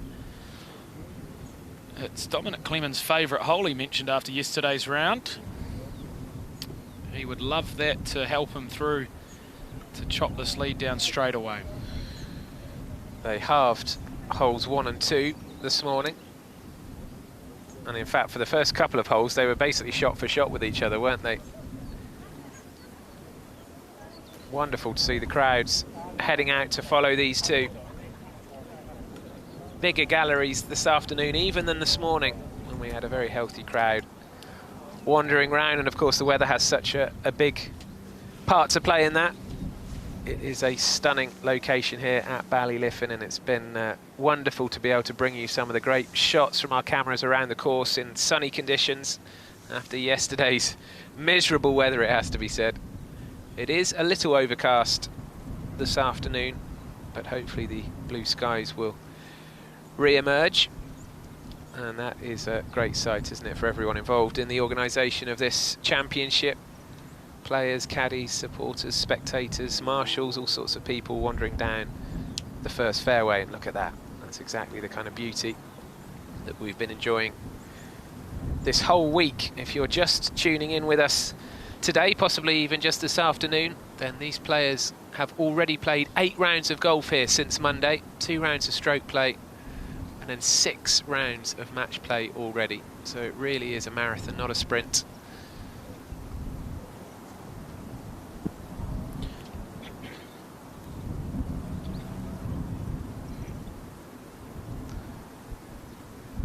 I think, George, if I was Jacob Olazábal, I would actually be wanting to just approach this as if we were all square again, starting a new 18. Correct. You've got to break this down. You've got to try and get through the first 3 holes and just try and keep the score the same. Keep that advantage. And then there's a few holes in particular which he's had success on. He knows when they are, and you've got to pounce. It's so hard to just sit back and hope that he doesn't come at you, but you've still got to pull the trigger when you need to. You've still got to have those moments of aggression and keep pressing and keep adding to your lead and keep putting pressure on, because at the end of the day, Clemens can feel the squeeze. He doesn't have time, very shortly, he doesn't have time to make too many more errors or let Olazábal have easy wins. So, yeah, it is going to be a huge test mentally, because we've seen in this championship so many turnarounds. We've seen some players who haven't been in these scenarios with so many prizes on the line. So it's all about how they handle it. And I think we're going to see a lot unfold here this afternoon.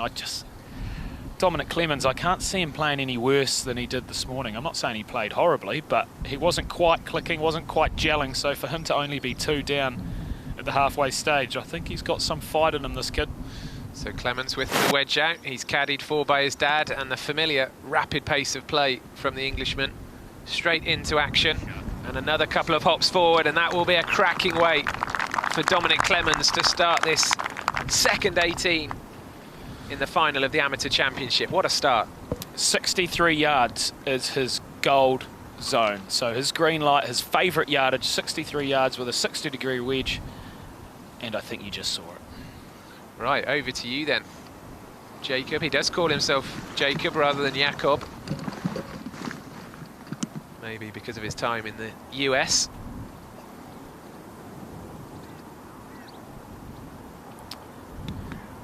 Must get aggressive. Must get one in tight as well. Ah, why not? Why not? Standard set. Good, good. Walk on to the second. This is brilliant. This is high quality stuff at the Amateur Championship. That is brilliant, isn't it? Brilliant from the Dane. Oh, that'll be like a gut punch to Clemens, though, won't it? Having played a sensational shot yourself, it's a perfect illustration of why we all love match play. Quite galling for him. And why wouldn't you want to see these two superb shots again? Their lunch break has not slowed them down. If anything, it's spurred them on. From 63 odd yards. Look at that. Look at that. This morning, they overcooked both of them with that wind behind, so they've adjusted beautifully.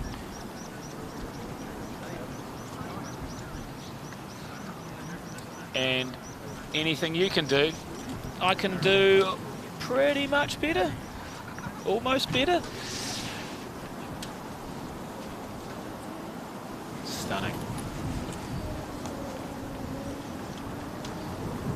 We believe that Jacob has conceded Clemens' putt, but is being asked to knock his in. He was a little bit further away, and this camera might foreshorten the distance a bit, but interesting.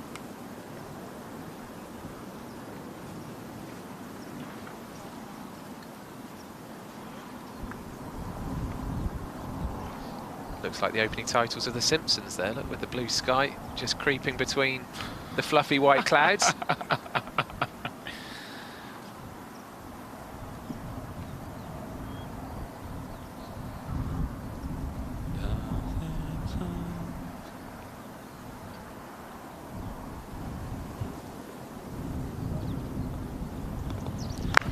Birdie, birdie.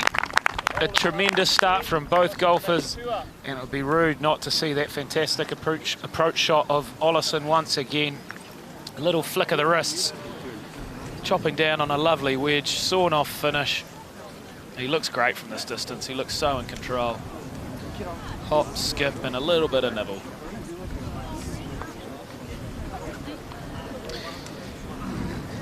Olazábal seemed to be shaking his head a little bit there, actually, after that putt.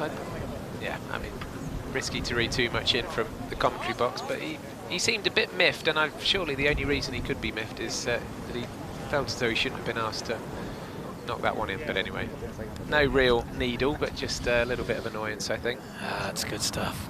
It is good stuff. Get into it, boys. So they'll wander on to the second tee.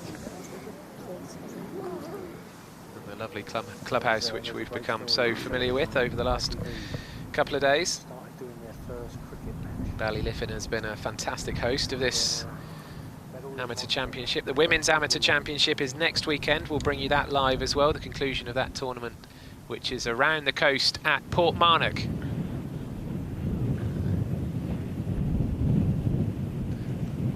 And I guess, George, with every hole that passes, it's what he's now 2 up with 17 to go, not 18.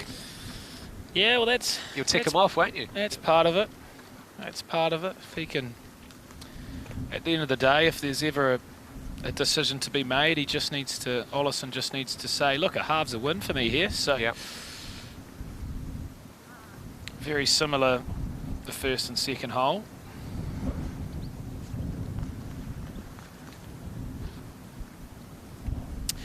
If you weren't able to watch the morning's proceedings, Clemens loves playing quick, loves playing a big fade off the tee.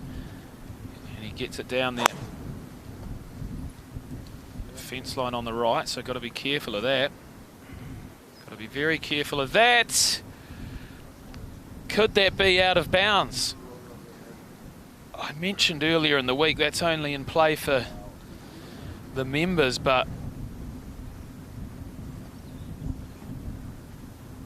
could this be a reload? It looks that way. He's reaching to the bag. Oh dear. That is a big, big error. Olazábal's still playing driver. Really doesn't need to.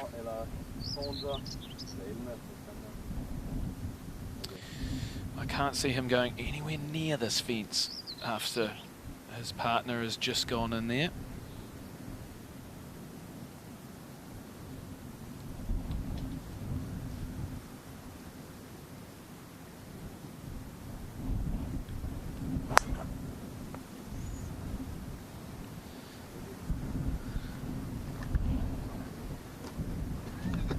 And as predicted, he stayed well clear of that fence.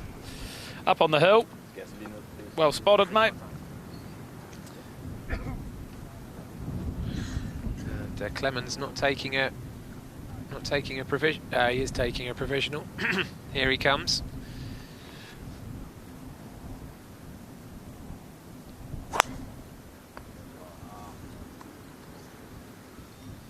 Really gives it a rip. No doubt a little bit of anger in that one.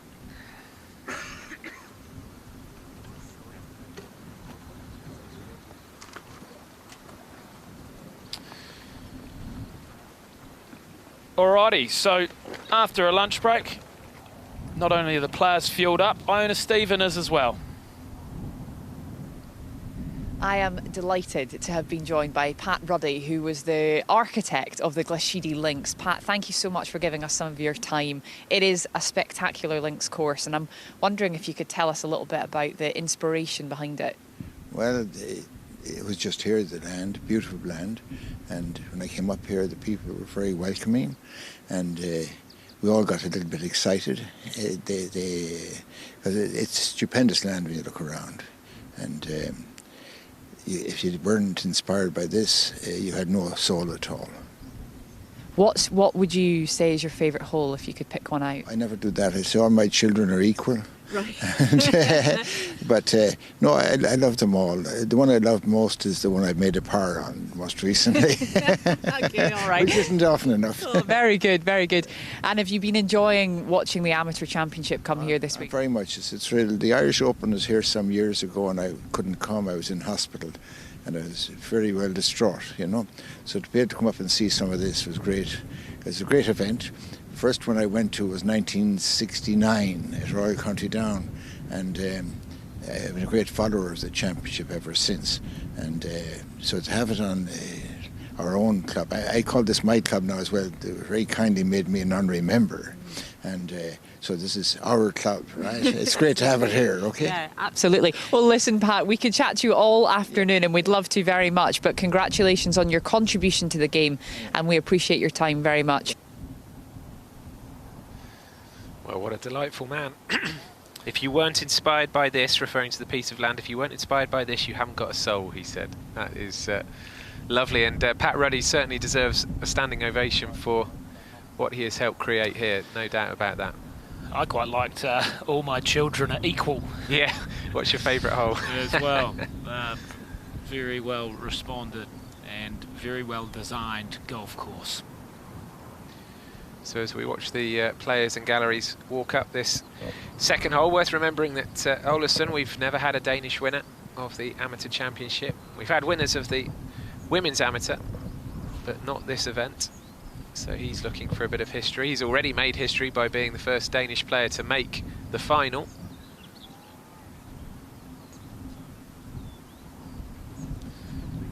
So this is Clemens coming straight to his provisional. So he was 3 off the tee, already on the back foot.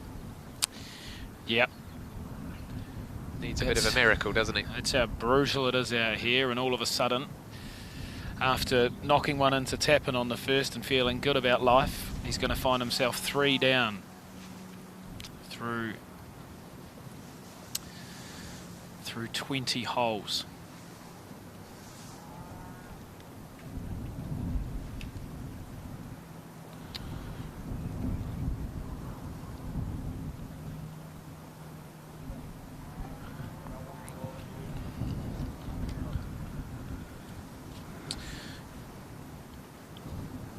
That's what lies ahead.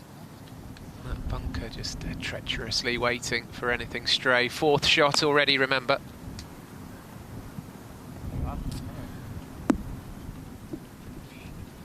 Needs to chip or putt that one in to force his opponent's hand. hole. Olazábal isn't out of the woods though. He's up on the hill in the rough stuff.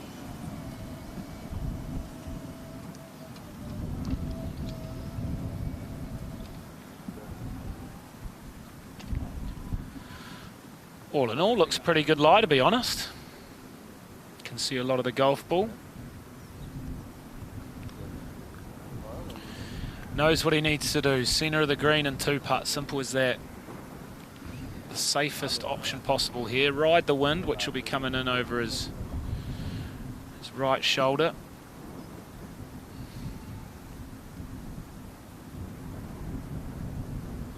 Just a wedge in hand. Shouldn't have too many issues here. Sounded pretty clean, didn't it?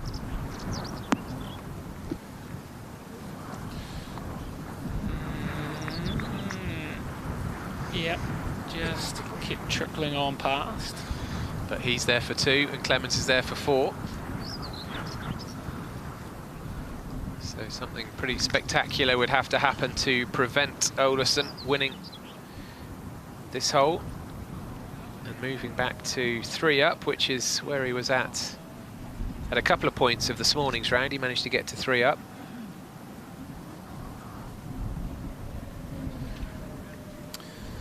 Father and son striding onto the second green.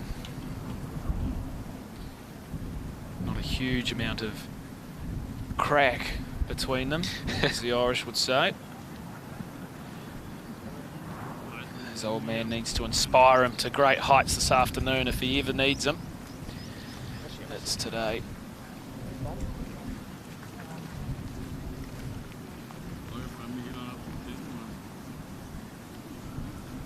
That is stunning. That's one of my favourite parts on the course. Beautiful.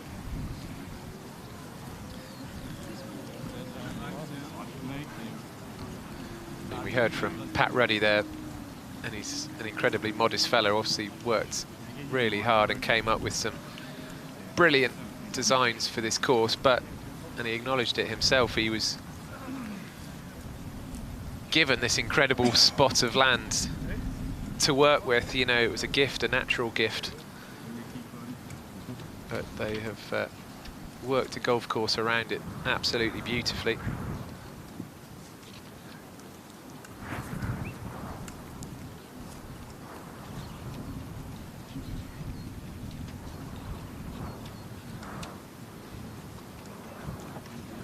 Seems as though the setup is in place for this course to host professional tournaments again in the future, perhaps.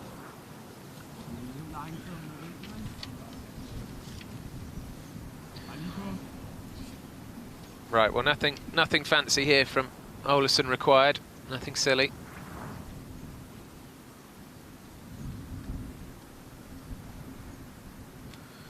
Anything within about 10 feet would surely mean end of hole. Just like, oh, that almost, but look at that. I think that will be ball picked up and on we go. Is now 3 up. So as we feared, Clemens taking 3 off the tee was fatal, really. No way back from there. And Jacob Olazábal restores his 3-hole lead. We'll take another look. This looked very good for a long, long time. That is a touch of class just after the lunch break.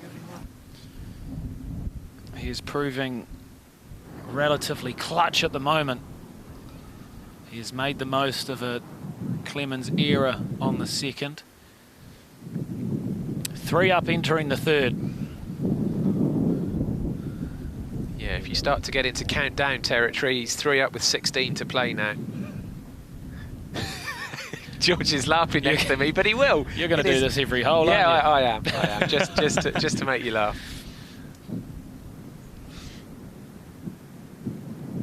But I think certainly you would be just trying to tick off the holes as you go. And look at this elevated tee with the view behind. Some wonderful properties over there, by the way. Well, in terms of settling the nerves and trying to hold a lead, there's not many better gifts than your opponent going out of the property on the second hole. So that'll relax him, but this is a tight tee shot here on the third. Got to thread the needle, which they did so perfectly well this morning.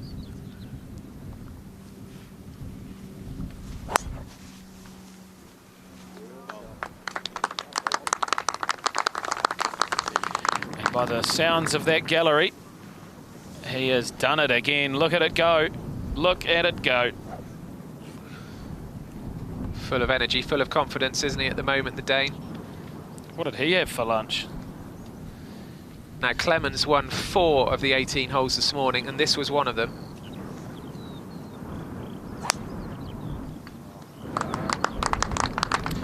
Two monstrous drives here. Oh. Unfortunately, he won't be getting much run from in that rough. Clemens is only 30 or 40 yards short of this par 4. Tremendous shot.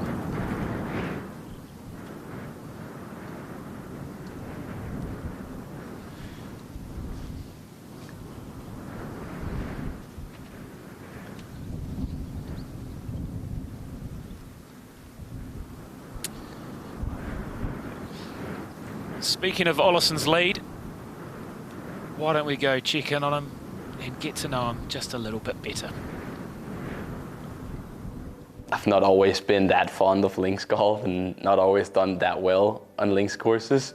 I never go to a tournament that I don't think I can win. I do very well in match play most of the time, so I love playing match play. So I waited until I was in the best form of my life. Don't know if I would have made it this far some of the other years, but I've been playing good all year, so I definitely felt like I could go play well. Once I got into 64, games felt good for a while, so I haven't been stressed about that.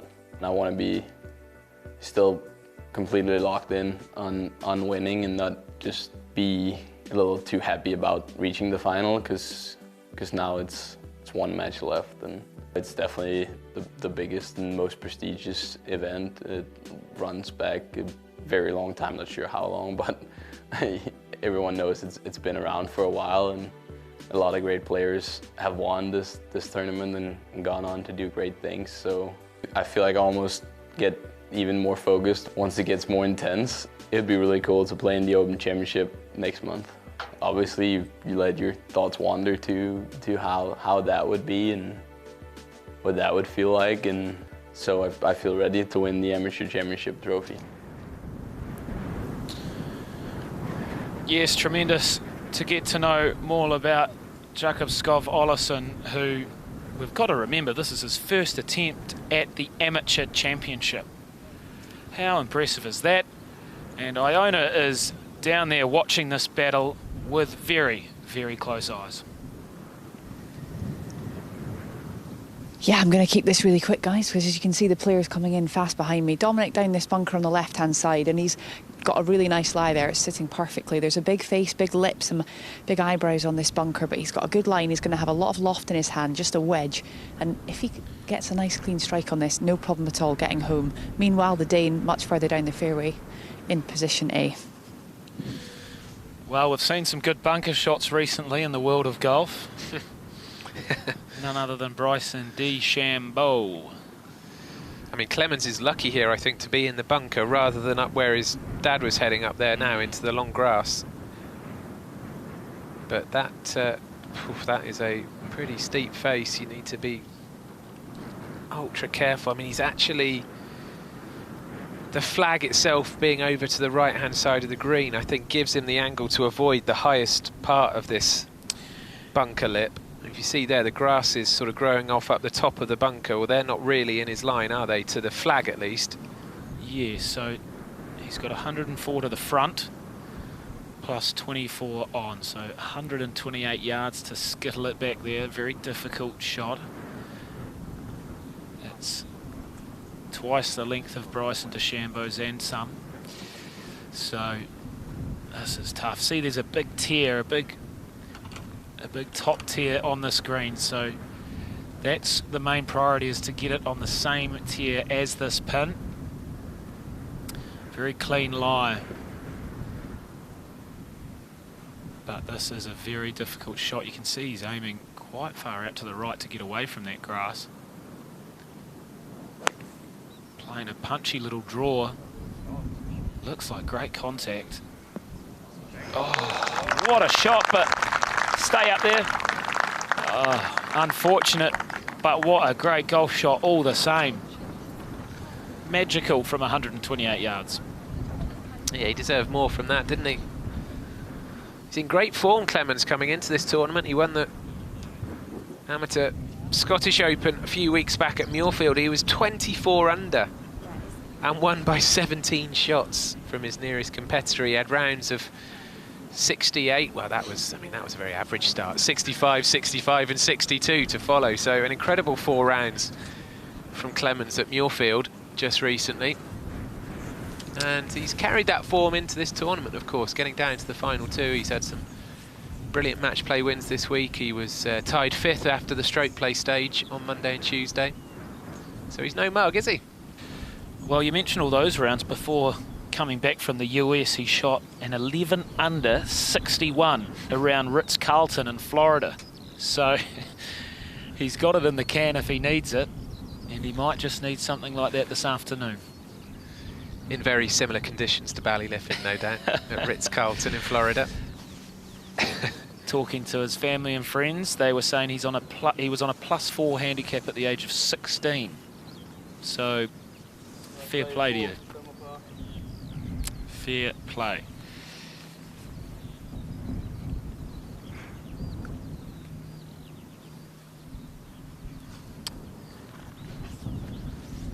Olazábal, dead centre. Little flick of the wrists. Flicking one low in there. Up. Oh, go in! Oh! My word. What has this kid had for lunch? Because I want a slice of the pie. Let's see that again. He's just punched it low. And, oh, he has pulled on everyone's heartstrings with this second bounce. Oh. Wow. I love the reaction of the guy on the stool behind, who was like, everyone was, oh, wow. That is truly magnificent, and he has come out flying. The only person who didn't enjoy that was poor old Dominic Clemens, because that, again, is another punch to the guts, isn't it? It sure was. He has still got his own chance for a birdie, though, Clemens, don't forget. So this hole not over. He plays so quickly, Clemens, but that's not gone in. And it's going to be another hole win for the Dane. And we're only 3 holes into this second set of 18. And Olazábal has moved from 2 up at the halfway stage to now 4 up. These are worrying times now for the Englishman. Wow. He plays so quick, it's hard to keep up. But how about that? 4 up all of a sudden. That is very, very quickly got out of control for Olazábal. You and Simon, I was listening to you earlier and talking about how quickly Clemens putts, and I think you, George, made the point that he lines his putts up whilst his opponent is playing, which of course is, you know, is a common thing. There's nothing unusual about that. But then when he addresses the ball himself, he plays immediately. So he's done his homework, as you put it, whilst the other player is playing, steps up to the ball, hits the ball immediately. It feels like he just needs to give himself a moment, I think, Clemens, just before he strikes. I mean, you know, who am I to criticise? He's been playing incredibly well all week and coming into this, but it just, 1 or 2 little mistakes come in, and I think it might be because of his pace. An easy criticism, I know, but let's see how things pan out now as we move to the 4th. Yes, the 4th is where we make the turn. A glorious par 5 on the farthest border of this course. We slowly turn back towards Glashidi Island. Wind humming off the left. It's 116 yards just to get to the front of the fairway, so they're way back. They're nearly in the neighbour's backyard.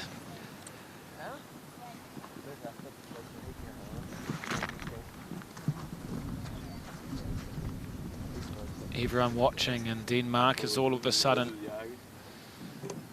perked up on the edge of their seat, getting very excited. Still a long way to go. This is a marathon, not a sprint. Look at the gallery all of a sudden.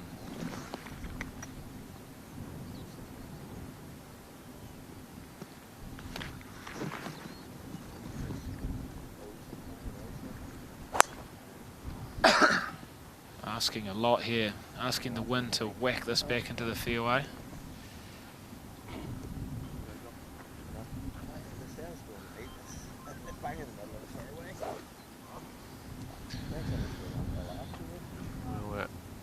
We'll find that one in a moment, but Clemens. Look how high he's teed this one up. I swear that's higher than usual. Oh dear. There is another fence line down there. Be careful, please. So hard to keep up with that, especially with the grey skies. A little bit concerning, both in body language and results at the moment for Clemens. The driver is his favourite club in the bag, and it's let him down twice now in the last 4 holes.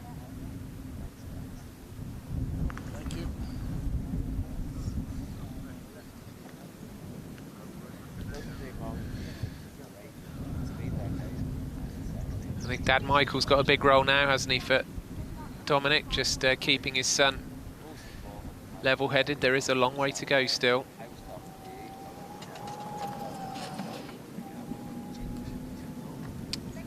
So very difficult to remain calm, and 4 up sounds like a big lead, but you must remember there is a lot of golf to be played.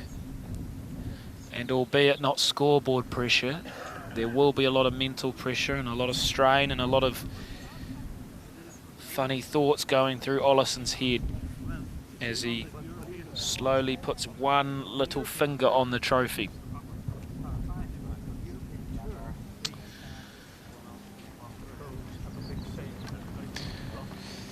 Right, watching 7 down there for us. Iona Stephen, all yours. Yes, thank you very much. I'm down here on the right-hand side where Dominic's ball has come to rest. And as you can see, if I get in behind him, he's on a severe downslope, so it's sloping away from him in this direction. The rough in this patch isn't too thick, I'm pleased to report, but there are these wispy, loose bits of grass which can grab the hosel of the club, and it's wheeking it off to the left-hand side if you're not careful. So he's going to have to get a lot of loft in his hand and play back into position, probably somewhere to the dog leg. And this is a par 5, so he's got that on his side. If he gets this back on the short stuff, somewhere down in that direction, he could certainly get a pitching wedge, maybe a 9-iron on this, get it somewhere there. But there are 2 big faces of bunkers staring right at him in this direction, so he must be wary of those. He's playing back into the wind off the left-hand side, so that's going to feed it nicely back round into where this fairway leads to the green. And as we know, he's a very quick player. He's on his way now, so I'm going to move out the way, but blink and you'll miss it. Well, I'm glad Iona wasn't watching the 7th hole. She was, of course, on the 4th hole. I'll let you into a secret. It was camera 7 which threw me, but I'm glad Iona was on the right hole. We are playing number 4, and here comes Dominic Clemens up to where Iona was just speaking to us. Simon Holmes has joined me in the commentary box. Simon, this is these are crucial moments for this man now, really, because things could unravel. Yeah, you have enough time, but you've got to start hitting some winning shots. You know, you're making too many errors, unforced errors. Ball out of bounds, having just put up a great shot on the first. You're not causing Jacob any kind of stress. You're not disrupting him. You're not making him second guess himself. You're not making him have to do anything. He can just he doesn't have to hit any good shots. So come on. 4 down, got to get it back. Let's go. Oh. Okay. Has it even come out? I'm not sure. I don't know if it's come out the other side. No, wouldn't have thought so. No. So, an emergency moment really now. This is where his dad, his caddy, can say, listen, what are you doing? Let's slow it down. Let's make a plan for the next hole. So it can escalate, it can cascade away from you. You've got to stop that. Build a wall, hit the next shot's going to be a great shot. Well, Iona was on the spot and showed us exactly the lie he had there. It was a very difficult one to get out of, but a bit of a nightmare result for Clemens, particularly when you look at where Olazábal is here now. Olazábal's doing so many things right. Here we go.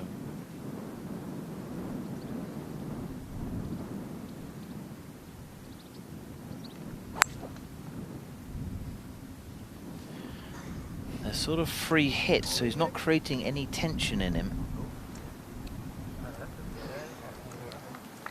I'm not sure where that's going. There it is, just rolling into view. Yeah, perfect, absolutely perfect. So, just keeping it really out in front of him, eliminating the mistakes, and now he's making it hard work. So now you've got to play like a 5-wood or something out of this.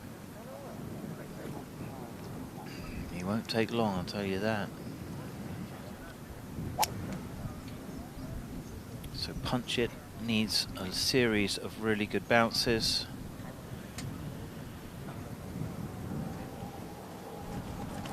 I don't think that's it. We've got some guys looking up the right. I think he might have gone over the other side actually, to the right as we look, but we'll figure that out in a moment for you, but things are pretty difficult out there at the moment for Clemens.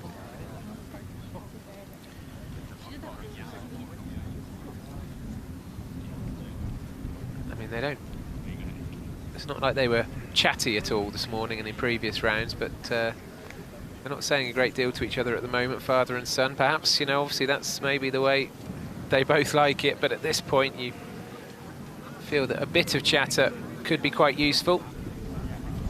Yeah, it's interesting, isn't it? It's the timing of everything. You know, what was it, a month ago, 5 weeks ago, an incredible performance at Muirfield.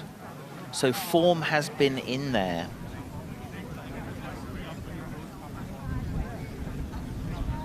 Just not finding the same buzz today.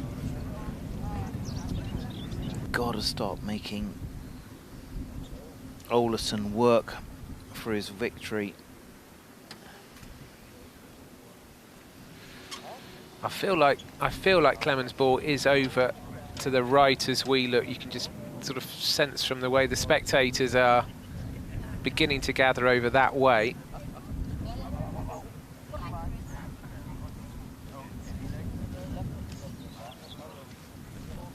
Or maybe it's that they haven't actually found the ball yet. There he is in the background, shotting down.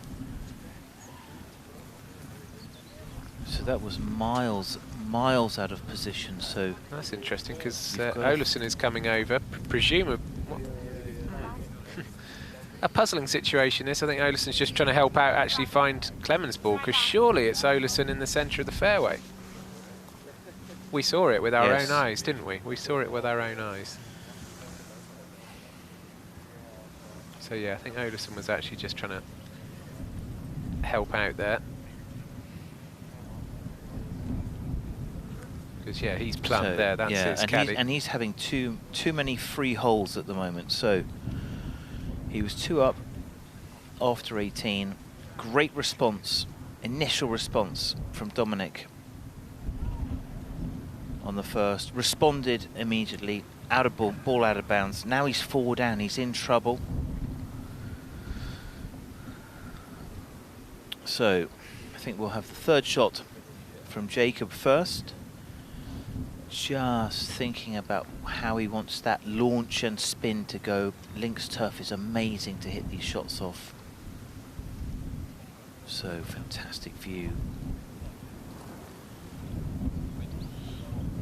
Things are definitely going his way, aren't they? He's just making no mistakes, and that's once you get nudged ahead, you make it very difficult. Here we go. How far up will he chase this? Went all the way. He'll carry that the majority of the way. That's excellent. See what Iona's got for us. Hello, Simon. Yes, we are down here, and another very, very tricky shot for the Englishman. Out of position down the left-hand side. The good news, he's on the short stuff, so he's on the fairway, which means he can get a nice strike on this ball, and he's going to need his country best because he's playing something over probably a 40-45 yard distance to a very tight pin. This flag all the way at the back of the green, and he's probably only got 7 or 8 paces to work with in front of the flag. The bad news for Clements is he's playing straight down the breeze, so as soon as this ball gets up, the wind's going to be pushing it on its way, and it's just so difficult to control it, and he's got to be careful of it not running through the green. There is a bunker over there on the right hand side as well, and that wind's just going to knock it out the air, so expect this one to have plenty of loft.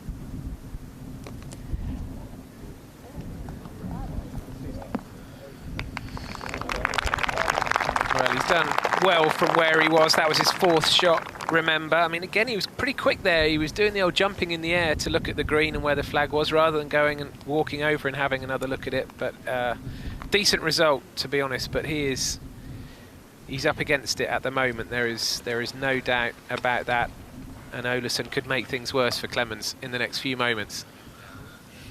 Yeah, great to have Iona's eyes on describing the difficulty of the shot. I would say he'd be pretty happy about that,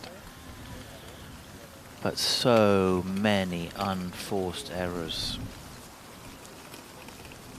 You know, he's got that 4 apart. He's been a bit all over the place. It's disruptive. He's not in form. He's not putting any pressure on Olazábal. Ah, how about that? A warm day. It's exhausting watching the golf. Here we go. So a little aim point. Express. Let's see. So his dad is in. Dominic's dad. Checking it out. All of these have got to go. There's no leeway whatsoever. He has time, but he has to start to put a doubt in Olazábal's head. Plenty of speed. Just the top edge there was a super putt. But that's a 6. Yeah. And that's conceded. Yeah, that's a practice putt from off and running. He had 2 from there to win. 5 down. That's just going to be making it too easy. You need to start clawing it back. The next 3 holes are absolutely crucial, or this could really get away from him.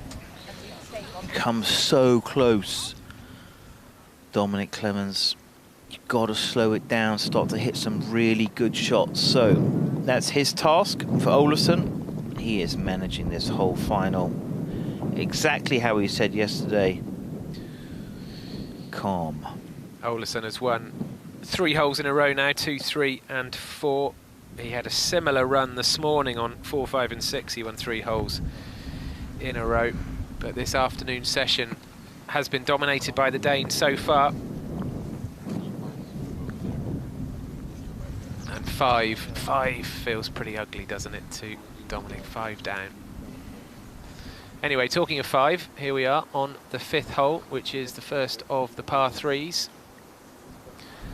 Again, it's a par 3 where the green significantly lower than the tee. Not quite as dramatically so as the par 3s later on this course, but still below your feet.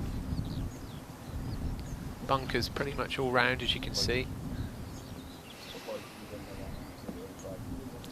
Lulls you into a false sense of security, this hole, doesn't it, Simon, from the tee? I think what's difficult, you know, It's basically, it's playing into, so it's playing probably like 210, 215.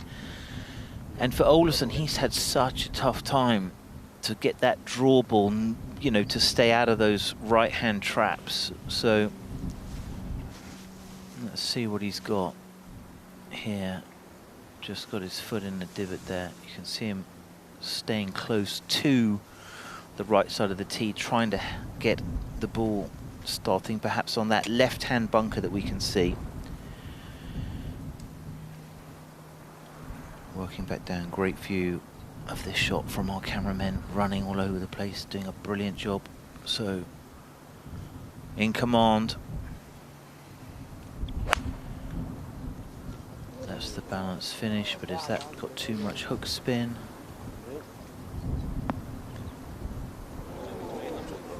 I'm not sure which trap that fell into. Oh, in between the traps. Ah, well, that's a really good break. I would suggest, if that's a good lie, that's a good break, Andy. Yeah, I wonder if that's rolled down there or where that landed. If that's where that landed, that's remarkable. To avoid the two bunkers. Clemens now with a chance to respond. Had to be very similar, definitely lost, I think, to the right. He's gone a bit here, hasn't he? He's gone a bit, Clemens.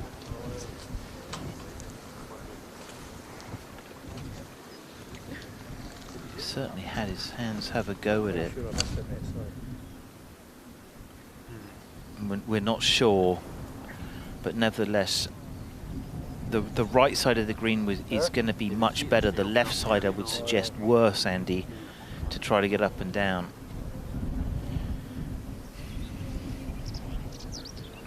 There you go. Watching RNA TV on her phone, no doubt. The live feed. Here we go. It is a dramatic piece of the country, isn't it? Beautiful. Let's take an aerial look at this hole whilst we work out where Dominic Clemens' ball is. We think Clemens over to the left as we look, probably either in the bunker or to the left of that in the long grass, and then Olazábal has remarkably come to a halt between the latter of these two bunkers on the right. But it's a hole where you think you've got a great birdie chance, but it can so quickly go wrong. And talking of these bunkers, let's head down to Iona Stephen, who's got a closer look at them. Yes, thank you. This is just match play for you guys. Unfortunately, we've got one in the bunker, one in between, and Clemens is a plugged lie, so it's going to be a lot of work. The good news is, as Simon said, this is the right side of the green to miss it on, and he does have green to work with. And these players are so skilled. They faced everything you possibly can face out on these links, and he will have practiced this shot. There's different ways you can play it. Some people hood the club, some people opt for more loft. Looks like plenty of loft in the case of Clemens, and he's going to power everything he's got through this.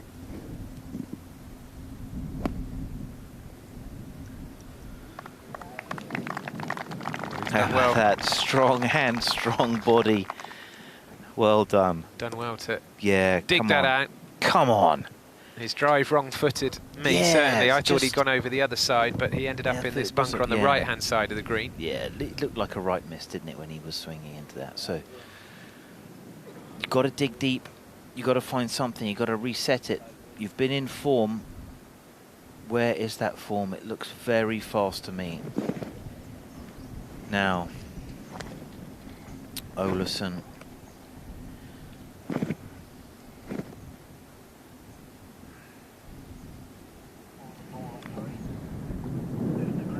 Such a good shot, isn't it? Such a good shot. Such a perfect shot. Great hit on the ball. They could tell exactly that first bounce. That is 6 up. And Olazábal has got one hand on the Amateur Championship trophy. Amazing first performance. He's come out of the clubhouse and he means business. Have a look at this. Such a great hit. See that club shaft released.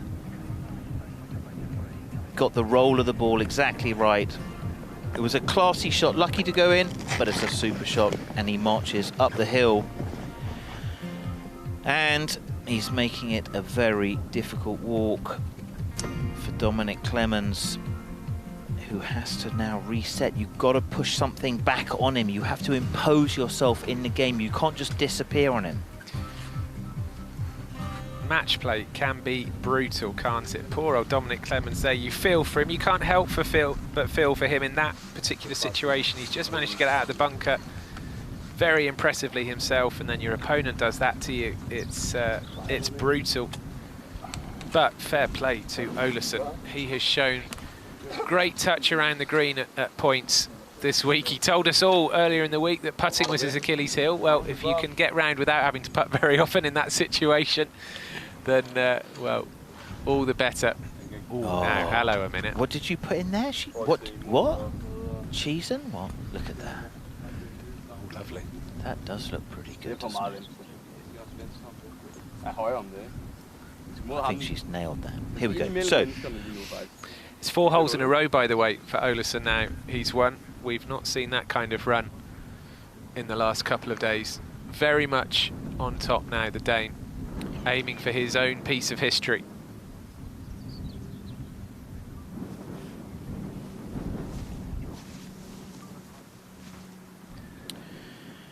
interesting Somebody's strategy phone going here. off there, I'm afraid. So there's a bunker up the left, but it's only 260, so it's more of a run-out bunker. So I think this is going to be pretty close to those front traps. 370, I guess this is wind across, so gonna go take it across the dog leg, deciding to keep up the aggression.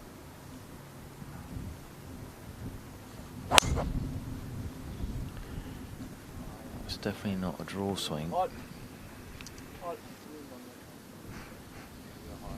Okay, so just past the trap, I think, on the left side. So now got to do something amazing. It's going to be all about the good shots. And that is a good swing.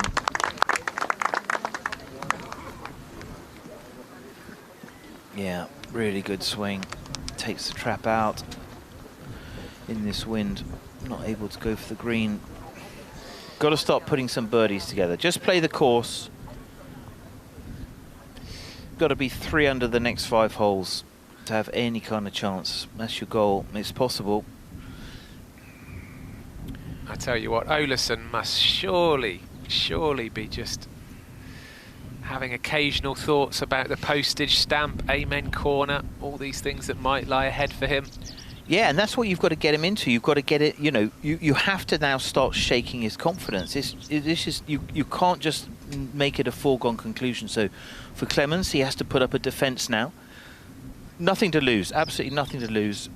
Got to hit some really classy shots. So it's not about hitting a bunch of nice shots, to get it some winning shots.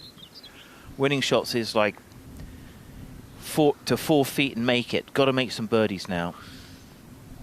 If Olazábal himself isn't thinking of those things, and I imagine his family and friends back home or wherever they are, maybe over in the US, who are watching with us, they might start to think about trips to Troon and Augusta. I know it's still a long way to go, but those are the exciting rewards up for grabs here, as well as the Amateur Championship title. You wouldn't be human, I don't think, if you weren't just allowing some of those thoughts to creep in now, with a 6-hole advantage, 13 holes to go, including this one.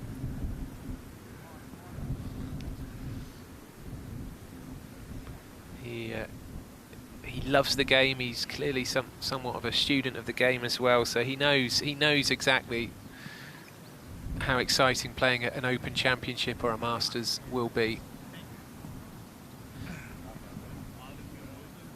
We're not writing Clemens off, though. He's a very talented young player. He wouldn't have made it this far if he wasn't, but 6 down, it's a mountain. It's a mountain to rival some of the mountains around Ballyliffin. Right, what kind of lie do we think Olazábal's going to have here? He's just throwing away some of the loose bits of grass around him. Iona can actually give us a better idea of what Olasson's lie is. Iona. Yes, I certainly can. And when luck is on your side, it's just on your side. And again, pretty lucky for the Dane down this left-hand side. He is playing some supreme golf out here. And sometimes you need a wee bit of luck as well, but the ball is lying just fine, not in the thick stuff. And he's got a very good angle to this green, flagging that back left portion, and the wind direction, we're straight back into it. So he's going to have a wedge in his hand, and you've got to be careful of the ball spinning up into it. It's all about controlling that trajectory. He's definitely going to need to account for at least 10 or 15 yards, and it is quite tough to judge things when you are coming out the rough. Lots of conversation between him and his caddy Jamie. They are a great team. It's a really important shot. Just find the heart of the green, leave yourself an uphill putt.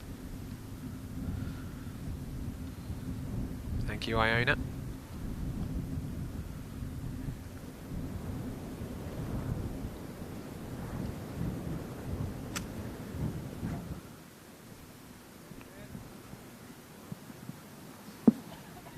Oh, it came out hot. It just came out a little hot. I have to say though, all of the bunkers are around that sort of front quadrant, like horseshoeing the front. Now, okay, half an open door, Dominic. You have to react to this. Good shot. Okay, okay. Yes, okay. Much better. Much better. Yeah. Got to now knock that in. You've got to put a little bit of a needle in the Olasson balloon. It is flying too high at the moment. There they are. What entertainment they've given us so far. Comes down to what's going to happen on the back nine. A massive momentum swing will be needed. Because Simon, it doesn't need to be a flamboyant recovery, does it? It can be it can still afford to be a sort of slow and steady, gradual recovery. He's got enough holes. Yeah, you are right, Andy. It doesn't have to be an explosion. If you can just start to put a doubt, right? You know, Dominic has to have hope, and he has to start to take away momentum from Olasson for this to be a contest over these last 4 or 5 holes, the finishing 4 or 5 holes. Otherwise, at 6 down, you start to take on way too much risk. You're looking for miracles, and miracles don't happen under these kind of situations. So any kind of chink in the Olasson armory has to be exploited, and then you've got to make Olasson start to question, oh, am I really going to win this? Is this going to, you know, that's the sort of process you've got to have. So very good tee shot and second shot from Clemens. Exactly what he needs underneath the hole. Great views of the situation here. So just a little, almost like a little punch chip shot here. Just control that first bounce, let the ball release down like it's a putt.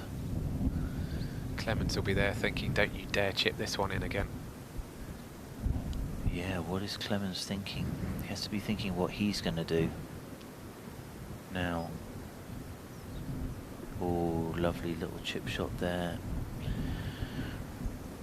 Didn't quite get it to release, so certainly, here we go. First advantage.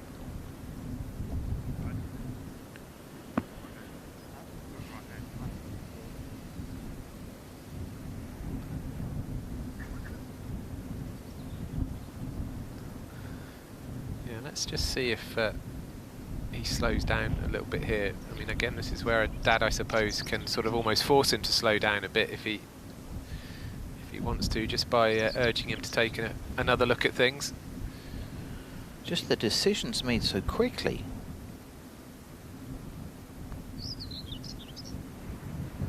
I'm not convinced that this is the right pace. You know, maybe just a bit of fatigue or something, but you know, and we don't know how he performed. We don't know how his routine was when he won a Muirfield. So there's magic in there, and there's a lovely smile on the face, but just mishit that. Come on. It's a wry smile, isn't it? He's yeah, but it's like, this is you've got to put up a stronger attack than this. I mean, he's off, isn't he? He's stopped now, but I think he's bubbling in there. He's simmering in there. I think it's a bit of a brave face smile, I think, from yeah, but you've got Clemens. time. This is not done. You've got time. Yeah, I mean, he might be about to win this hole if Olazábal misses this. But I can understand the way he's feeling.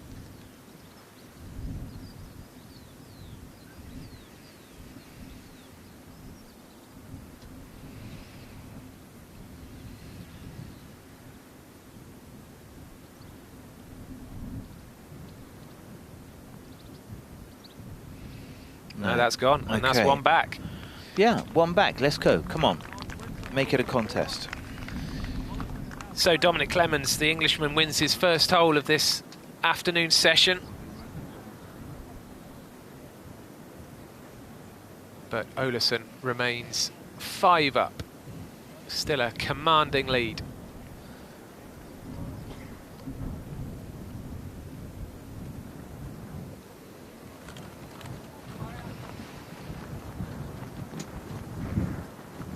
So he does not hang about.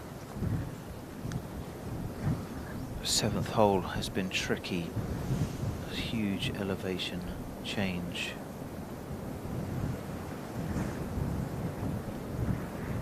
What is he thinking? He's just won one. I'll tell you what, to tell us a little bit more about the difficulty of this hole, let's hear from Iona. Yes, I'm just tucked in behind this 7th tee box, and no surprise, the Englishman is first to arrive. Goodness me, is he quick. And I do love quick play. It's great to see a player that's playing with instinct and not overthinking things, but I'm pleased to report he's having a bit of a snack. And energy management is so important, particularly as we head deep into the afternoon. This stage in the game is managing the energy in the tank. And this 7th hole demands everything. So exposed. We've been talking about it all week. You can really feel the wind blowing in from the right hand side and into your face. It's hurting at least 10-15 yards off the right hand side. 174 yards is the number, and they've been here before. Didn't quite go their way this morning in terms of finding the putting surface, but you want to send one out to the right. Plays 21 yards down.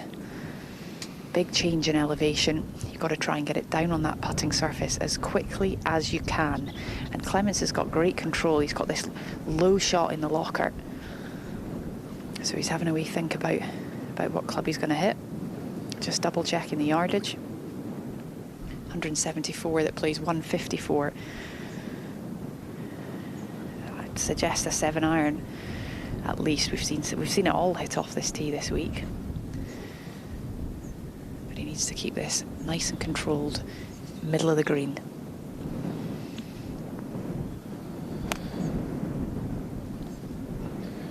Well, it's one of the signature holes on the Glashidi links. Oh, it's a bad kick into the bunker, but it was never online anyway. Just look how high up they are when we look back towards the tee. This is the hole that gave George a nosebleed on his walk around the course earlier this week. It's an incredible drop down to the green. A spectacular vista for all of the spectators who made it up alongside Iona at the top of this hill. The water on the right really only in play if, in the case of Olazábal, you do a terrible hook.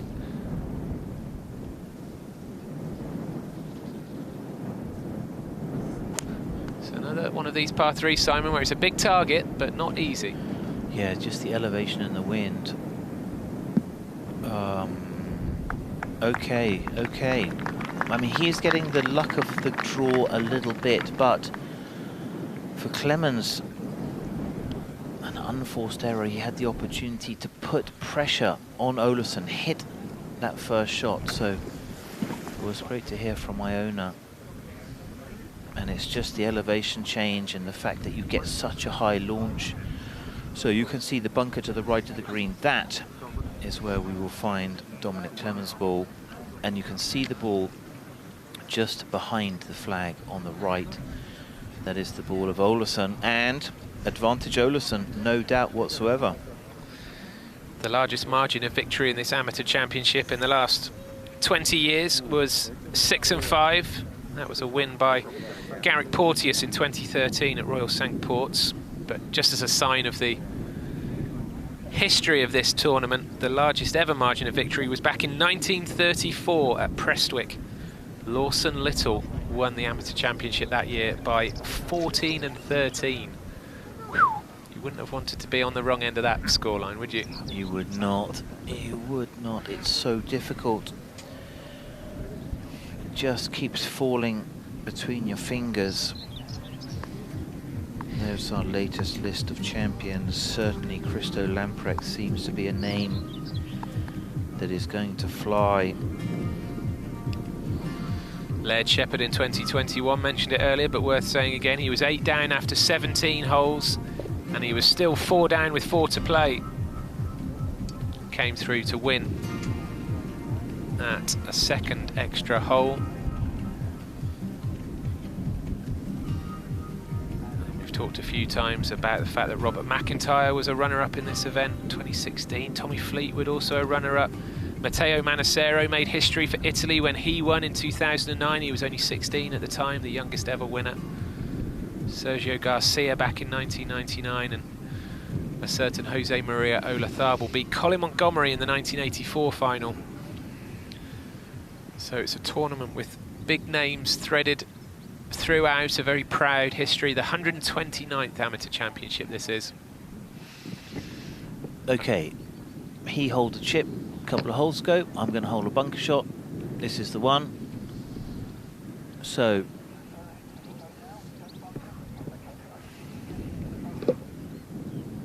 ...60 paces. Just waiting for some guys behind the green to pause. Does the right thing, resets. Come on, needs a great shot here. Quite enough carry. Oh, very good actually. Come on! Thought that wasn't going to release out, but that was superb. That was the right shot. That looks like a dead 3. So now, and he can putt it, or he's thinking about putting it. Is he going to get the nod here to pick up the ball? Yeah. He is. Okay, so guaranteed par. He's fighting. Yeah, it's too precious, so precious to be the amateur champion, and all of the doors that opens, you have to fight. That was a great recovery bunker shot.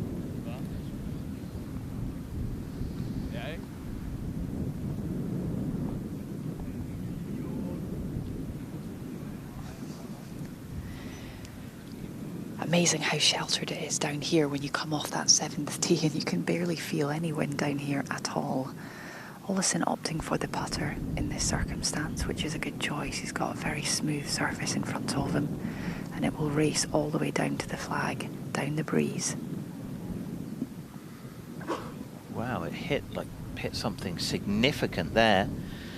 Doesn't look to have disturbed the pace, but certainly threw it pretty far right. He's going to be asked to knock that one in. Lady there with the Royal Portrush Open jacket on from 2019. And the Open will return to Portrush next summer, just along the coast from here. I dare say plenty of these people were at that Portrush Open 5 years ago. What an occasion that was. Yeah, golf fans. It's a love of the game, it's a solidarity.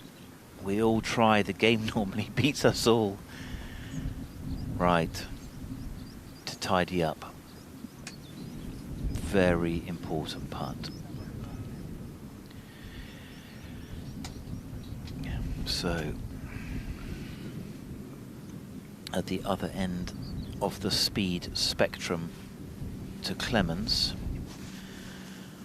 Got to think this is inside the hole.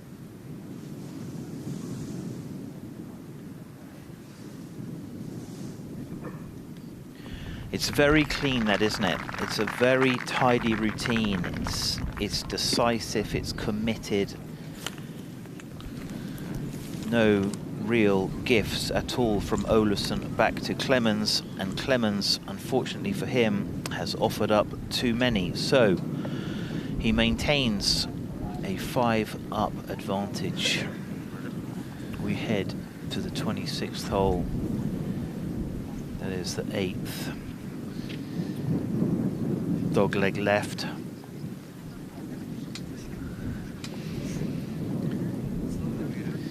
I'm sure if George was here in the commentary box right now, he'd smile when I say this, but 5 up with 11 to play. The number of holes are just obviously reducing steadily. Yeah, that's what he's got to do. So you can see him working on that swing, trying to get those arms down.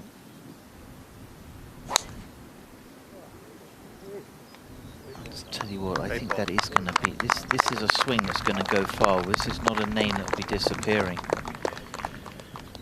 Not sure where that came down, but it's a very good action. It needs perhaps to be refined. Still just a young guy.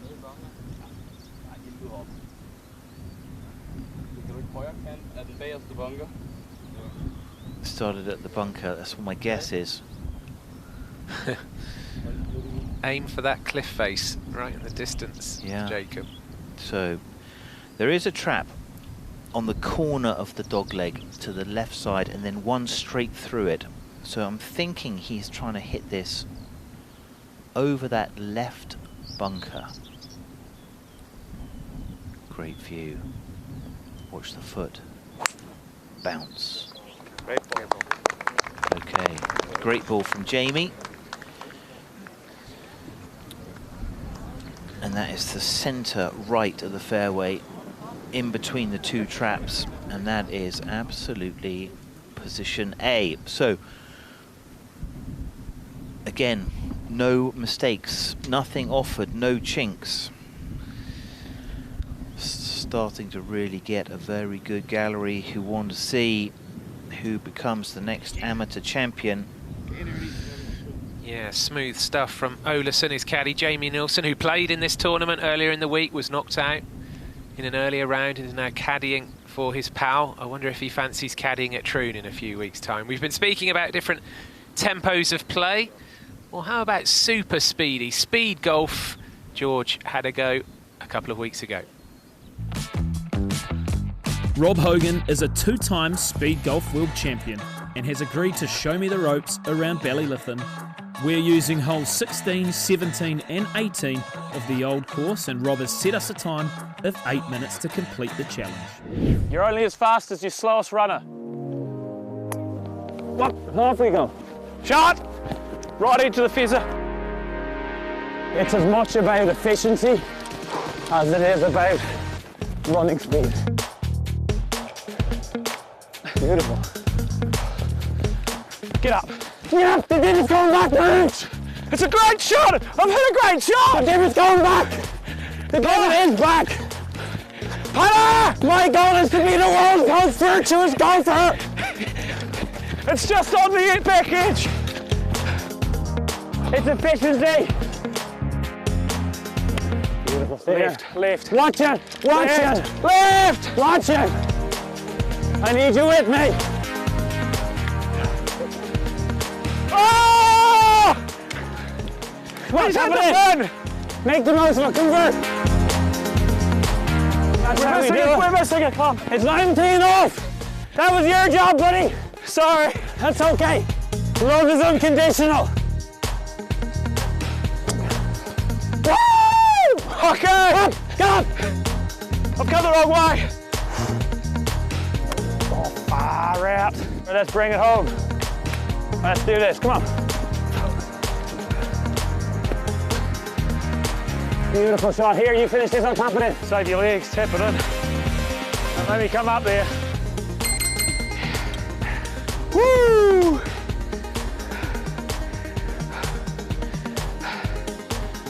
Clinical. Here's to the open-minded. Here's to the virtuous. Yeah! Come on! Well, there you go. Speed golf. I think Dominic Clemens has been watching that VT a couple of times this week, but fair play to Graham and Rob for playing the last 3 holes in under 8 minutes here at Ballyliffin. Back to the serious stuff now, though. Second shot for Olazábal from A1 position on the fairway. And that's okay. That's all he needs to do. That is all he needs to do for the remaining holes. Just centre of the fairway, centre of the green. And the Amateur Championship title will be his. Here is Clemens, hitting straight away, of course. Doesn't take any pause, and that's just a knockout into the fairway. He has found the short stuff. But again, it's advantage Olazábal onto the green in 2.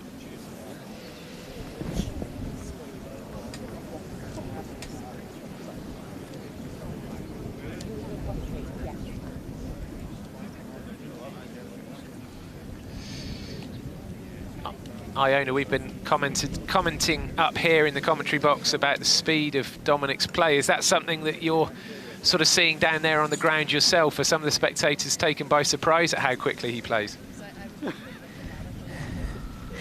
Oh, I don't know, Andy. I think they play pretty quick in this part of the world. It's nippy in the air, and you just sort of come out here and it's a race to the halfway hut. That's the style of play. But for, you know, this standard, they're basically professional at this level of the game, and he does play incredibly quickly.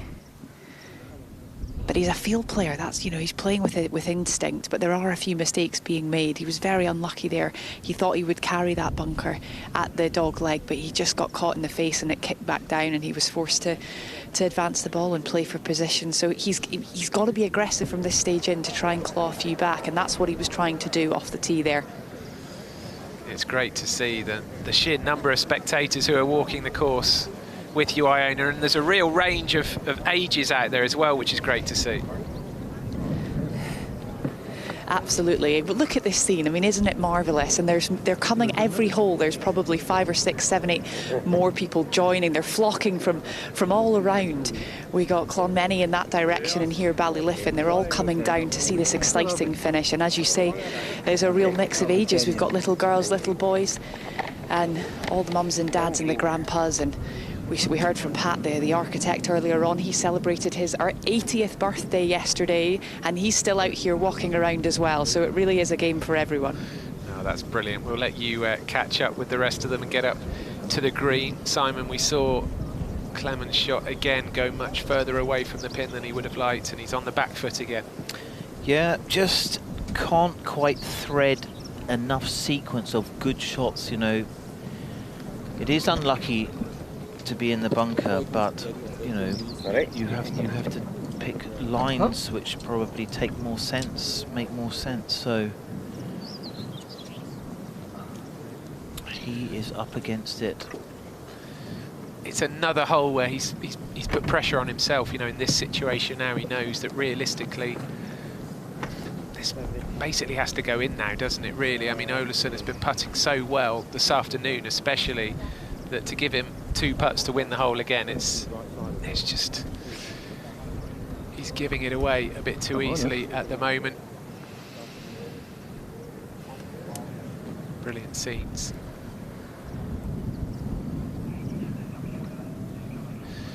Here we go then. 5 down. Come on, get there, get there, get there. Ooh, that's what he had to do.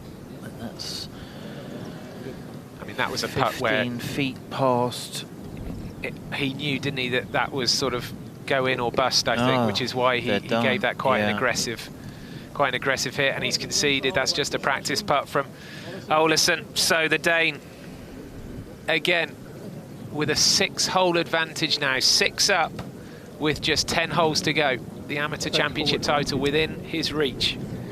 Yay.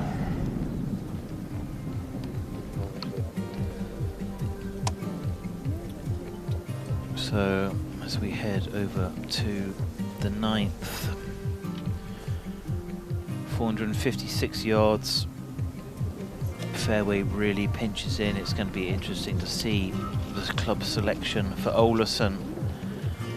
He can be safe. For Clemens, what does he have to do? Does he have to take on those traps? You know, the more aggressive he is, the more risk he takes on. But he's going to have to gamble if he's going to turn this amount around. There it is. So you can play short of those traps. I'm sure that's what Olazábal will do. Or you can try to take him on, which is maybe what Clemens has to do. There you can see there's plenty of room to attack anything on the back and the right of that green. Those two bunkers, as long as you're coming from the fairway, short of the green, will not come into play for our players. So Olazábal has the honour back. And Clemens, he has to find some kind of a spark, or this is going to be mission impossible. George Harper is back in with me. Back where I belong, Simon.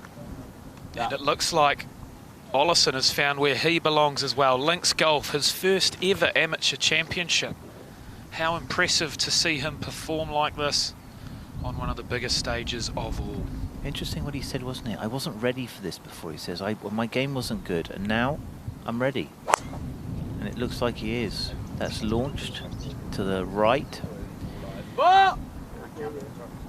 Okay. In between the two sets of traps and out of position, and now those two front bunkers really do come into play. Now, take advantage of the mistake. Come on. The low stinger. This 9th fairway. It's his go-to shot, isn't it? Cruises in. See, there's a huge slope on that there left we side, go. funneling into the middle. Yeah, it's really well played. I like that shot.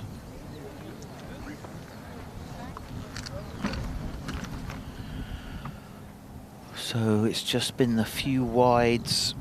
Olazábal has been fairly clinical. Certainly not spectacular, but he hasn't needed to be.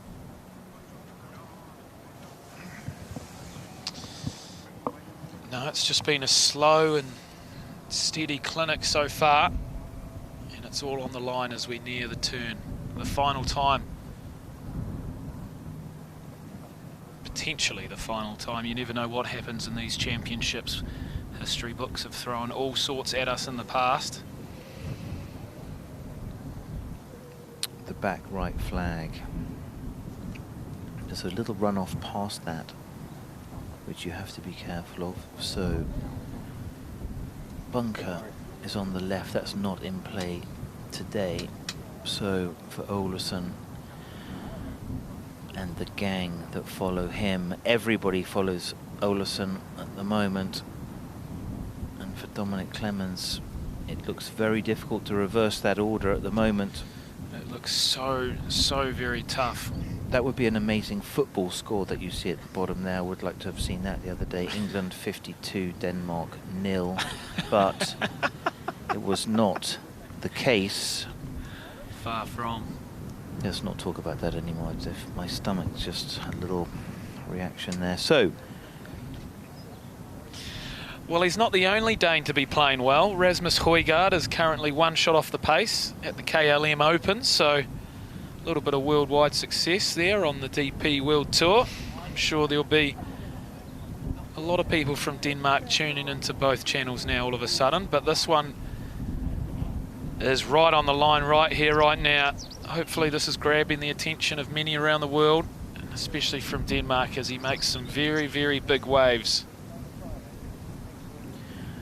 Yeah, taking a little snack. It is really a marathon. You've just got to be able to manage your body. You've got a lot of nervous energy, but you need to be able to keep yourself hydrated. And lots of little snacks. You mentioned snacks. I've got some inside oil that throughout the match play stages, Dominic Clemens has actually been having an ice cream at the halfway stage every single day, and his routine didn't change this afternoon, so it's been working until maybe now. But there's a superstition that he didn't know he had. I like that. It's a freezing cold day. Anyway, here we go. Ball below his feet. That's going to make it more difficult for him. There are two big front bunkers. That's going to make it difficult. Got to get that carry. So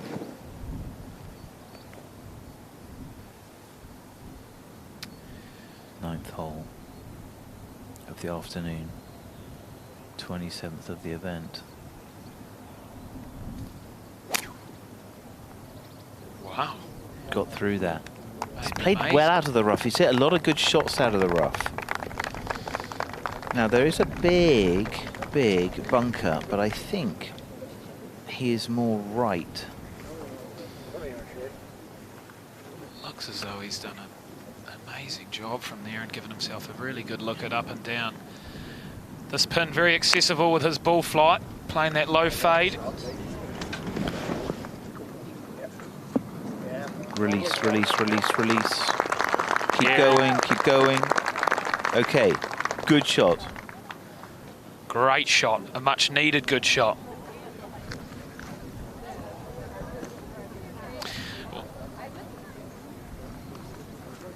Almost reminds me of a Wyndham Clark type ball flight.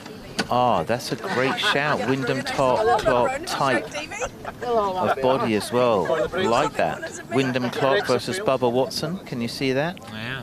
So. I like that Bubba Watson one as well. But look at that pin height.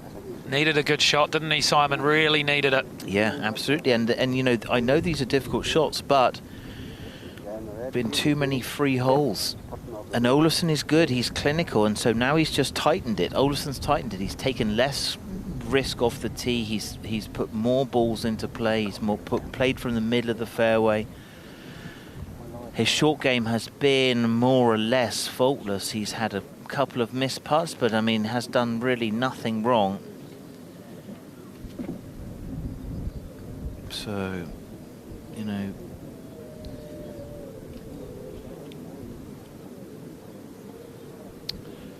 look at that. The crowds have gathered. Ballylytham is booming.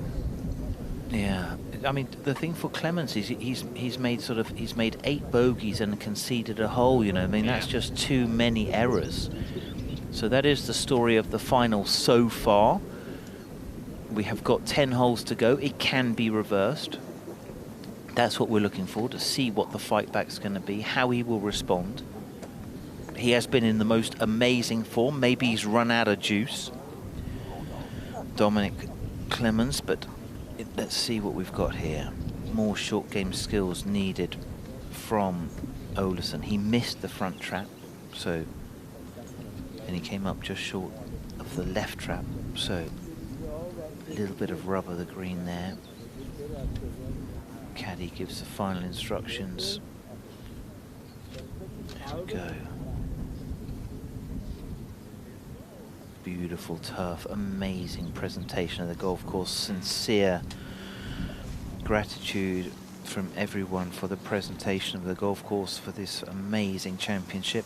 It's the Amateur Championship, it's the match.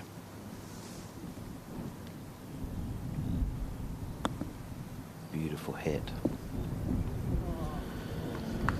Little stun chip. Good response. I think that was a difficult shot. He will need to make that, you would think, to half the hole. So we don't know how long that is. 8 feet.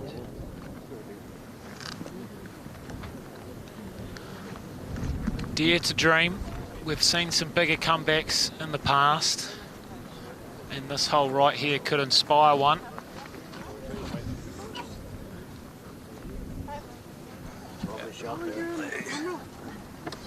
Starting to line things up a little more.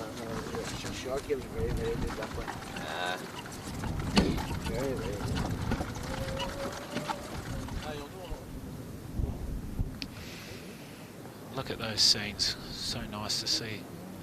No ropes. It's got to go. It's got to go. It's got there. It's in! Huge moment. He's pumped up. A vital win for Clemens at a vital moment. Yeah, that was exactly what was needed, wasn't it? This is beautiful. Good tee shot. Crucially, good second shot. Gave him the chance. And then the putter goes from ice cold to slightly warm. And we go into the back nine of the final day of the Amateur Championship. Wow. The man who just had a big moment. Let's go talk to him now while he's on fire.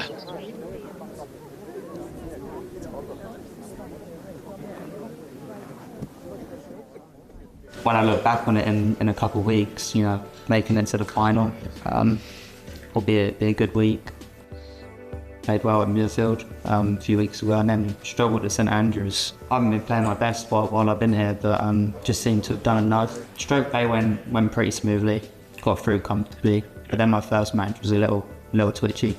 I was down most of the game actually, hold a putt on 17 to stay alive, and then hold a 24 on 18 to take it to the 19th hole. So if I didn't hold them putts, I wouldn't be sitting there now.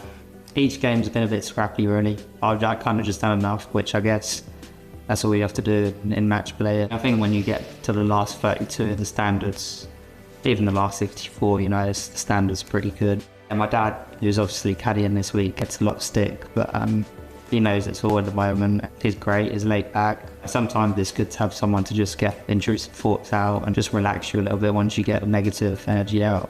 I wouldn't want anyone else, you know, on the bag for me.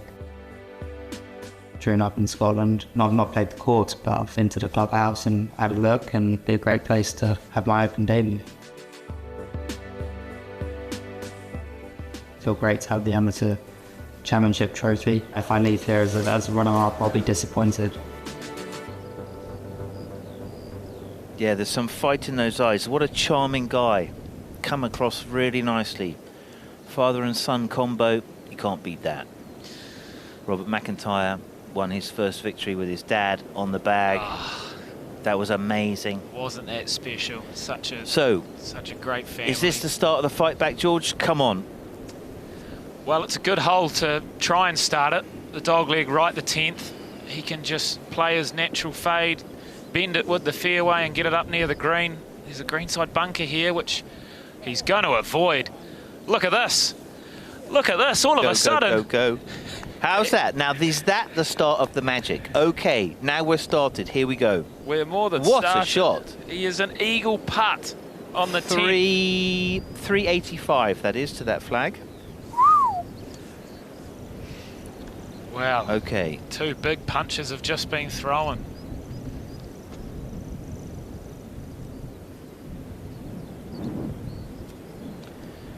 My goodness. Now, he will not know, Olazábal, how close that is. Can't see the green. Plenty of speed on that. Slightly too much draw ball. Oh. Don't keep walking. Turn around. Turn around. So by that clump it was, went straight in, didn't it? Yeah, if anyone needs help, just come and give us a call. call. Wow. This could pretty quickly become 4. Yeah, but that's what you've got to have. You've got to put some good shots out there. You know, you got winning shots. You need winning shots, and he's got the capability to just hold his own. You don't want to sort of leave the tournament going, on the last day was rubbish. You know, that's not what you want.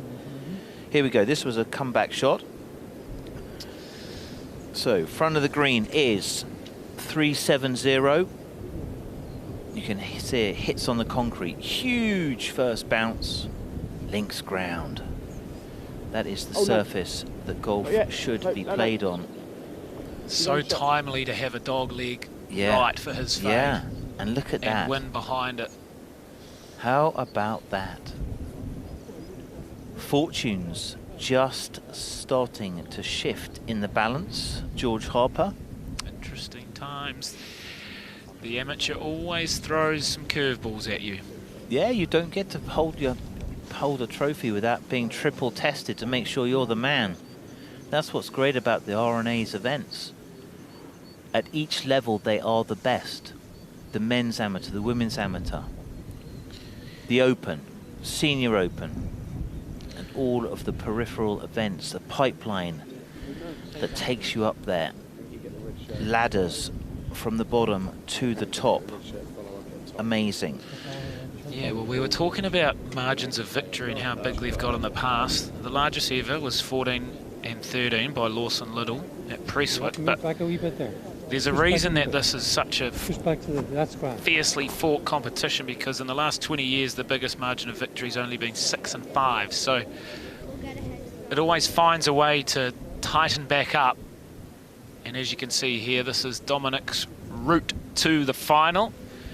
For me, the most impressive one there was James Ashfield, 4 and 3. James was in fine form himself, a Walker Cup player, and well, he quite frankly dealt to him, didn't he? Very impressive victory, and then a hard-fought extra holes against Shergan. But after that amazing tee shot, Iona is way down there. How amazing would that have looked? Oh, absolutely incredible, George. And really, you do feel a turning of the tides, a shift in momentum. It was playing straight down the breeze this hole, so very inviting just to grip it and rip it off that tee. Meanwhile, for the Dane down the right-hand side, we have found a ball. Now, because we've had so much rain out here, there are parts of this golf course that are very soft, and there's a ball down the right that's almost semi-plugged. We're not exactly sure. We need him to identify it as his own ball. But if it is his ball, then he's facing a rather tricky shot, while the Englishman is sitting neatly below the hole. Yes, we've got to remember that for it to be plugged, it actually has to have broken the surface on the ground. Now, there's a lot of moss and a lot of moisture in the bottom, so you'll see the referee using a tee to get into the moss and check if he can slide the tee under the ball or through the moss surface. So more often than not, unfortunately, you won't get relief from here because it hasn't broken the surface of the ground. It certainly didn't appear to bounce, did it? So that doesn't look like it's an amazing lie. It doesn't look like he's happy with it. His opponent is 15 feet underneath the hole for an eagle, so we'll give him the birdie. Olazábal surveying his options. Clemens and his dad contemplating the comeback, because it will be some serious comeback. We love a contest here at the R&A. We like to triple test our champions.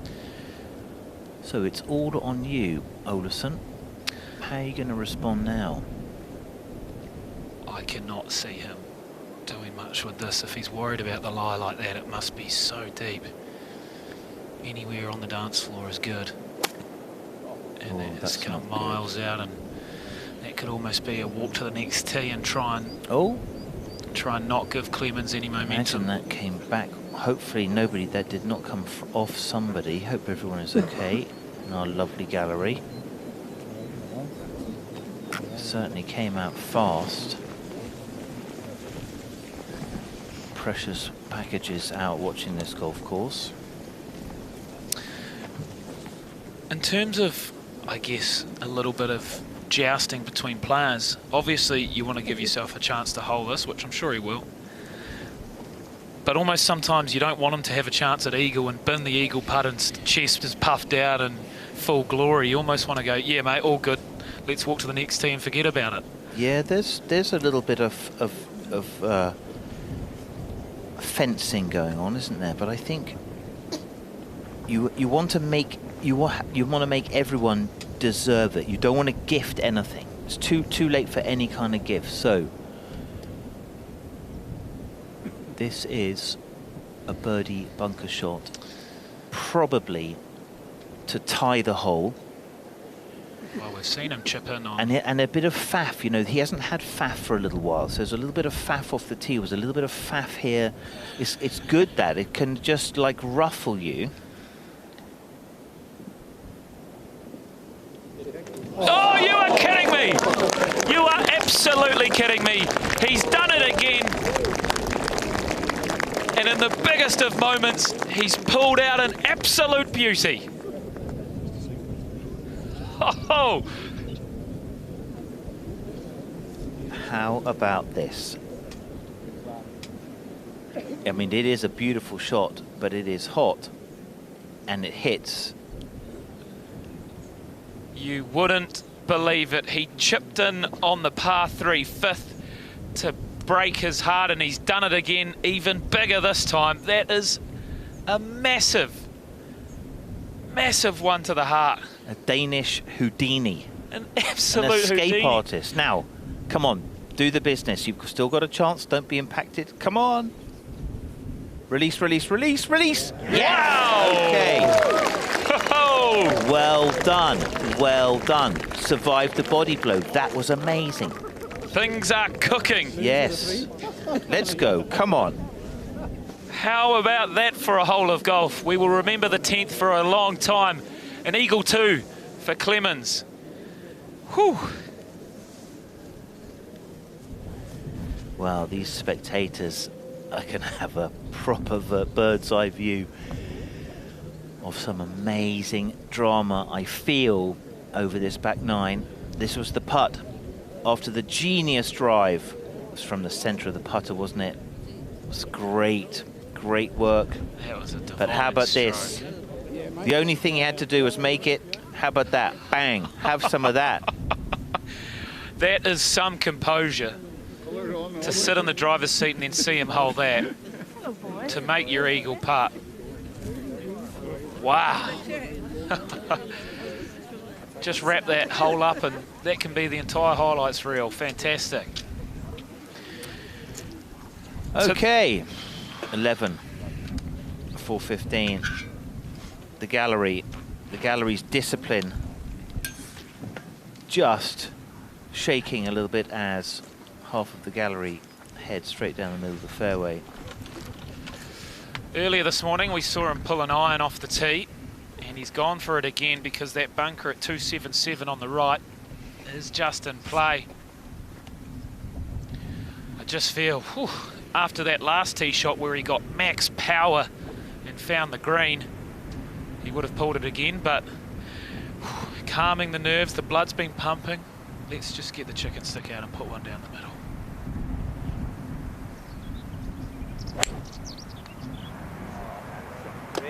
Wow.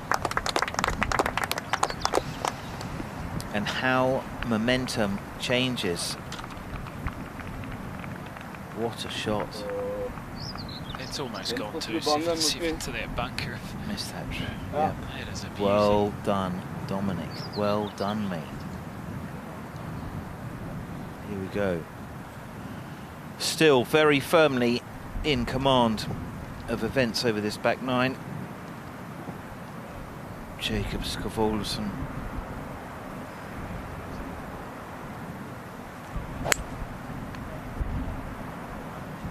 Maybe a hair too much up the right. That's been the mistake. Will it come in off the cush? What sort of a lie will it get?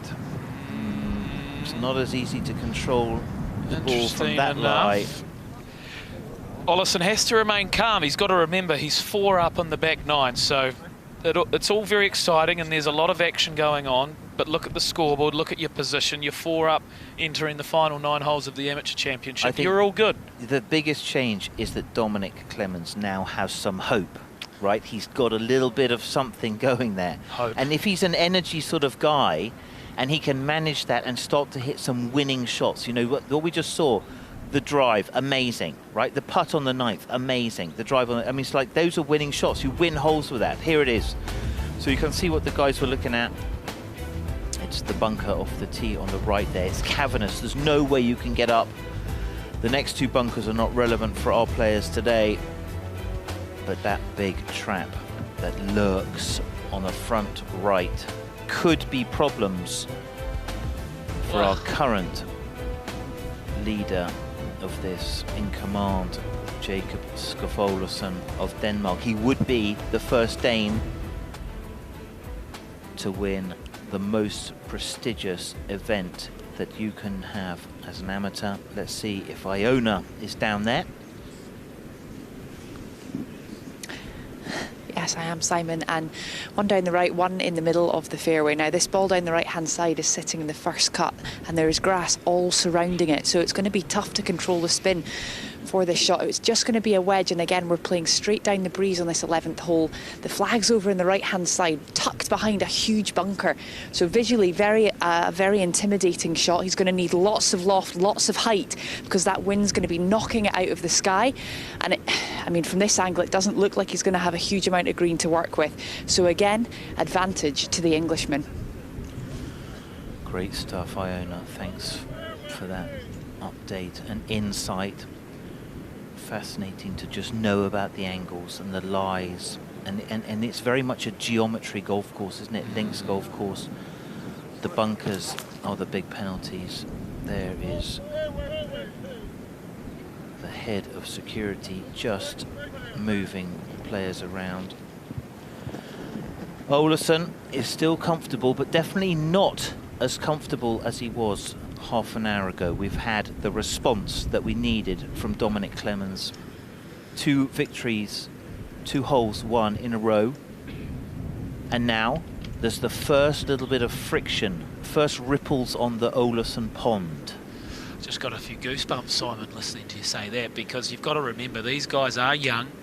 They haven't been in this position before with such big prizes on the line. 3 major championships if you are to get through today, as well as putting your name on the amateur championship trophy. So he might be comfortable, but he's looking at the finish line, and he's never ever visualized these rewards. So there is so much pressure on both golfers, and almost more now on Olazábal, because Clemens has nothing to lose.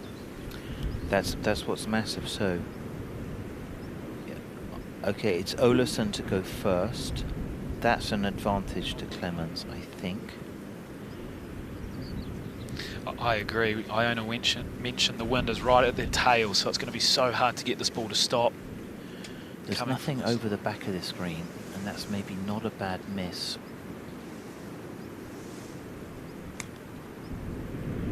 Try to use height to help him. What a shot. Wow. What an amazing shot. You can see how fast that is. That's as close as you can hit the ball to the hole. That's an incredible shot. Yeah, that'll certainly calm him down a little bit. Super high quality. Now, this has got to be 5 feet and in. He's had a good shot. Spin, spin, spin, spin, spin. Maybe a little bit too much flighted down there. Needed the height on that. I agree. Look to trap down on it and try and nip it, but with wind behind, that's a big ask. And remember, halves are wins for Olazábal here. Yeah, just halves take away wins. the chances. So, if you're a Clemens fan, you've got to be feeling as though that was a half of a wasted opportunity. You had to make a birdie there, really.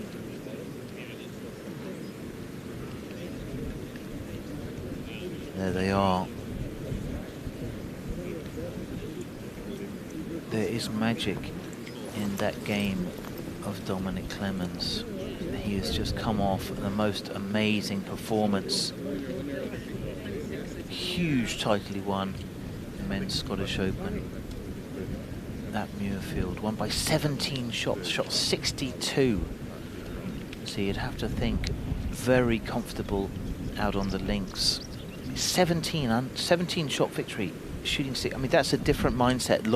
Very few amateur golfers ever have a performance like that. So, wow, the 62 he shot in the final round was a course record as well, I might add. A pretty prestigious golf course. Oh, tremendous, amazing. So now we're thinking that Dominic goes first here. And every credit to Olazábal. He's played a remarkable shot we heard from Iona, little kind of bird's nest kind of a lie, difficult to control the spin, hoisted it up, carried the trap, landed it softly on a downslope. I mean, just a remarkable shot. So, Olazábal is making it hard. How now are you going to respond? These are the types of putts where he wants to be aggressive, but he's also got to be careful not to send it flying past. Nice Come on, touch. take the break, take the break. Nice touch. It's okay. The wedge shot was from the fairway, was too far away. He knows it.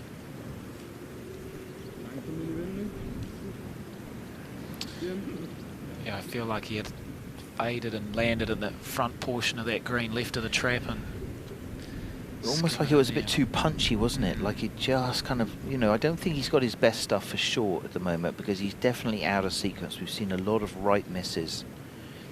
He's almost had to play like a little bullet fade. So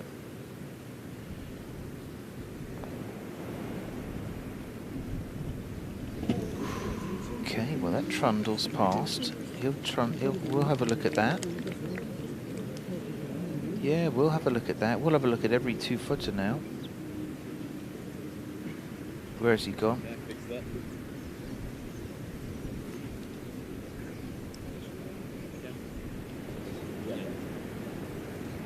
Just asking verification that he has the right to repair a pitch mark.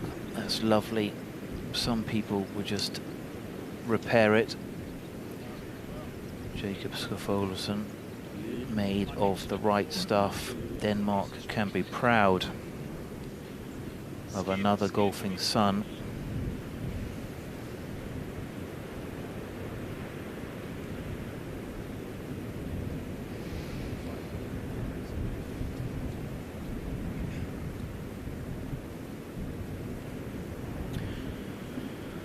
So, tidying up on 11.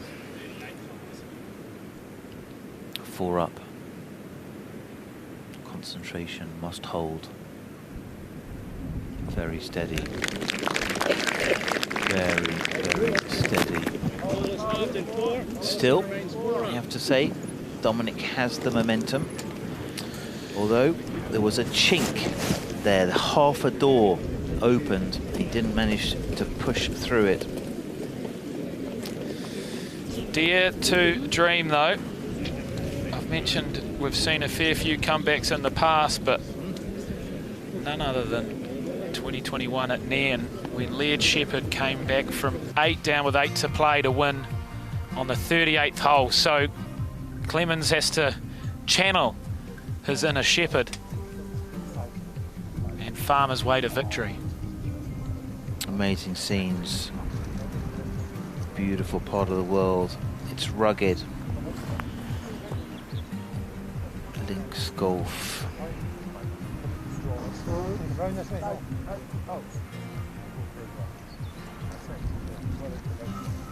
Always the scene of the Amateur Championship. Big group from Ballyliffin. And I think a little Gog Magog have come out to watch what has been a clinic. In the red shirt with the white hat, striding purposefully, is Jakob, and he has got an advantage. Here's the hole, George. It's a big walk from the 11th to the 12th, a very challenging dog leg right. Clemens mentioned that this is his hardest hole on the course. If you clear the corner, it's so difficult to hold the fairway, and then 2 bunkers and a runoff all the way from back to front. So you must get the yardage right, because if you fall short, it will trickle back down to the front of the green. They've put the pin just 12 yards on and 7 from the front, 7 from the right, just to bring that into play. So very tough hole,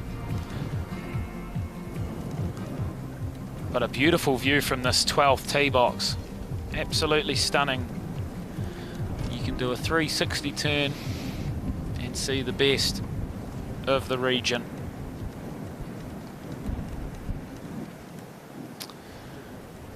I wouldn't be surprised if They both take driver over this corner here. Try and take those bunkers out of play. See where that punter is on the right, just out of screen. You've almost got to go at that angle, if not that golf buggy. Yeah, and it's interesting, you know, Olazábal has a lot more choices now than Clemens.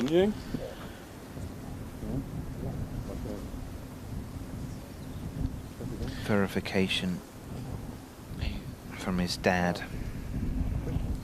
Look how high he tees this one up. Yeah, you've got supporters and then you've got your dad.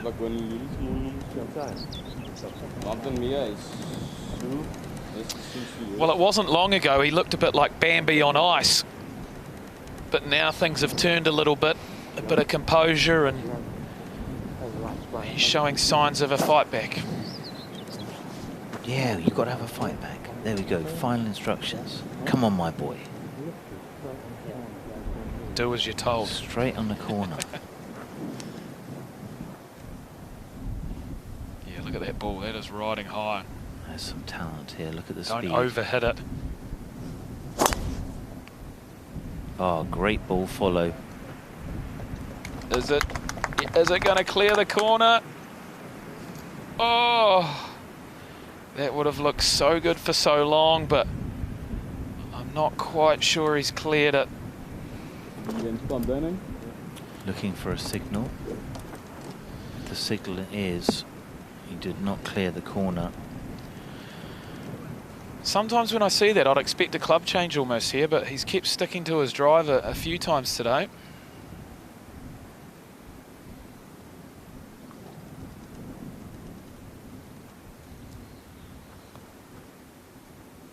Ooh.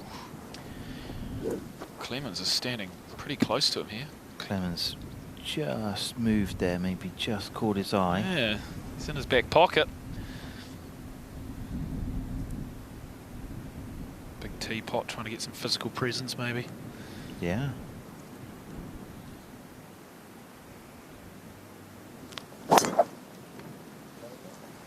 Didn't move early, didn't he? So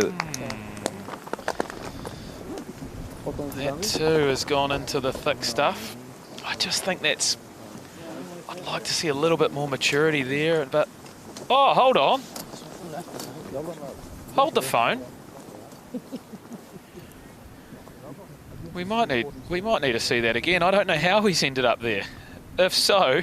Yeah, but we might have had a peripheral view there. Yeah. So that looks as though that's the ball that's got the line around it. So that is the ball. That's Olazábal's ball. Right, the cameras have confused me there, but if that is Olazábal's ball, that is a sensational shot, and why wouldn't you hit it? Yeah, it's only 450, isn't it? So he had every option possible off the tee, but he's stuck to his guns and looks like he's absolutely blasted it down there.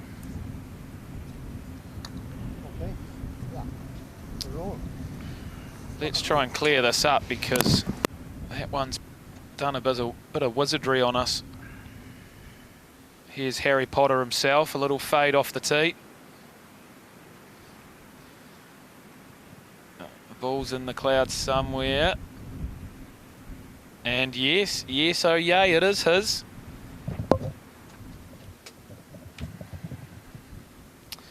That is a huge shot.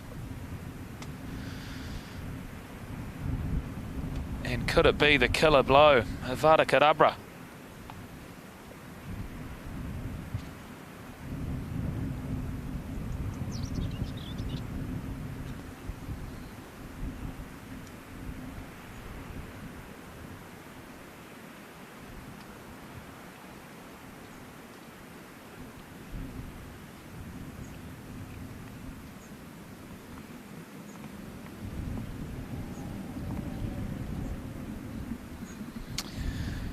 What a fantastic drive. He has bombed it well over the corner, and now it's all about where Clemens' ball is. Can he find it? Can he have some sort of golf shot? I own it. What on earth is going on down there? I can update you, George, that Clements is down the right-hand side, and it's a shame he's not left-handed, because if he was, he would have a stance at this ball. Unfortunately, because he's going to be playing as a right-hander, this ball is stuck up on a plateau and his feet are going to be way below him, so he's going to have the club almost up at hip height, not quite, which is going to make an almost impossible shot. It's just going to be a wedge. You can see he's coming in now. It's lying okay. Wind's coming off the right-hand side, and the flag up there, slightly elevated green, and the flag's over on the right-hand side, but it's really all going to be about the strike. Can he strike this ball? Can he get something on it? Going to be a lot of loft in his hand and require a bit of magic right about now. He certainly is. We just saw some magic from his opponent, but you're right, Iona, this stance is going to be funky. He's going to have to grip down his club a little bit. Wow, this is tough. This is going to go high into the sky. He's got to be careful he doesn't hoop this with the club face and go way left here. It's going to go so high off that. Yeah, and left he goes, but pretty good effort, to be fair. He's going to find himself in a bit of trouble, but he just could not do much from there, could he, Andy Stevenson? Another couple of feet on his drive would have made all the difference. He would have been in A1 position. It's a cruel game, as we all know, but it's also a wonderful game. And look at the pleasure all of these people and all of you watching with us, I'm sure, are getting from this Amateur Championship final, which has lived up to its billing so far. This is a huge shot, a chance to put the foot on the throat and end all doubt. Whoa, whoa, whoa, whoa, whoa, whoa. I mentioned there's a slope there. And he hasn't taken it into account. Still a very nice shot, and below the hole means for a relatively easy two-putt. I still can't get over that hole a couple of holes ago where Olazábal holed his bunker shot, but then Clemens responded with a brilliant hole-winning putt himself. They could stick that on a DVD and sell it in the club shop, I tell you. That was fantastic. Yeah, look at this. I did say there was a false front, and if you're going to spin the ball, you've got to play for it. And this is unfortunately just grabbed a little too much. But he has been very, very good with a wedge in hand today. If that hadn't spun back, that was 5 up. That was absolutely nailed on 5 up if it hadn't spun back like that. So, yeah, significant moments. Would love to know what his lie's like over that far side of the green, because it still could be 5 up.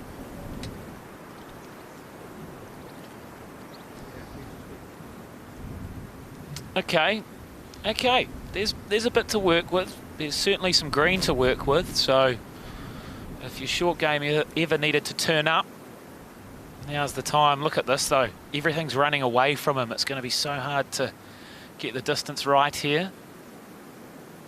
No glove. Pops it up nicely.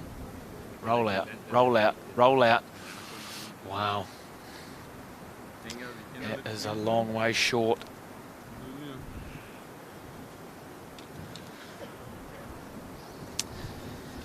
He's going to need another clutch putt, much like his eagle putt. But now Olazábal just has to lag this dead.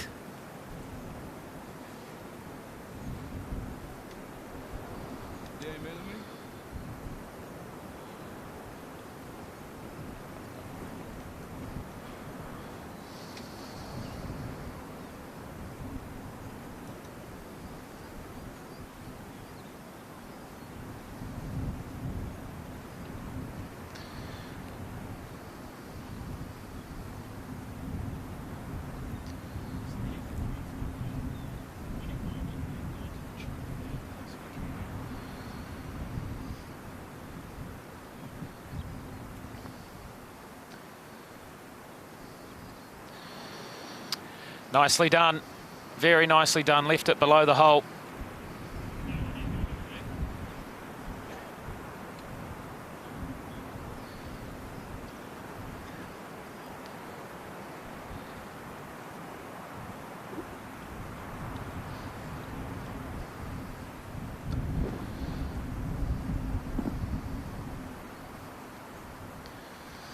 As George keeps saying, halves are wins at the moment for Jacob.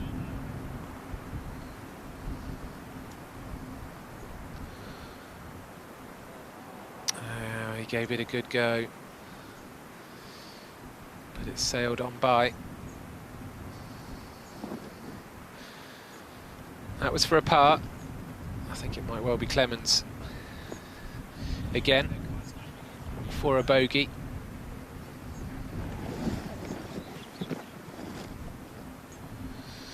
Okay, so make sure of the bogey, but Olazábal, you can see his marker, only a couple of feet away from the hole.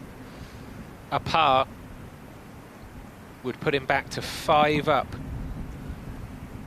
with 6 holes to play. 1 hand on the trophy time if this goes in. The maths is getting easier if you're a Denmark fan. This moment right here to make it 5 up with 6 to play. Ooh! He uses every bit of the hole required, but he strides to the 13th with a 5 up lead. The 13th, unlucky for some. Could it be the hole where Olazábal wins this amateur championship? 30 holes played today. 7 rounds of golf played before today.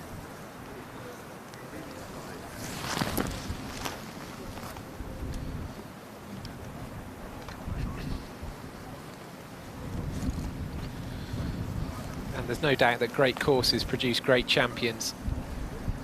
And whoever ends up the victor here in the next, well, the next couple of hours, in the next 20 minutes maybe, will be a great champion.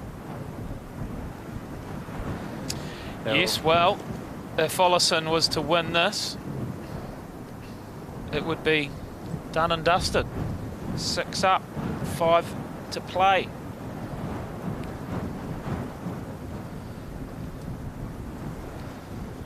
So for everyone at home, for everyone on course, this could be our final hole. Can Dominic Clemens extend this match, keep the fight going? It would be rather fitting with the most beautiful hole on the course here. Looking back over Glashidi Island. One more big drive, but he's gone left. Sorry, right. But the par 5 is almost a 3-shotter today, so should be manageable.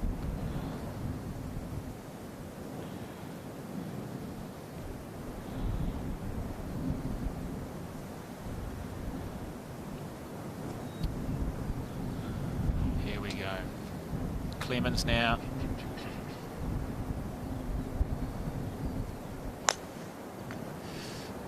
He has joined him.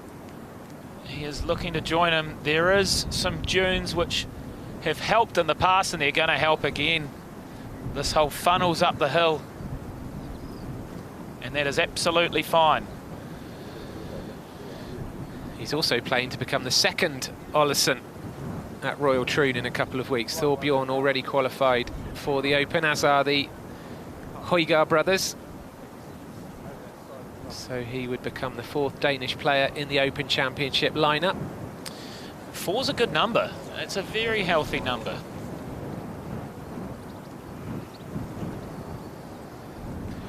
He's not quite there yet, but within touching distance, definitely.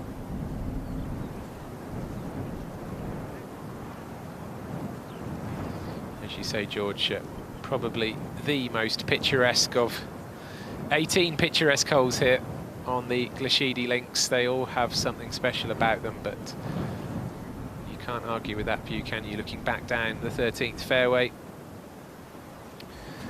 It's been absolutely stunning, and here is the 13th hole, cruising up through the gorgeous dunes. Those bunkers are sitting at about 250, so on most days they clear that, no worries, and then it funnels up get your hiking boots because it's a big walk up to one of the highest points on the Glashidi links. Now with that pin on the TV, there is a big drop off which goes down towards the front, but today the pin is 23 yards on and 9 from the right, which brings that back right-hand bunker into play. But here's Iona to give us a little rundown of the scenario. Thank you, George. Yes, this time it's the Englishman who's got a little bit of a kick off the back of this bunker, and he's in a very good position down there. He's looking at getting home on this par 5. In the case of Jacob, he's down the right-hand side, and he's just in some light rough. It's lying okay. You don't have to worry too much. There's a little bit of grass behind the ball, but he can get something nice and clean on it. The ball is going to be below his feet. He's looking to probably draw something in. He's completely blind to the green from here, and he's got around about 152 yards to the front of it, but it all plays uphill and slightly back into the breeze, so it's a long, long way to go for the man from Denmark. Okay, so the lie looks all good, but it's all about the ball being below the feet. Such a big shot up the hill, way up the hill. So he's going to have to potentially just lay up here, take his medicine and give himself the best chance of a potential par, especially when you're 5 up in the amateur final. Iona mentioned that Clemens' ball took a sideways kick to avoid the bunker. I think we just caught a glimpse of his ball up by a couple of the spectators at the edge of the fairway, so I think Clemens in good shape.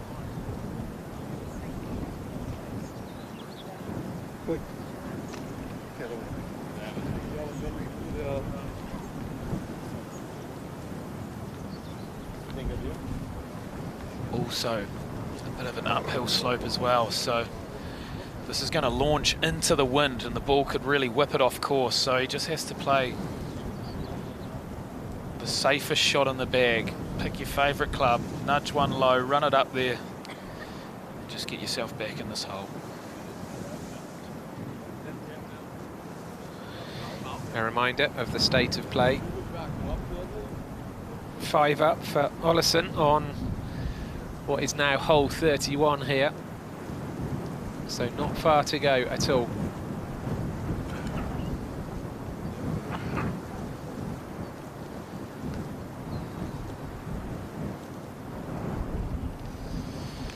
Deep in thought, Dominic Clemens just wanting to get on with things and play his shot. I think this is obviously one of the issues of being quite a quick player, that you're inevitably going to end up waiting a lot. His thoughts are probably quite aggressive about getting on with it. Take all the time you need, I say. You are in control. He's got 3 wood. Wow, he must be confident with the lie, confident with the opportunity here. This is a big play. This is a huge play with the wind humming into his face. Be careful, son.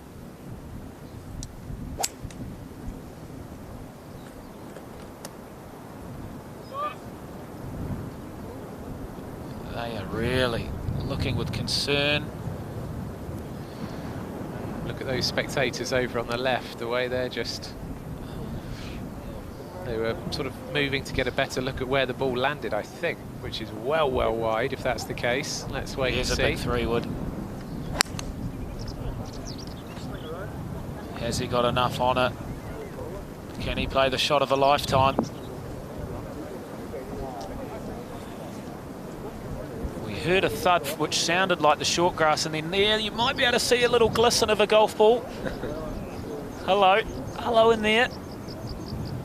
Looks like he can drop the club on that. I'd say that's a great shot. A little unlucky, but a good shot, a good opportunity.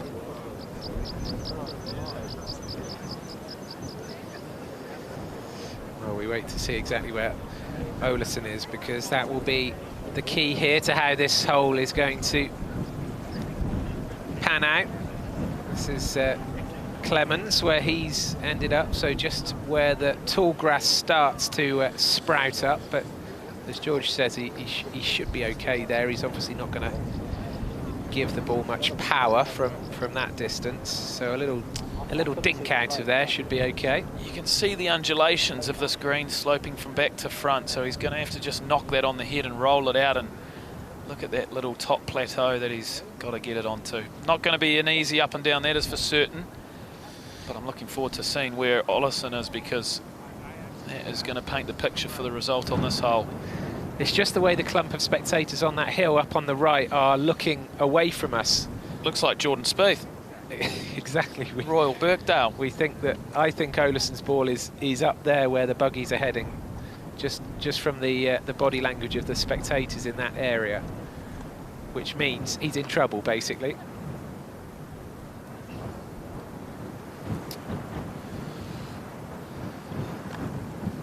I would be very disappointed if he's put himself in trouble here. Let's go down to the ground and see what we've got. Well, it's good news if you're a Jacob Olazábal fan, because his ball is lying A-OK. He is up here more or less on the 14th tee box. It's just to the right hand side of it, and it's lying pretty nicely, and believe it or not, he can actually see the flag from here, and he's probably got at least 15 yards of green to work with. Wind's buffeting off the right, so he needs to be mindful of that, but as far as what you could have found up here, there's lots of thick grass, there's hay everywhere. He'll be saying thank you to the golfing gods. Well, they say luck of the Irish. It is luck of the Dane. That is incredible.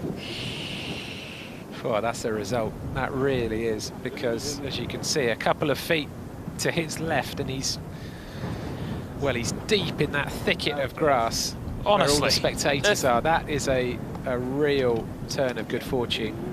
Let's flip that on its head. If you're Dominic Clemens right now, you are ropeable.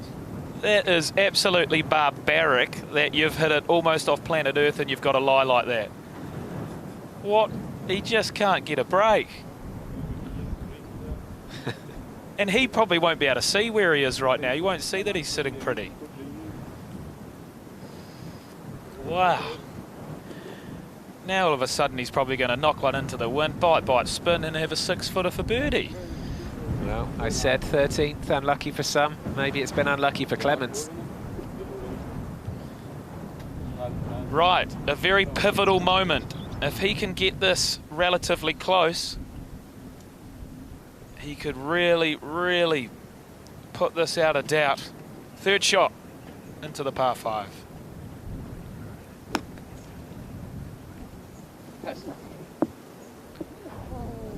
Oh, look at that. He's done all he needed to do. It needs to sit there. There's a little drop off, but from where he was after his second, that is very good. And now pressure is fully on Clemens. Oh, that was a chop. A chop out. Oh, he's not going to be happy with that at all. Wow. So they are both there for 3. But the problem is Clemens needs to be winning holes, and winning holes fast at the moment.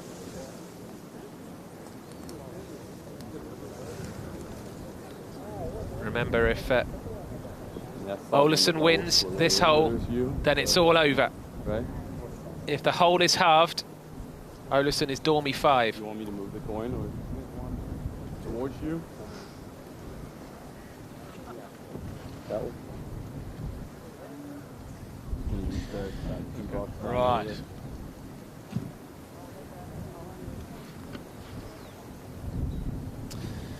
What a scenario we have on our hands here. The 129th Amateur Championship is all on the line right here, right now.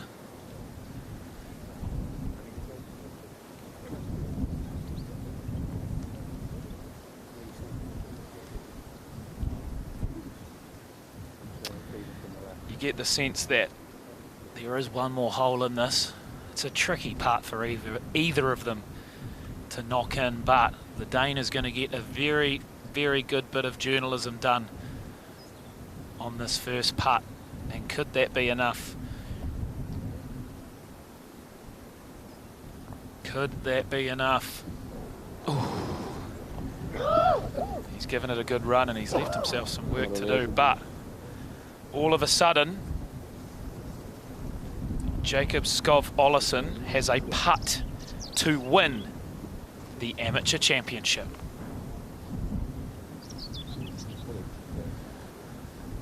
"288 players arrived at the start of this week, and it's been a pleasure to watch these two go toe-to-toe today. Andy Stevenson, could this be the blow?" We know it could be, don't we? Because he has knocked a few of these in from this kind of range.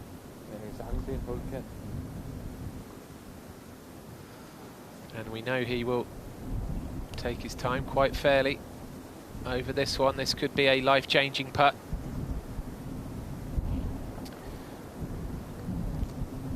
So many feet, so many moments he's made on the greens this week. He's chipped in not long ago from the bunker. He's got a superb highlights reel, and can he finish it in style right here? Taking his time. Olazábal to win the Amateur Championship.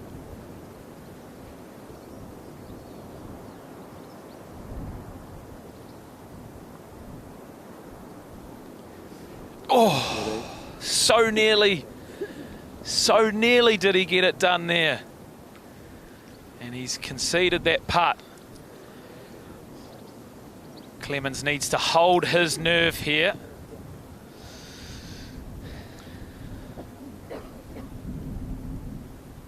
To stay in the match. Well done, well done. Thank you, kind sir, for sinking that. But that's a halved hole, which means Olazábal is 5 up with 5 to play.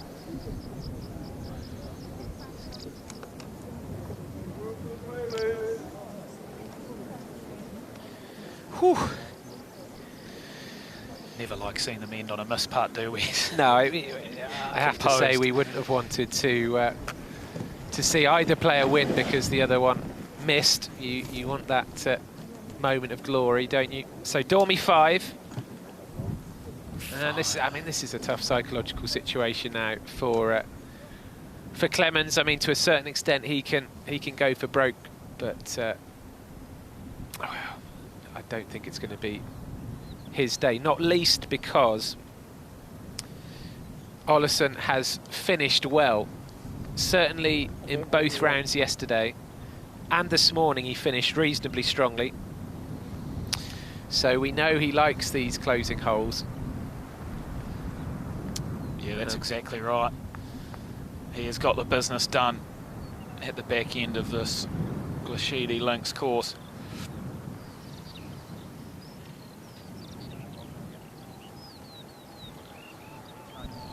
Beautiful par 3. He just needs to halve this hole. Chuck it in the middle of the green, take your 2-putt and force Clemens to do something tremendously special.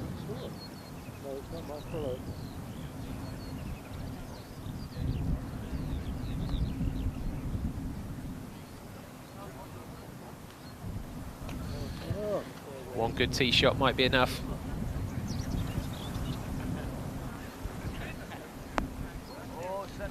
Sit down, there's a bunker here. There is a bunker at the back. And he is in it. Door ajar. This is hole 32 of the final. Clemens hasn't been ahead since hole 4. He won the 3rd hole this morning, and walking up the 4th he was ahead. But not since then has he been in front. So difficult with the wind behind them. And at the front of this green as well, which you might not be able to see on your cameras, the front of the green slopes away from the players, so towards the Atlantic, which means the first kick is always pretty dominant. So you've got to try and hug this back slope. He has slung this out to the left, fading it back. Is it fading enough? Nope.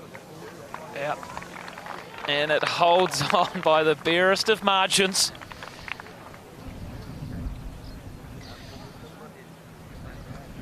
Aggressive line. You can hear the energy, you can feel the buzz around that crowd now. They know that something is very near happening. But the reality is, though, George, that you would feel Dominic Clemens may have to hold that.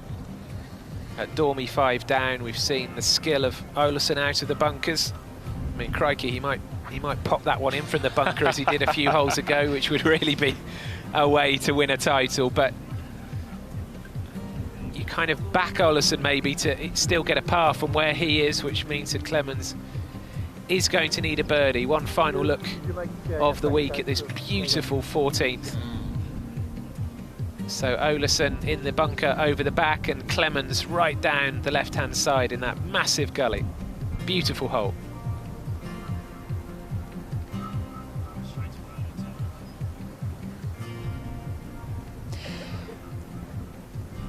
Jacob Olazábal through the back of this green and in one of these cheeky little pot bunkers. You couldn't really ask for a better lie. It's sitting up plump, ever so slightly on a little bit of a downslope, which is going to make it a trickier shot. And when he brings it up and out of this bunker, it's going to be landing on a downslope also, which means it's going to be pretty hot towards this flag. The good news for the Dane is he's playing back into the breeze, straight back into it, so he can be nice and aggressive. And we've seen some short game magic from him today already, so I expect much of the same coming up. Yeah, into the wind is the only thing helping, but as Iona mentioned, we've seen some magic.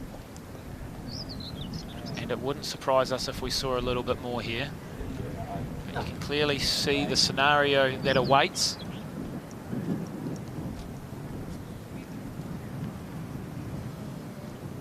You'd expect Clemens to make up and down, or 2 putts, so he knows the assignment.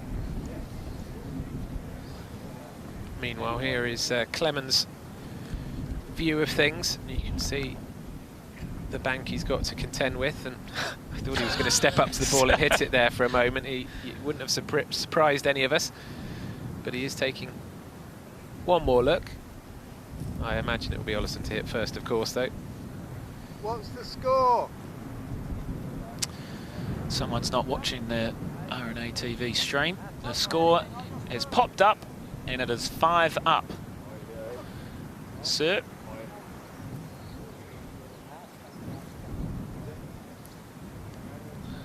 The kids have got a great view of this one, look. Wow. They could witness history here if this goes in. What's the score? Oh, we might not make it. 4 up, I think, also. 4 up. Needs to bite, needs to bite. Valiant effort, very difficult shot. Door is slightly ajar.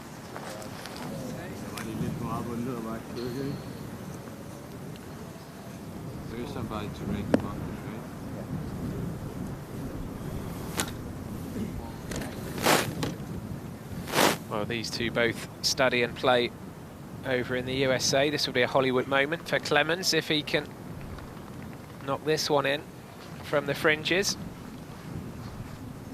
Take us to the 15th.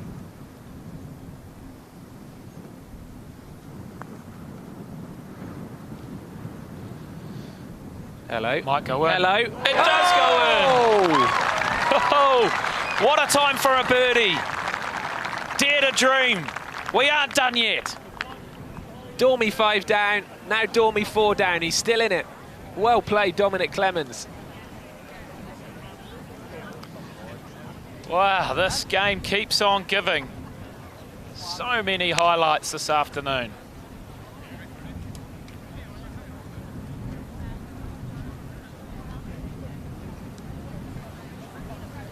Look at this, grabs the left edge of the hole and drops. Wow, a birdie of all birdies, but is it too late? He's starting to throw some punches back.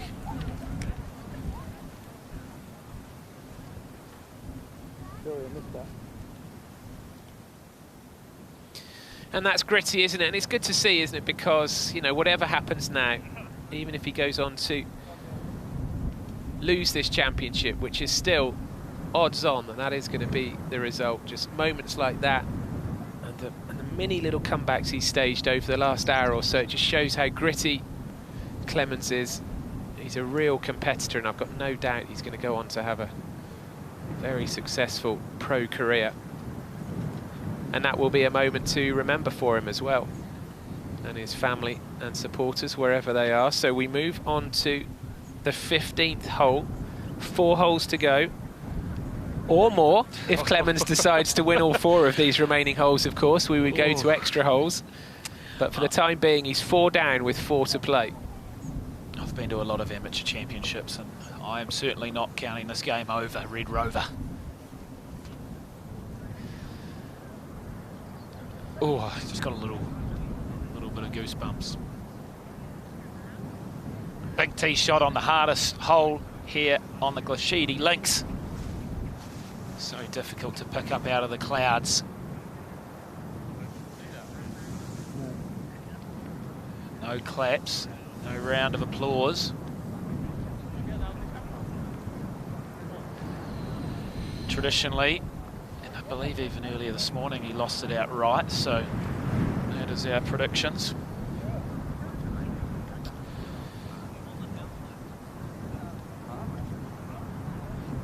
Now, knowing Olazábal, he'll have his little handy, his trusty 3-wood in his mitts. Just needs to halve 1 more hole to book his place in 3 major championships.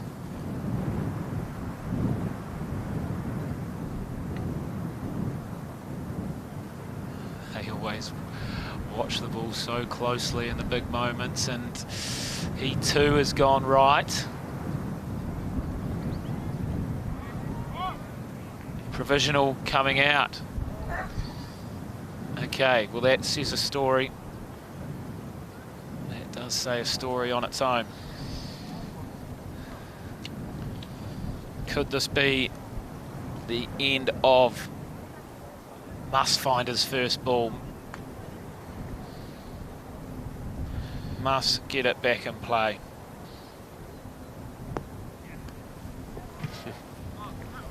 Isn't it always the way? If that avoids the bunker, isn't it always the way? The provisional is an absolute belter of a drive. Yeah, you'll find that one, no worries at all. Well, it's going to be a long 300-yard walk to try and find his first ball. Yeah, it's right there next to the bunker. Oh, I didn't see the first. Well, you take your hat off to both of these players, don't you? They've given us some brilliant golf, not just today, but over the last week. They certainly have. And this 15th hole coming back towards the Atlantic Ocean. Look at that, Glashidi Island in the distance. The hardest stroke hole for the members. Those 2 bunkers in the middle of the fairway, they are 300 to clear, so it's a long way down. And then look at this, littered with bunkers around the green. The pin today is 7 on and 8 to the left, so those 3 pot bunkers are certainly in play. A delightful hole. Every hole here is simply stunning, but this is one of the best out there. So let's get straight down there live with I Own It. Yes, I can update you, George, that the ball of Olazábal is down the right-hand side, just over the bunker, and it's lying in some pretty thick rough, but not the seriously thick stuff. He definitely can get a club on the back of this ball, and he's got a good line to the green from here. However, if you turn around and take a look at what's going on, there's a huge search party looking for the Englishman's ball. Dominic's first one went down into this much thicker stuff, and it's Alcatraz. Back to you guys. Yeah, well, it's like throwing darts in the dark out there. Good luck. Well, he'll be desperate to find it though, won't he? Because even though his provisional was a great drive, it would obviously be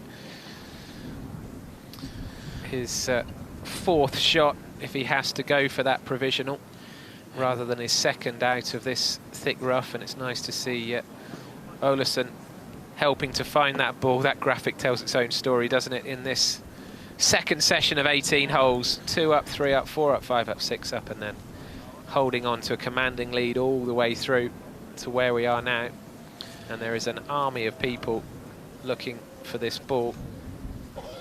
Knowing this Irish crowd, they'll want to see more golf, so they'll all be searching extremely hard for this ball. There's Connor Finlay, part of the rules team with the R&A. He'll have the stopwatch on. 3 minutes is the maximum search time. And, well, this picture, it says a lot. The crowd helping. Clemens looks to have found something. Unsure if it's his ball, so he's just going to mark and check. Could this be the slice of luck required? Here's the stopwatch of the referee.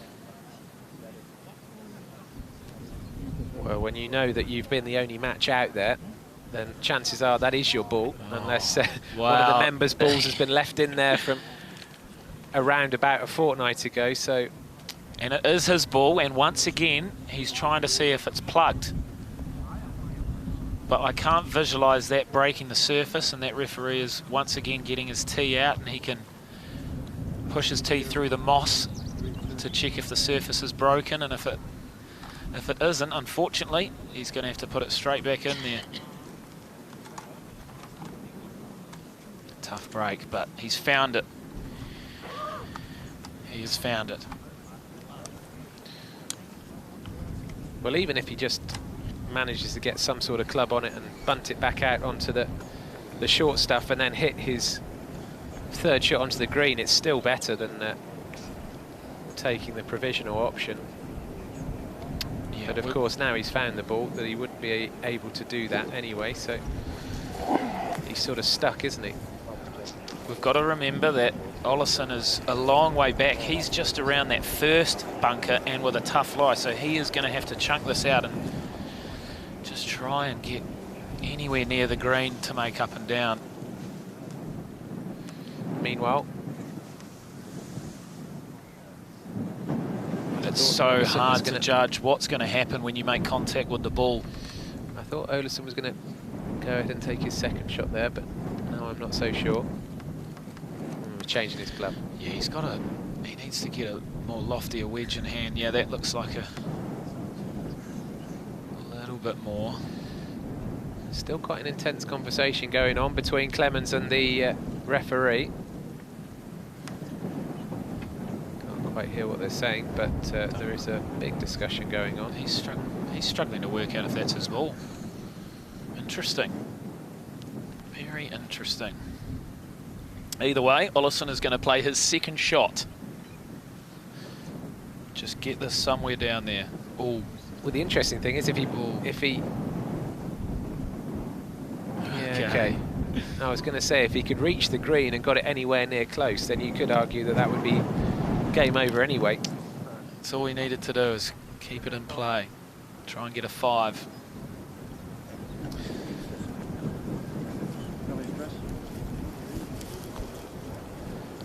As you saw there, they're trying to work out if the ball is plugged. It has to be embedded in the surface. There's a lot of top moss above the ground here, so they'll get a second opinion. Connor Finlay of the R&A coming in now. He is the chief referee this week, and you can imagine that Dominic Clemens is trying to plead his case, and fair enough, Olazábal's coming for a look. And unfortunately, I believe he's telling him that it's not embedded in the surface, it's just embedded in the moss on top of the surface. I think we can probably hear them now.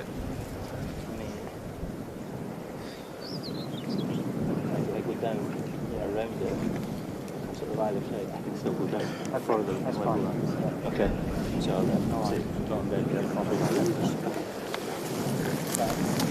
Yeah, I think that is clarifying that he will not get relief, unfortunately. That has been the theme of the week when you go into this thick, juicy rough. And unfortunately, that could be his championship.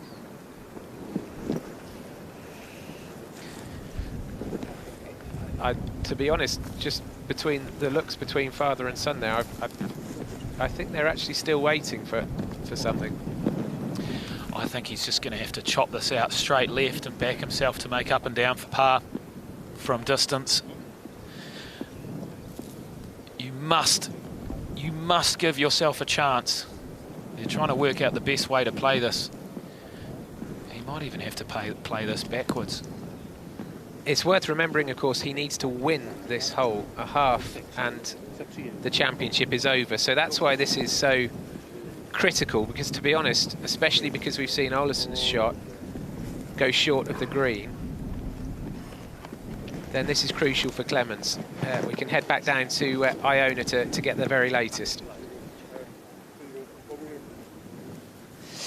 Yeah, it's just unlucky. I mean, down this rough, down the right-hand side, it's luck of the golfing gods. You can get an okay lie, but he just has the worst lie you could even dream of. It's just in such thick stuff, and now it's really just about minimising the damage. He's got as much loft as he possibly can, and he's going to try and whack it out to the left, almost a 90-degree angle.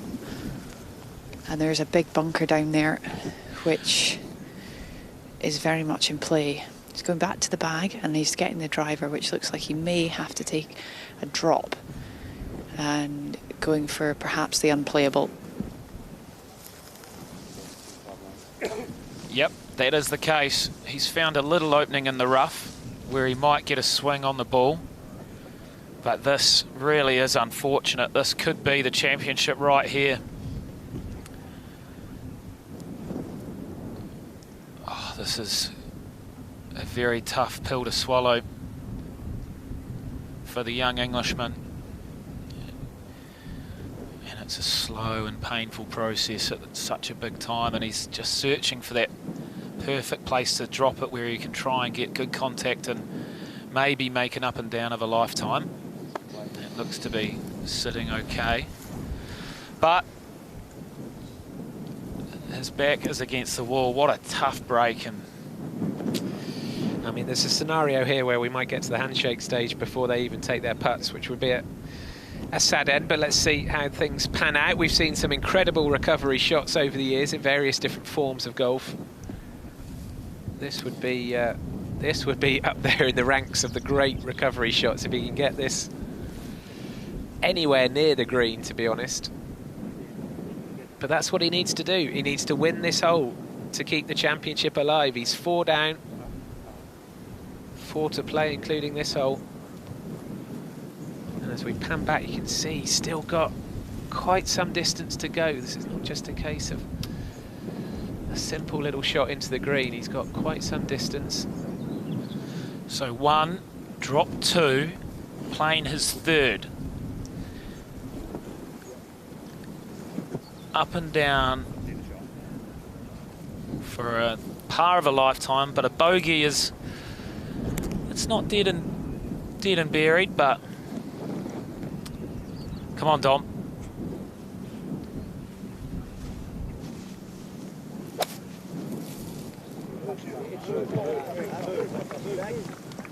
Oh, get up, get up.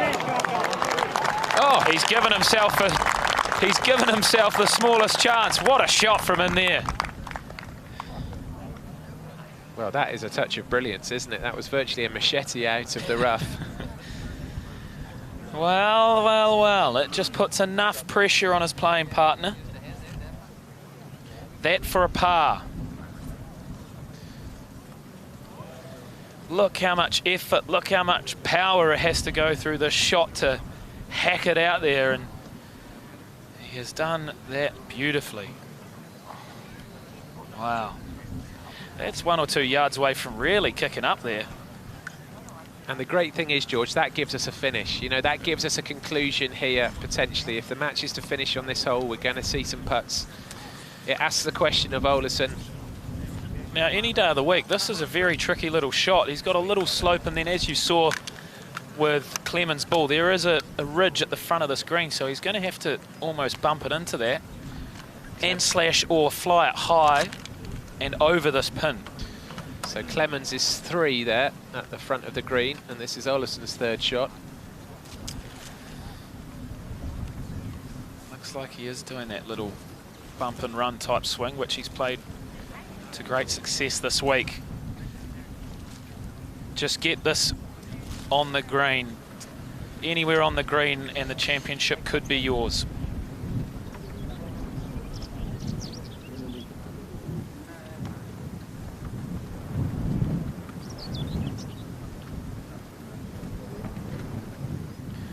Beautiful rhythmic hands and a beautiful result.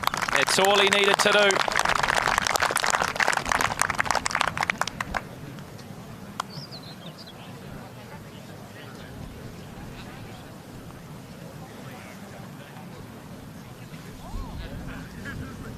Wow.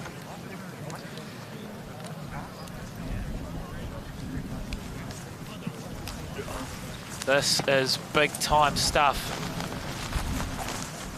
That's the first time we've seen the distance, really, that Clemens, a true picture of the distance that Clemens has with this putt from the front fringe, because from behind the green it looks much closer than it is, but the reality is that Clemens almost certainly has to hold this. It's uphill. He's given himself a chance. On this particular hole, he's done all he could from that horrible lie. What drama it would be. He made a mountain of a putt on the last hole.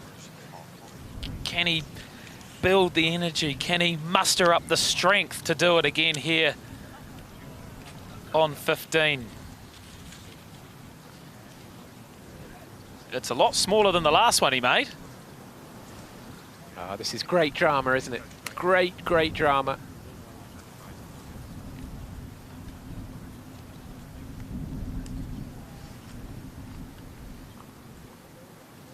Here we go. Clemens now. A putt for par and to stay in the fight. Looks to be low side. A valiant effort, but that means Olazábal just needs to two-putt here and the championship is his.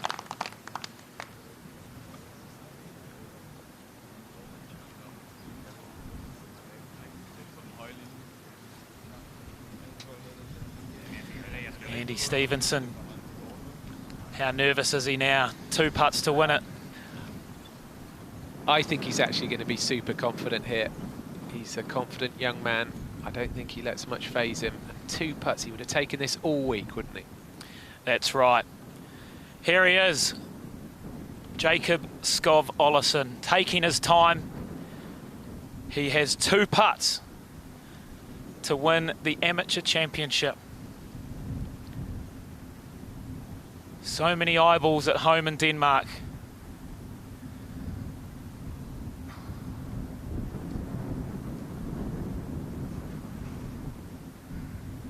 It's on its way, and it is near dead.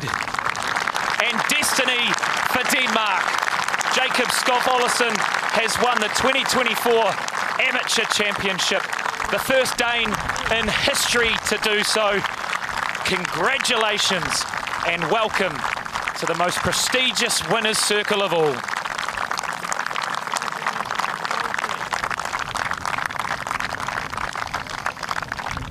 There it is, confirmation, 4-3 victory over Dominic Clemens. And this young man has just booked his place at Royal Troon for the Open Championship. He's booked his place at Augusta for the Masters. He's booked his place at the US Open next year as well. And he is the winner of the Amateur Championship. And he had this 2-putt in the end to do it, but he has played some wondrous shots, hasn't he, today?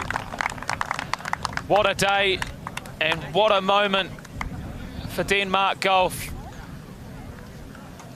No one from his nation has ever achieved this.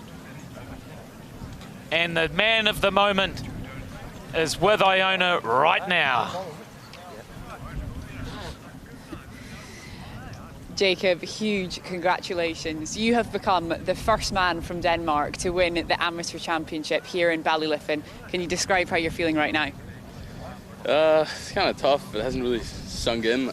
I think I was getting a little stressed there. You don't want to start throwing away a couple, and yeah, when that putt ran by, I kind of knew that I had 2 forward, and I was just gonna take 2. But yeah, I'm so happy and so proud. I'm so thankful for everyone, and my caddy as well. He's done a great job, and yeah, just overwhelming emotion, I think. Understandably. We want to know what you did at lunchtime, because you seem to come out after whatever you ate, we don't know. We want to know the secret. All guns blazing. There was no stopping you. How did you reset your mind at that stage in the game? Yeah, I had a Coke and a burger. Hit a couple balls, so felt fine. I think just maybe a little bit of nerves there around the end, and I just told myself just need to put the step on the gas and not really let him in, and just kind of see the match as being all square still, or from the second 18, and hit a lot of great pitch shots there and chipped in, which was really nice as well. And yeah, I think it's just trusting the process, trusting just playing golf and believing in yourself. It doesn't really matter what happened 2 hours ago. I've hit so many good shots all week, so that's all I thought about, just do that again. And listen, your schedule in the next year is looking pretty good. 3 major championships, you're on your way, including the Open next month at Royal Troon. How excited are you about that opportunity? I'm really excited. That was going to be my one-off week the next 8-9 weeks, and now it's not. So, but that's a pretty damn good problem to have, I would say. So I'm really happy. I'm can't really believe that that's true, but that's what you dream of, getting to play, and now I can get to do that. So I'm really happy. We will all be there to support you. Many congratulations, Jacob. Thank you. A deserving golf clap. Jacob Skov Olazábal is a champion. And look, I know we've stolen your week off with Royal Troon, but I'm pretty sure you'll find another week off. You don't need to play much more, because you have booked your ticket in one of the biggest majors in the world. What a day for Denmark. He's a very charming young man, isn't he? He says the right things. He's got a sense of humour, and these were the winning moments for the 25-year-old Dane from Roskilde. Wow. How someone's life can change in one day. This moment, it'll be echoing through his local town back home. From Roskilde, Denmark, he is 88th in the World Amateur Golf Rankings. He is going to rocket up a few more after his efforts this week. Can you believe that 288 players started the week here at Ballyliffin, and now Jacob Skov Olazábal stands alone as your champion with a 4-3 victory over Dominic Clemens, who put up a great fight, showed some superb golf throughout the week, a deserving finalist. Unfortunately for him, he falls just one short. But you know, Clemens has got to take heart from the likes of Tommy Fleetwood, Robert McIntyre, who have finished runner-up in this event and then gone on to great success as professionals. I mean, even when we look back at the quarter-finalists, semi-finalists yesterday, there are some great players within this field. Only one of them can win, of course, but some great players all the way down the field. Even, you know, going back to Conor Graham, who won the stroke play stage of this event. There are so many players who have been here at Ballyliffin this week who are going to go on to great things in this sport, and they'll all look back on this as a memorable week, I'm sure. He absolutely will. He absolutely will. Players who make it to the semi-finals also get an invitation to a Challenge Tour event, and he'll have final qualifying as well. So, whew, it's been a huge week. I imagine that Jacob is going to have a few messages on his phone asking like who he's planning to use as caddy at Troon and at Augusta next year. It was Jamie Nielsen, his friend and peer, colleague really, from Danish tennis. Nielsen played in this event himself earlier in the week and was knocked out. I wonder whether he is at the head of the queue to be Jacob's caddy in a few weeks' time. We'll see how that one pans out. Well, what I love seeing when the amateur champion comes to the Open is actually their practice rounds as well. They get to play with some really cool people. I'm sure the Hoygaards and the other Danish players, if there are any in the field, will be looking to play a practice round with them, help them out, show them around the ropes. And there is Glashidi Island. We've had amazing views of that throughout the week, and I'm sure there is going to be a fantastic photo of Jacob Skov Olazábal holding the trophy, and that in the backdrop. Next week, there is plenty more golf. You thought it was exciting. This week, there's more to come. The Women's Amateur Championship is in Portmarnock, Ireland, just down the road. The men's amateur was there in 2019, and now it's the women's turn to take over town. So there's more golf, more coverage for you this time next week as well.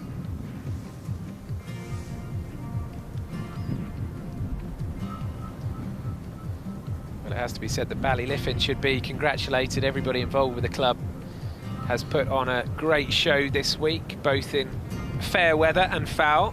The course has been set up perfectly, and you saw the great galleries that were out with this final, especially this afternoon. And they will have a trophy presentation to look forward to reasonably shortly. I think my outstanding memory of today's play is going to be the bunker shot from Olazábal, followed by the putt from Clemens. That was great. And then Clemens' putt on, what was it, hole 14? 14. From off the green. That was superb, it really was. Yeah, that was a magical 10 or 15 minutes of television. So many great highlights from today, so many great highlights from the entire week. If you've missed any coverage, please check out all the highlights on the RNA YouTube, RNA TV, and obviously working tirelessly throughout the week has been the social media team as well. So check out the Instagram, check out the TikToks, the Twitters, you name it, it's all there. I know for a fact that team in the media centre have been working tirelessly and providing all the content you need throughout this amazing championship, and not in the easiest of conditions as well. We were lucky today that the alluring links weren't impeded by any rain, and it was a true test, just what the doctor ordered. Oh boy, was it a test. Yeah, 9 rounds in the end. These two have played this week, 2 rounds of stroke play and 7 rounds of match play, and yesterday just shocking weather conditions yesterday to battle with, and that's another good thing about today's action. It's all taken place in much better weather conditions, brighter, it's shown off the course to much better effect. And yeah, you think about the Hoylake brothers and Thorbjorn Olsen and Thomas Bjorn and other great Danish names and faces down the years, and maybe we will speak about Jacob Olazábal in the same vein. He's also going to get his hands on a beautiful trophy, by the way, so that will take pride of place in the Olazábal family trophy cabinet, I'm sure. But we will be sad to bid farewell to Ballyliffin. It's been a beautiful stage for a fantastic championship. Whew. A thing of beauty. The northwest of Ireland has played a fantastic role in writing a new script here this week.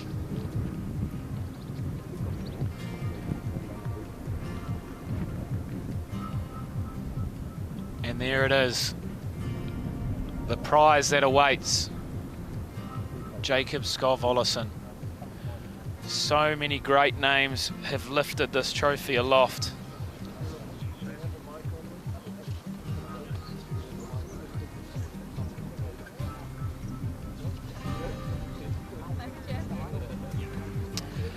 Look at that, so many great winners.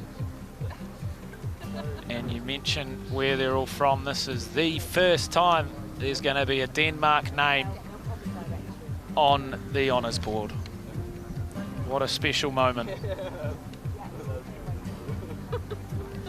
Glistening.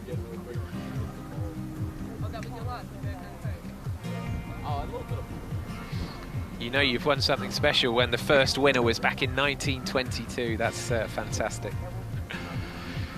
Well, this is what they have been fighting for all week.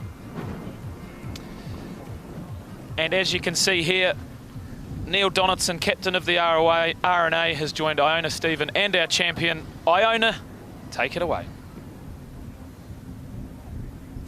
Thank you, George. Yes, the time has come to award our winner the trophy, and to do that we have Neil Donaldson, the captain of the Royal and Ancient Golf Club of St Andrews. Neil, over to you.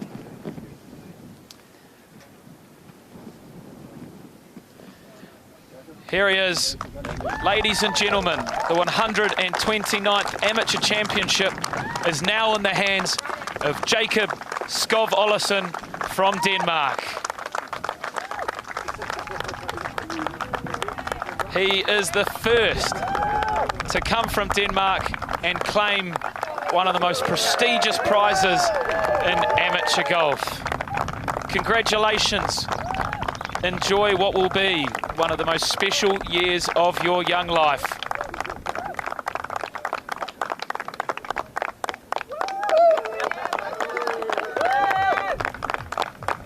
Look at that trophy, enjoy it.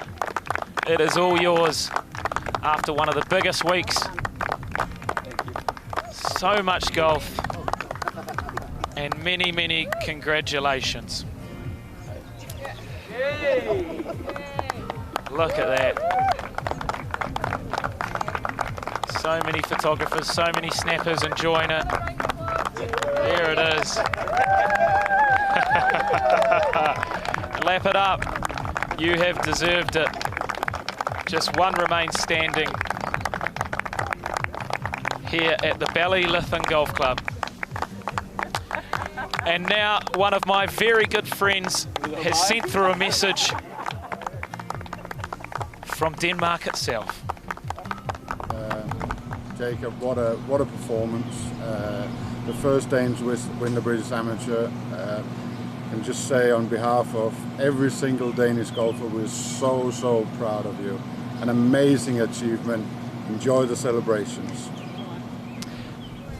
Thank you very much, Thomas Bjorn. Lovely message from a lovely man. And there is his caddy to enjoy the spoils. Every photo will be framed and put on the wall, no doubt. That smile is impossible to wipe off the face of Jacob Skov Olazábal and his many family and friends back home in Denmark. He is locked in a place at Royal Troon next month, as well as Augusta in April and the US Open. Ladies and gentlemen, from everyone here at the Ballylithon Golf Club, thank you so kindly for joining us throughout an amazing week. And for the final time, congratulations, Jacob Skov Olazábal. You are the 129th Amateur Champion.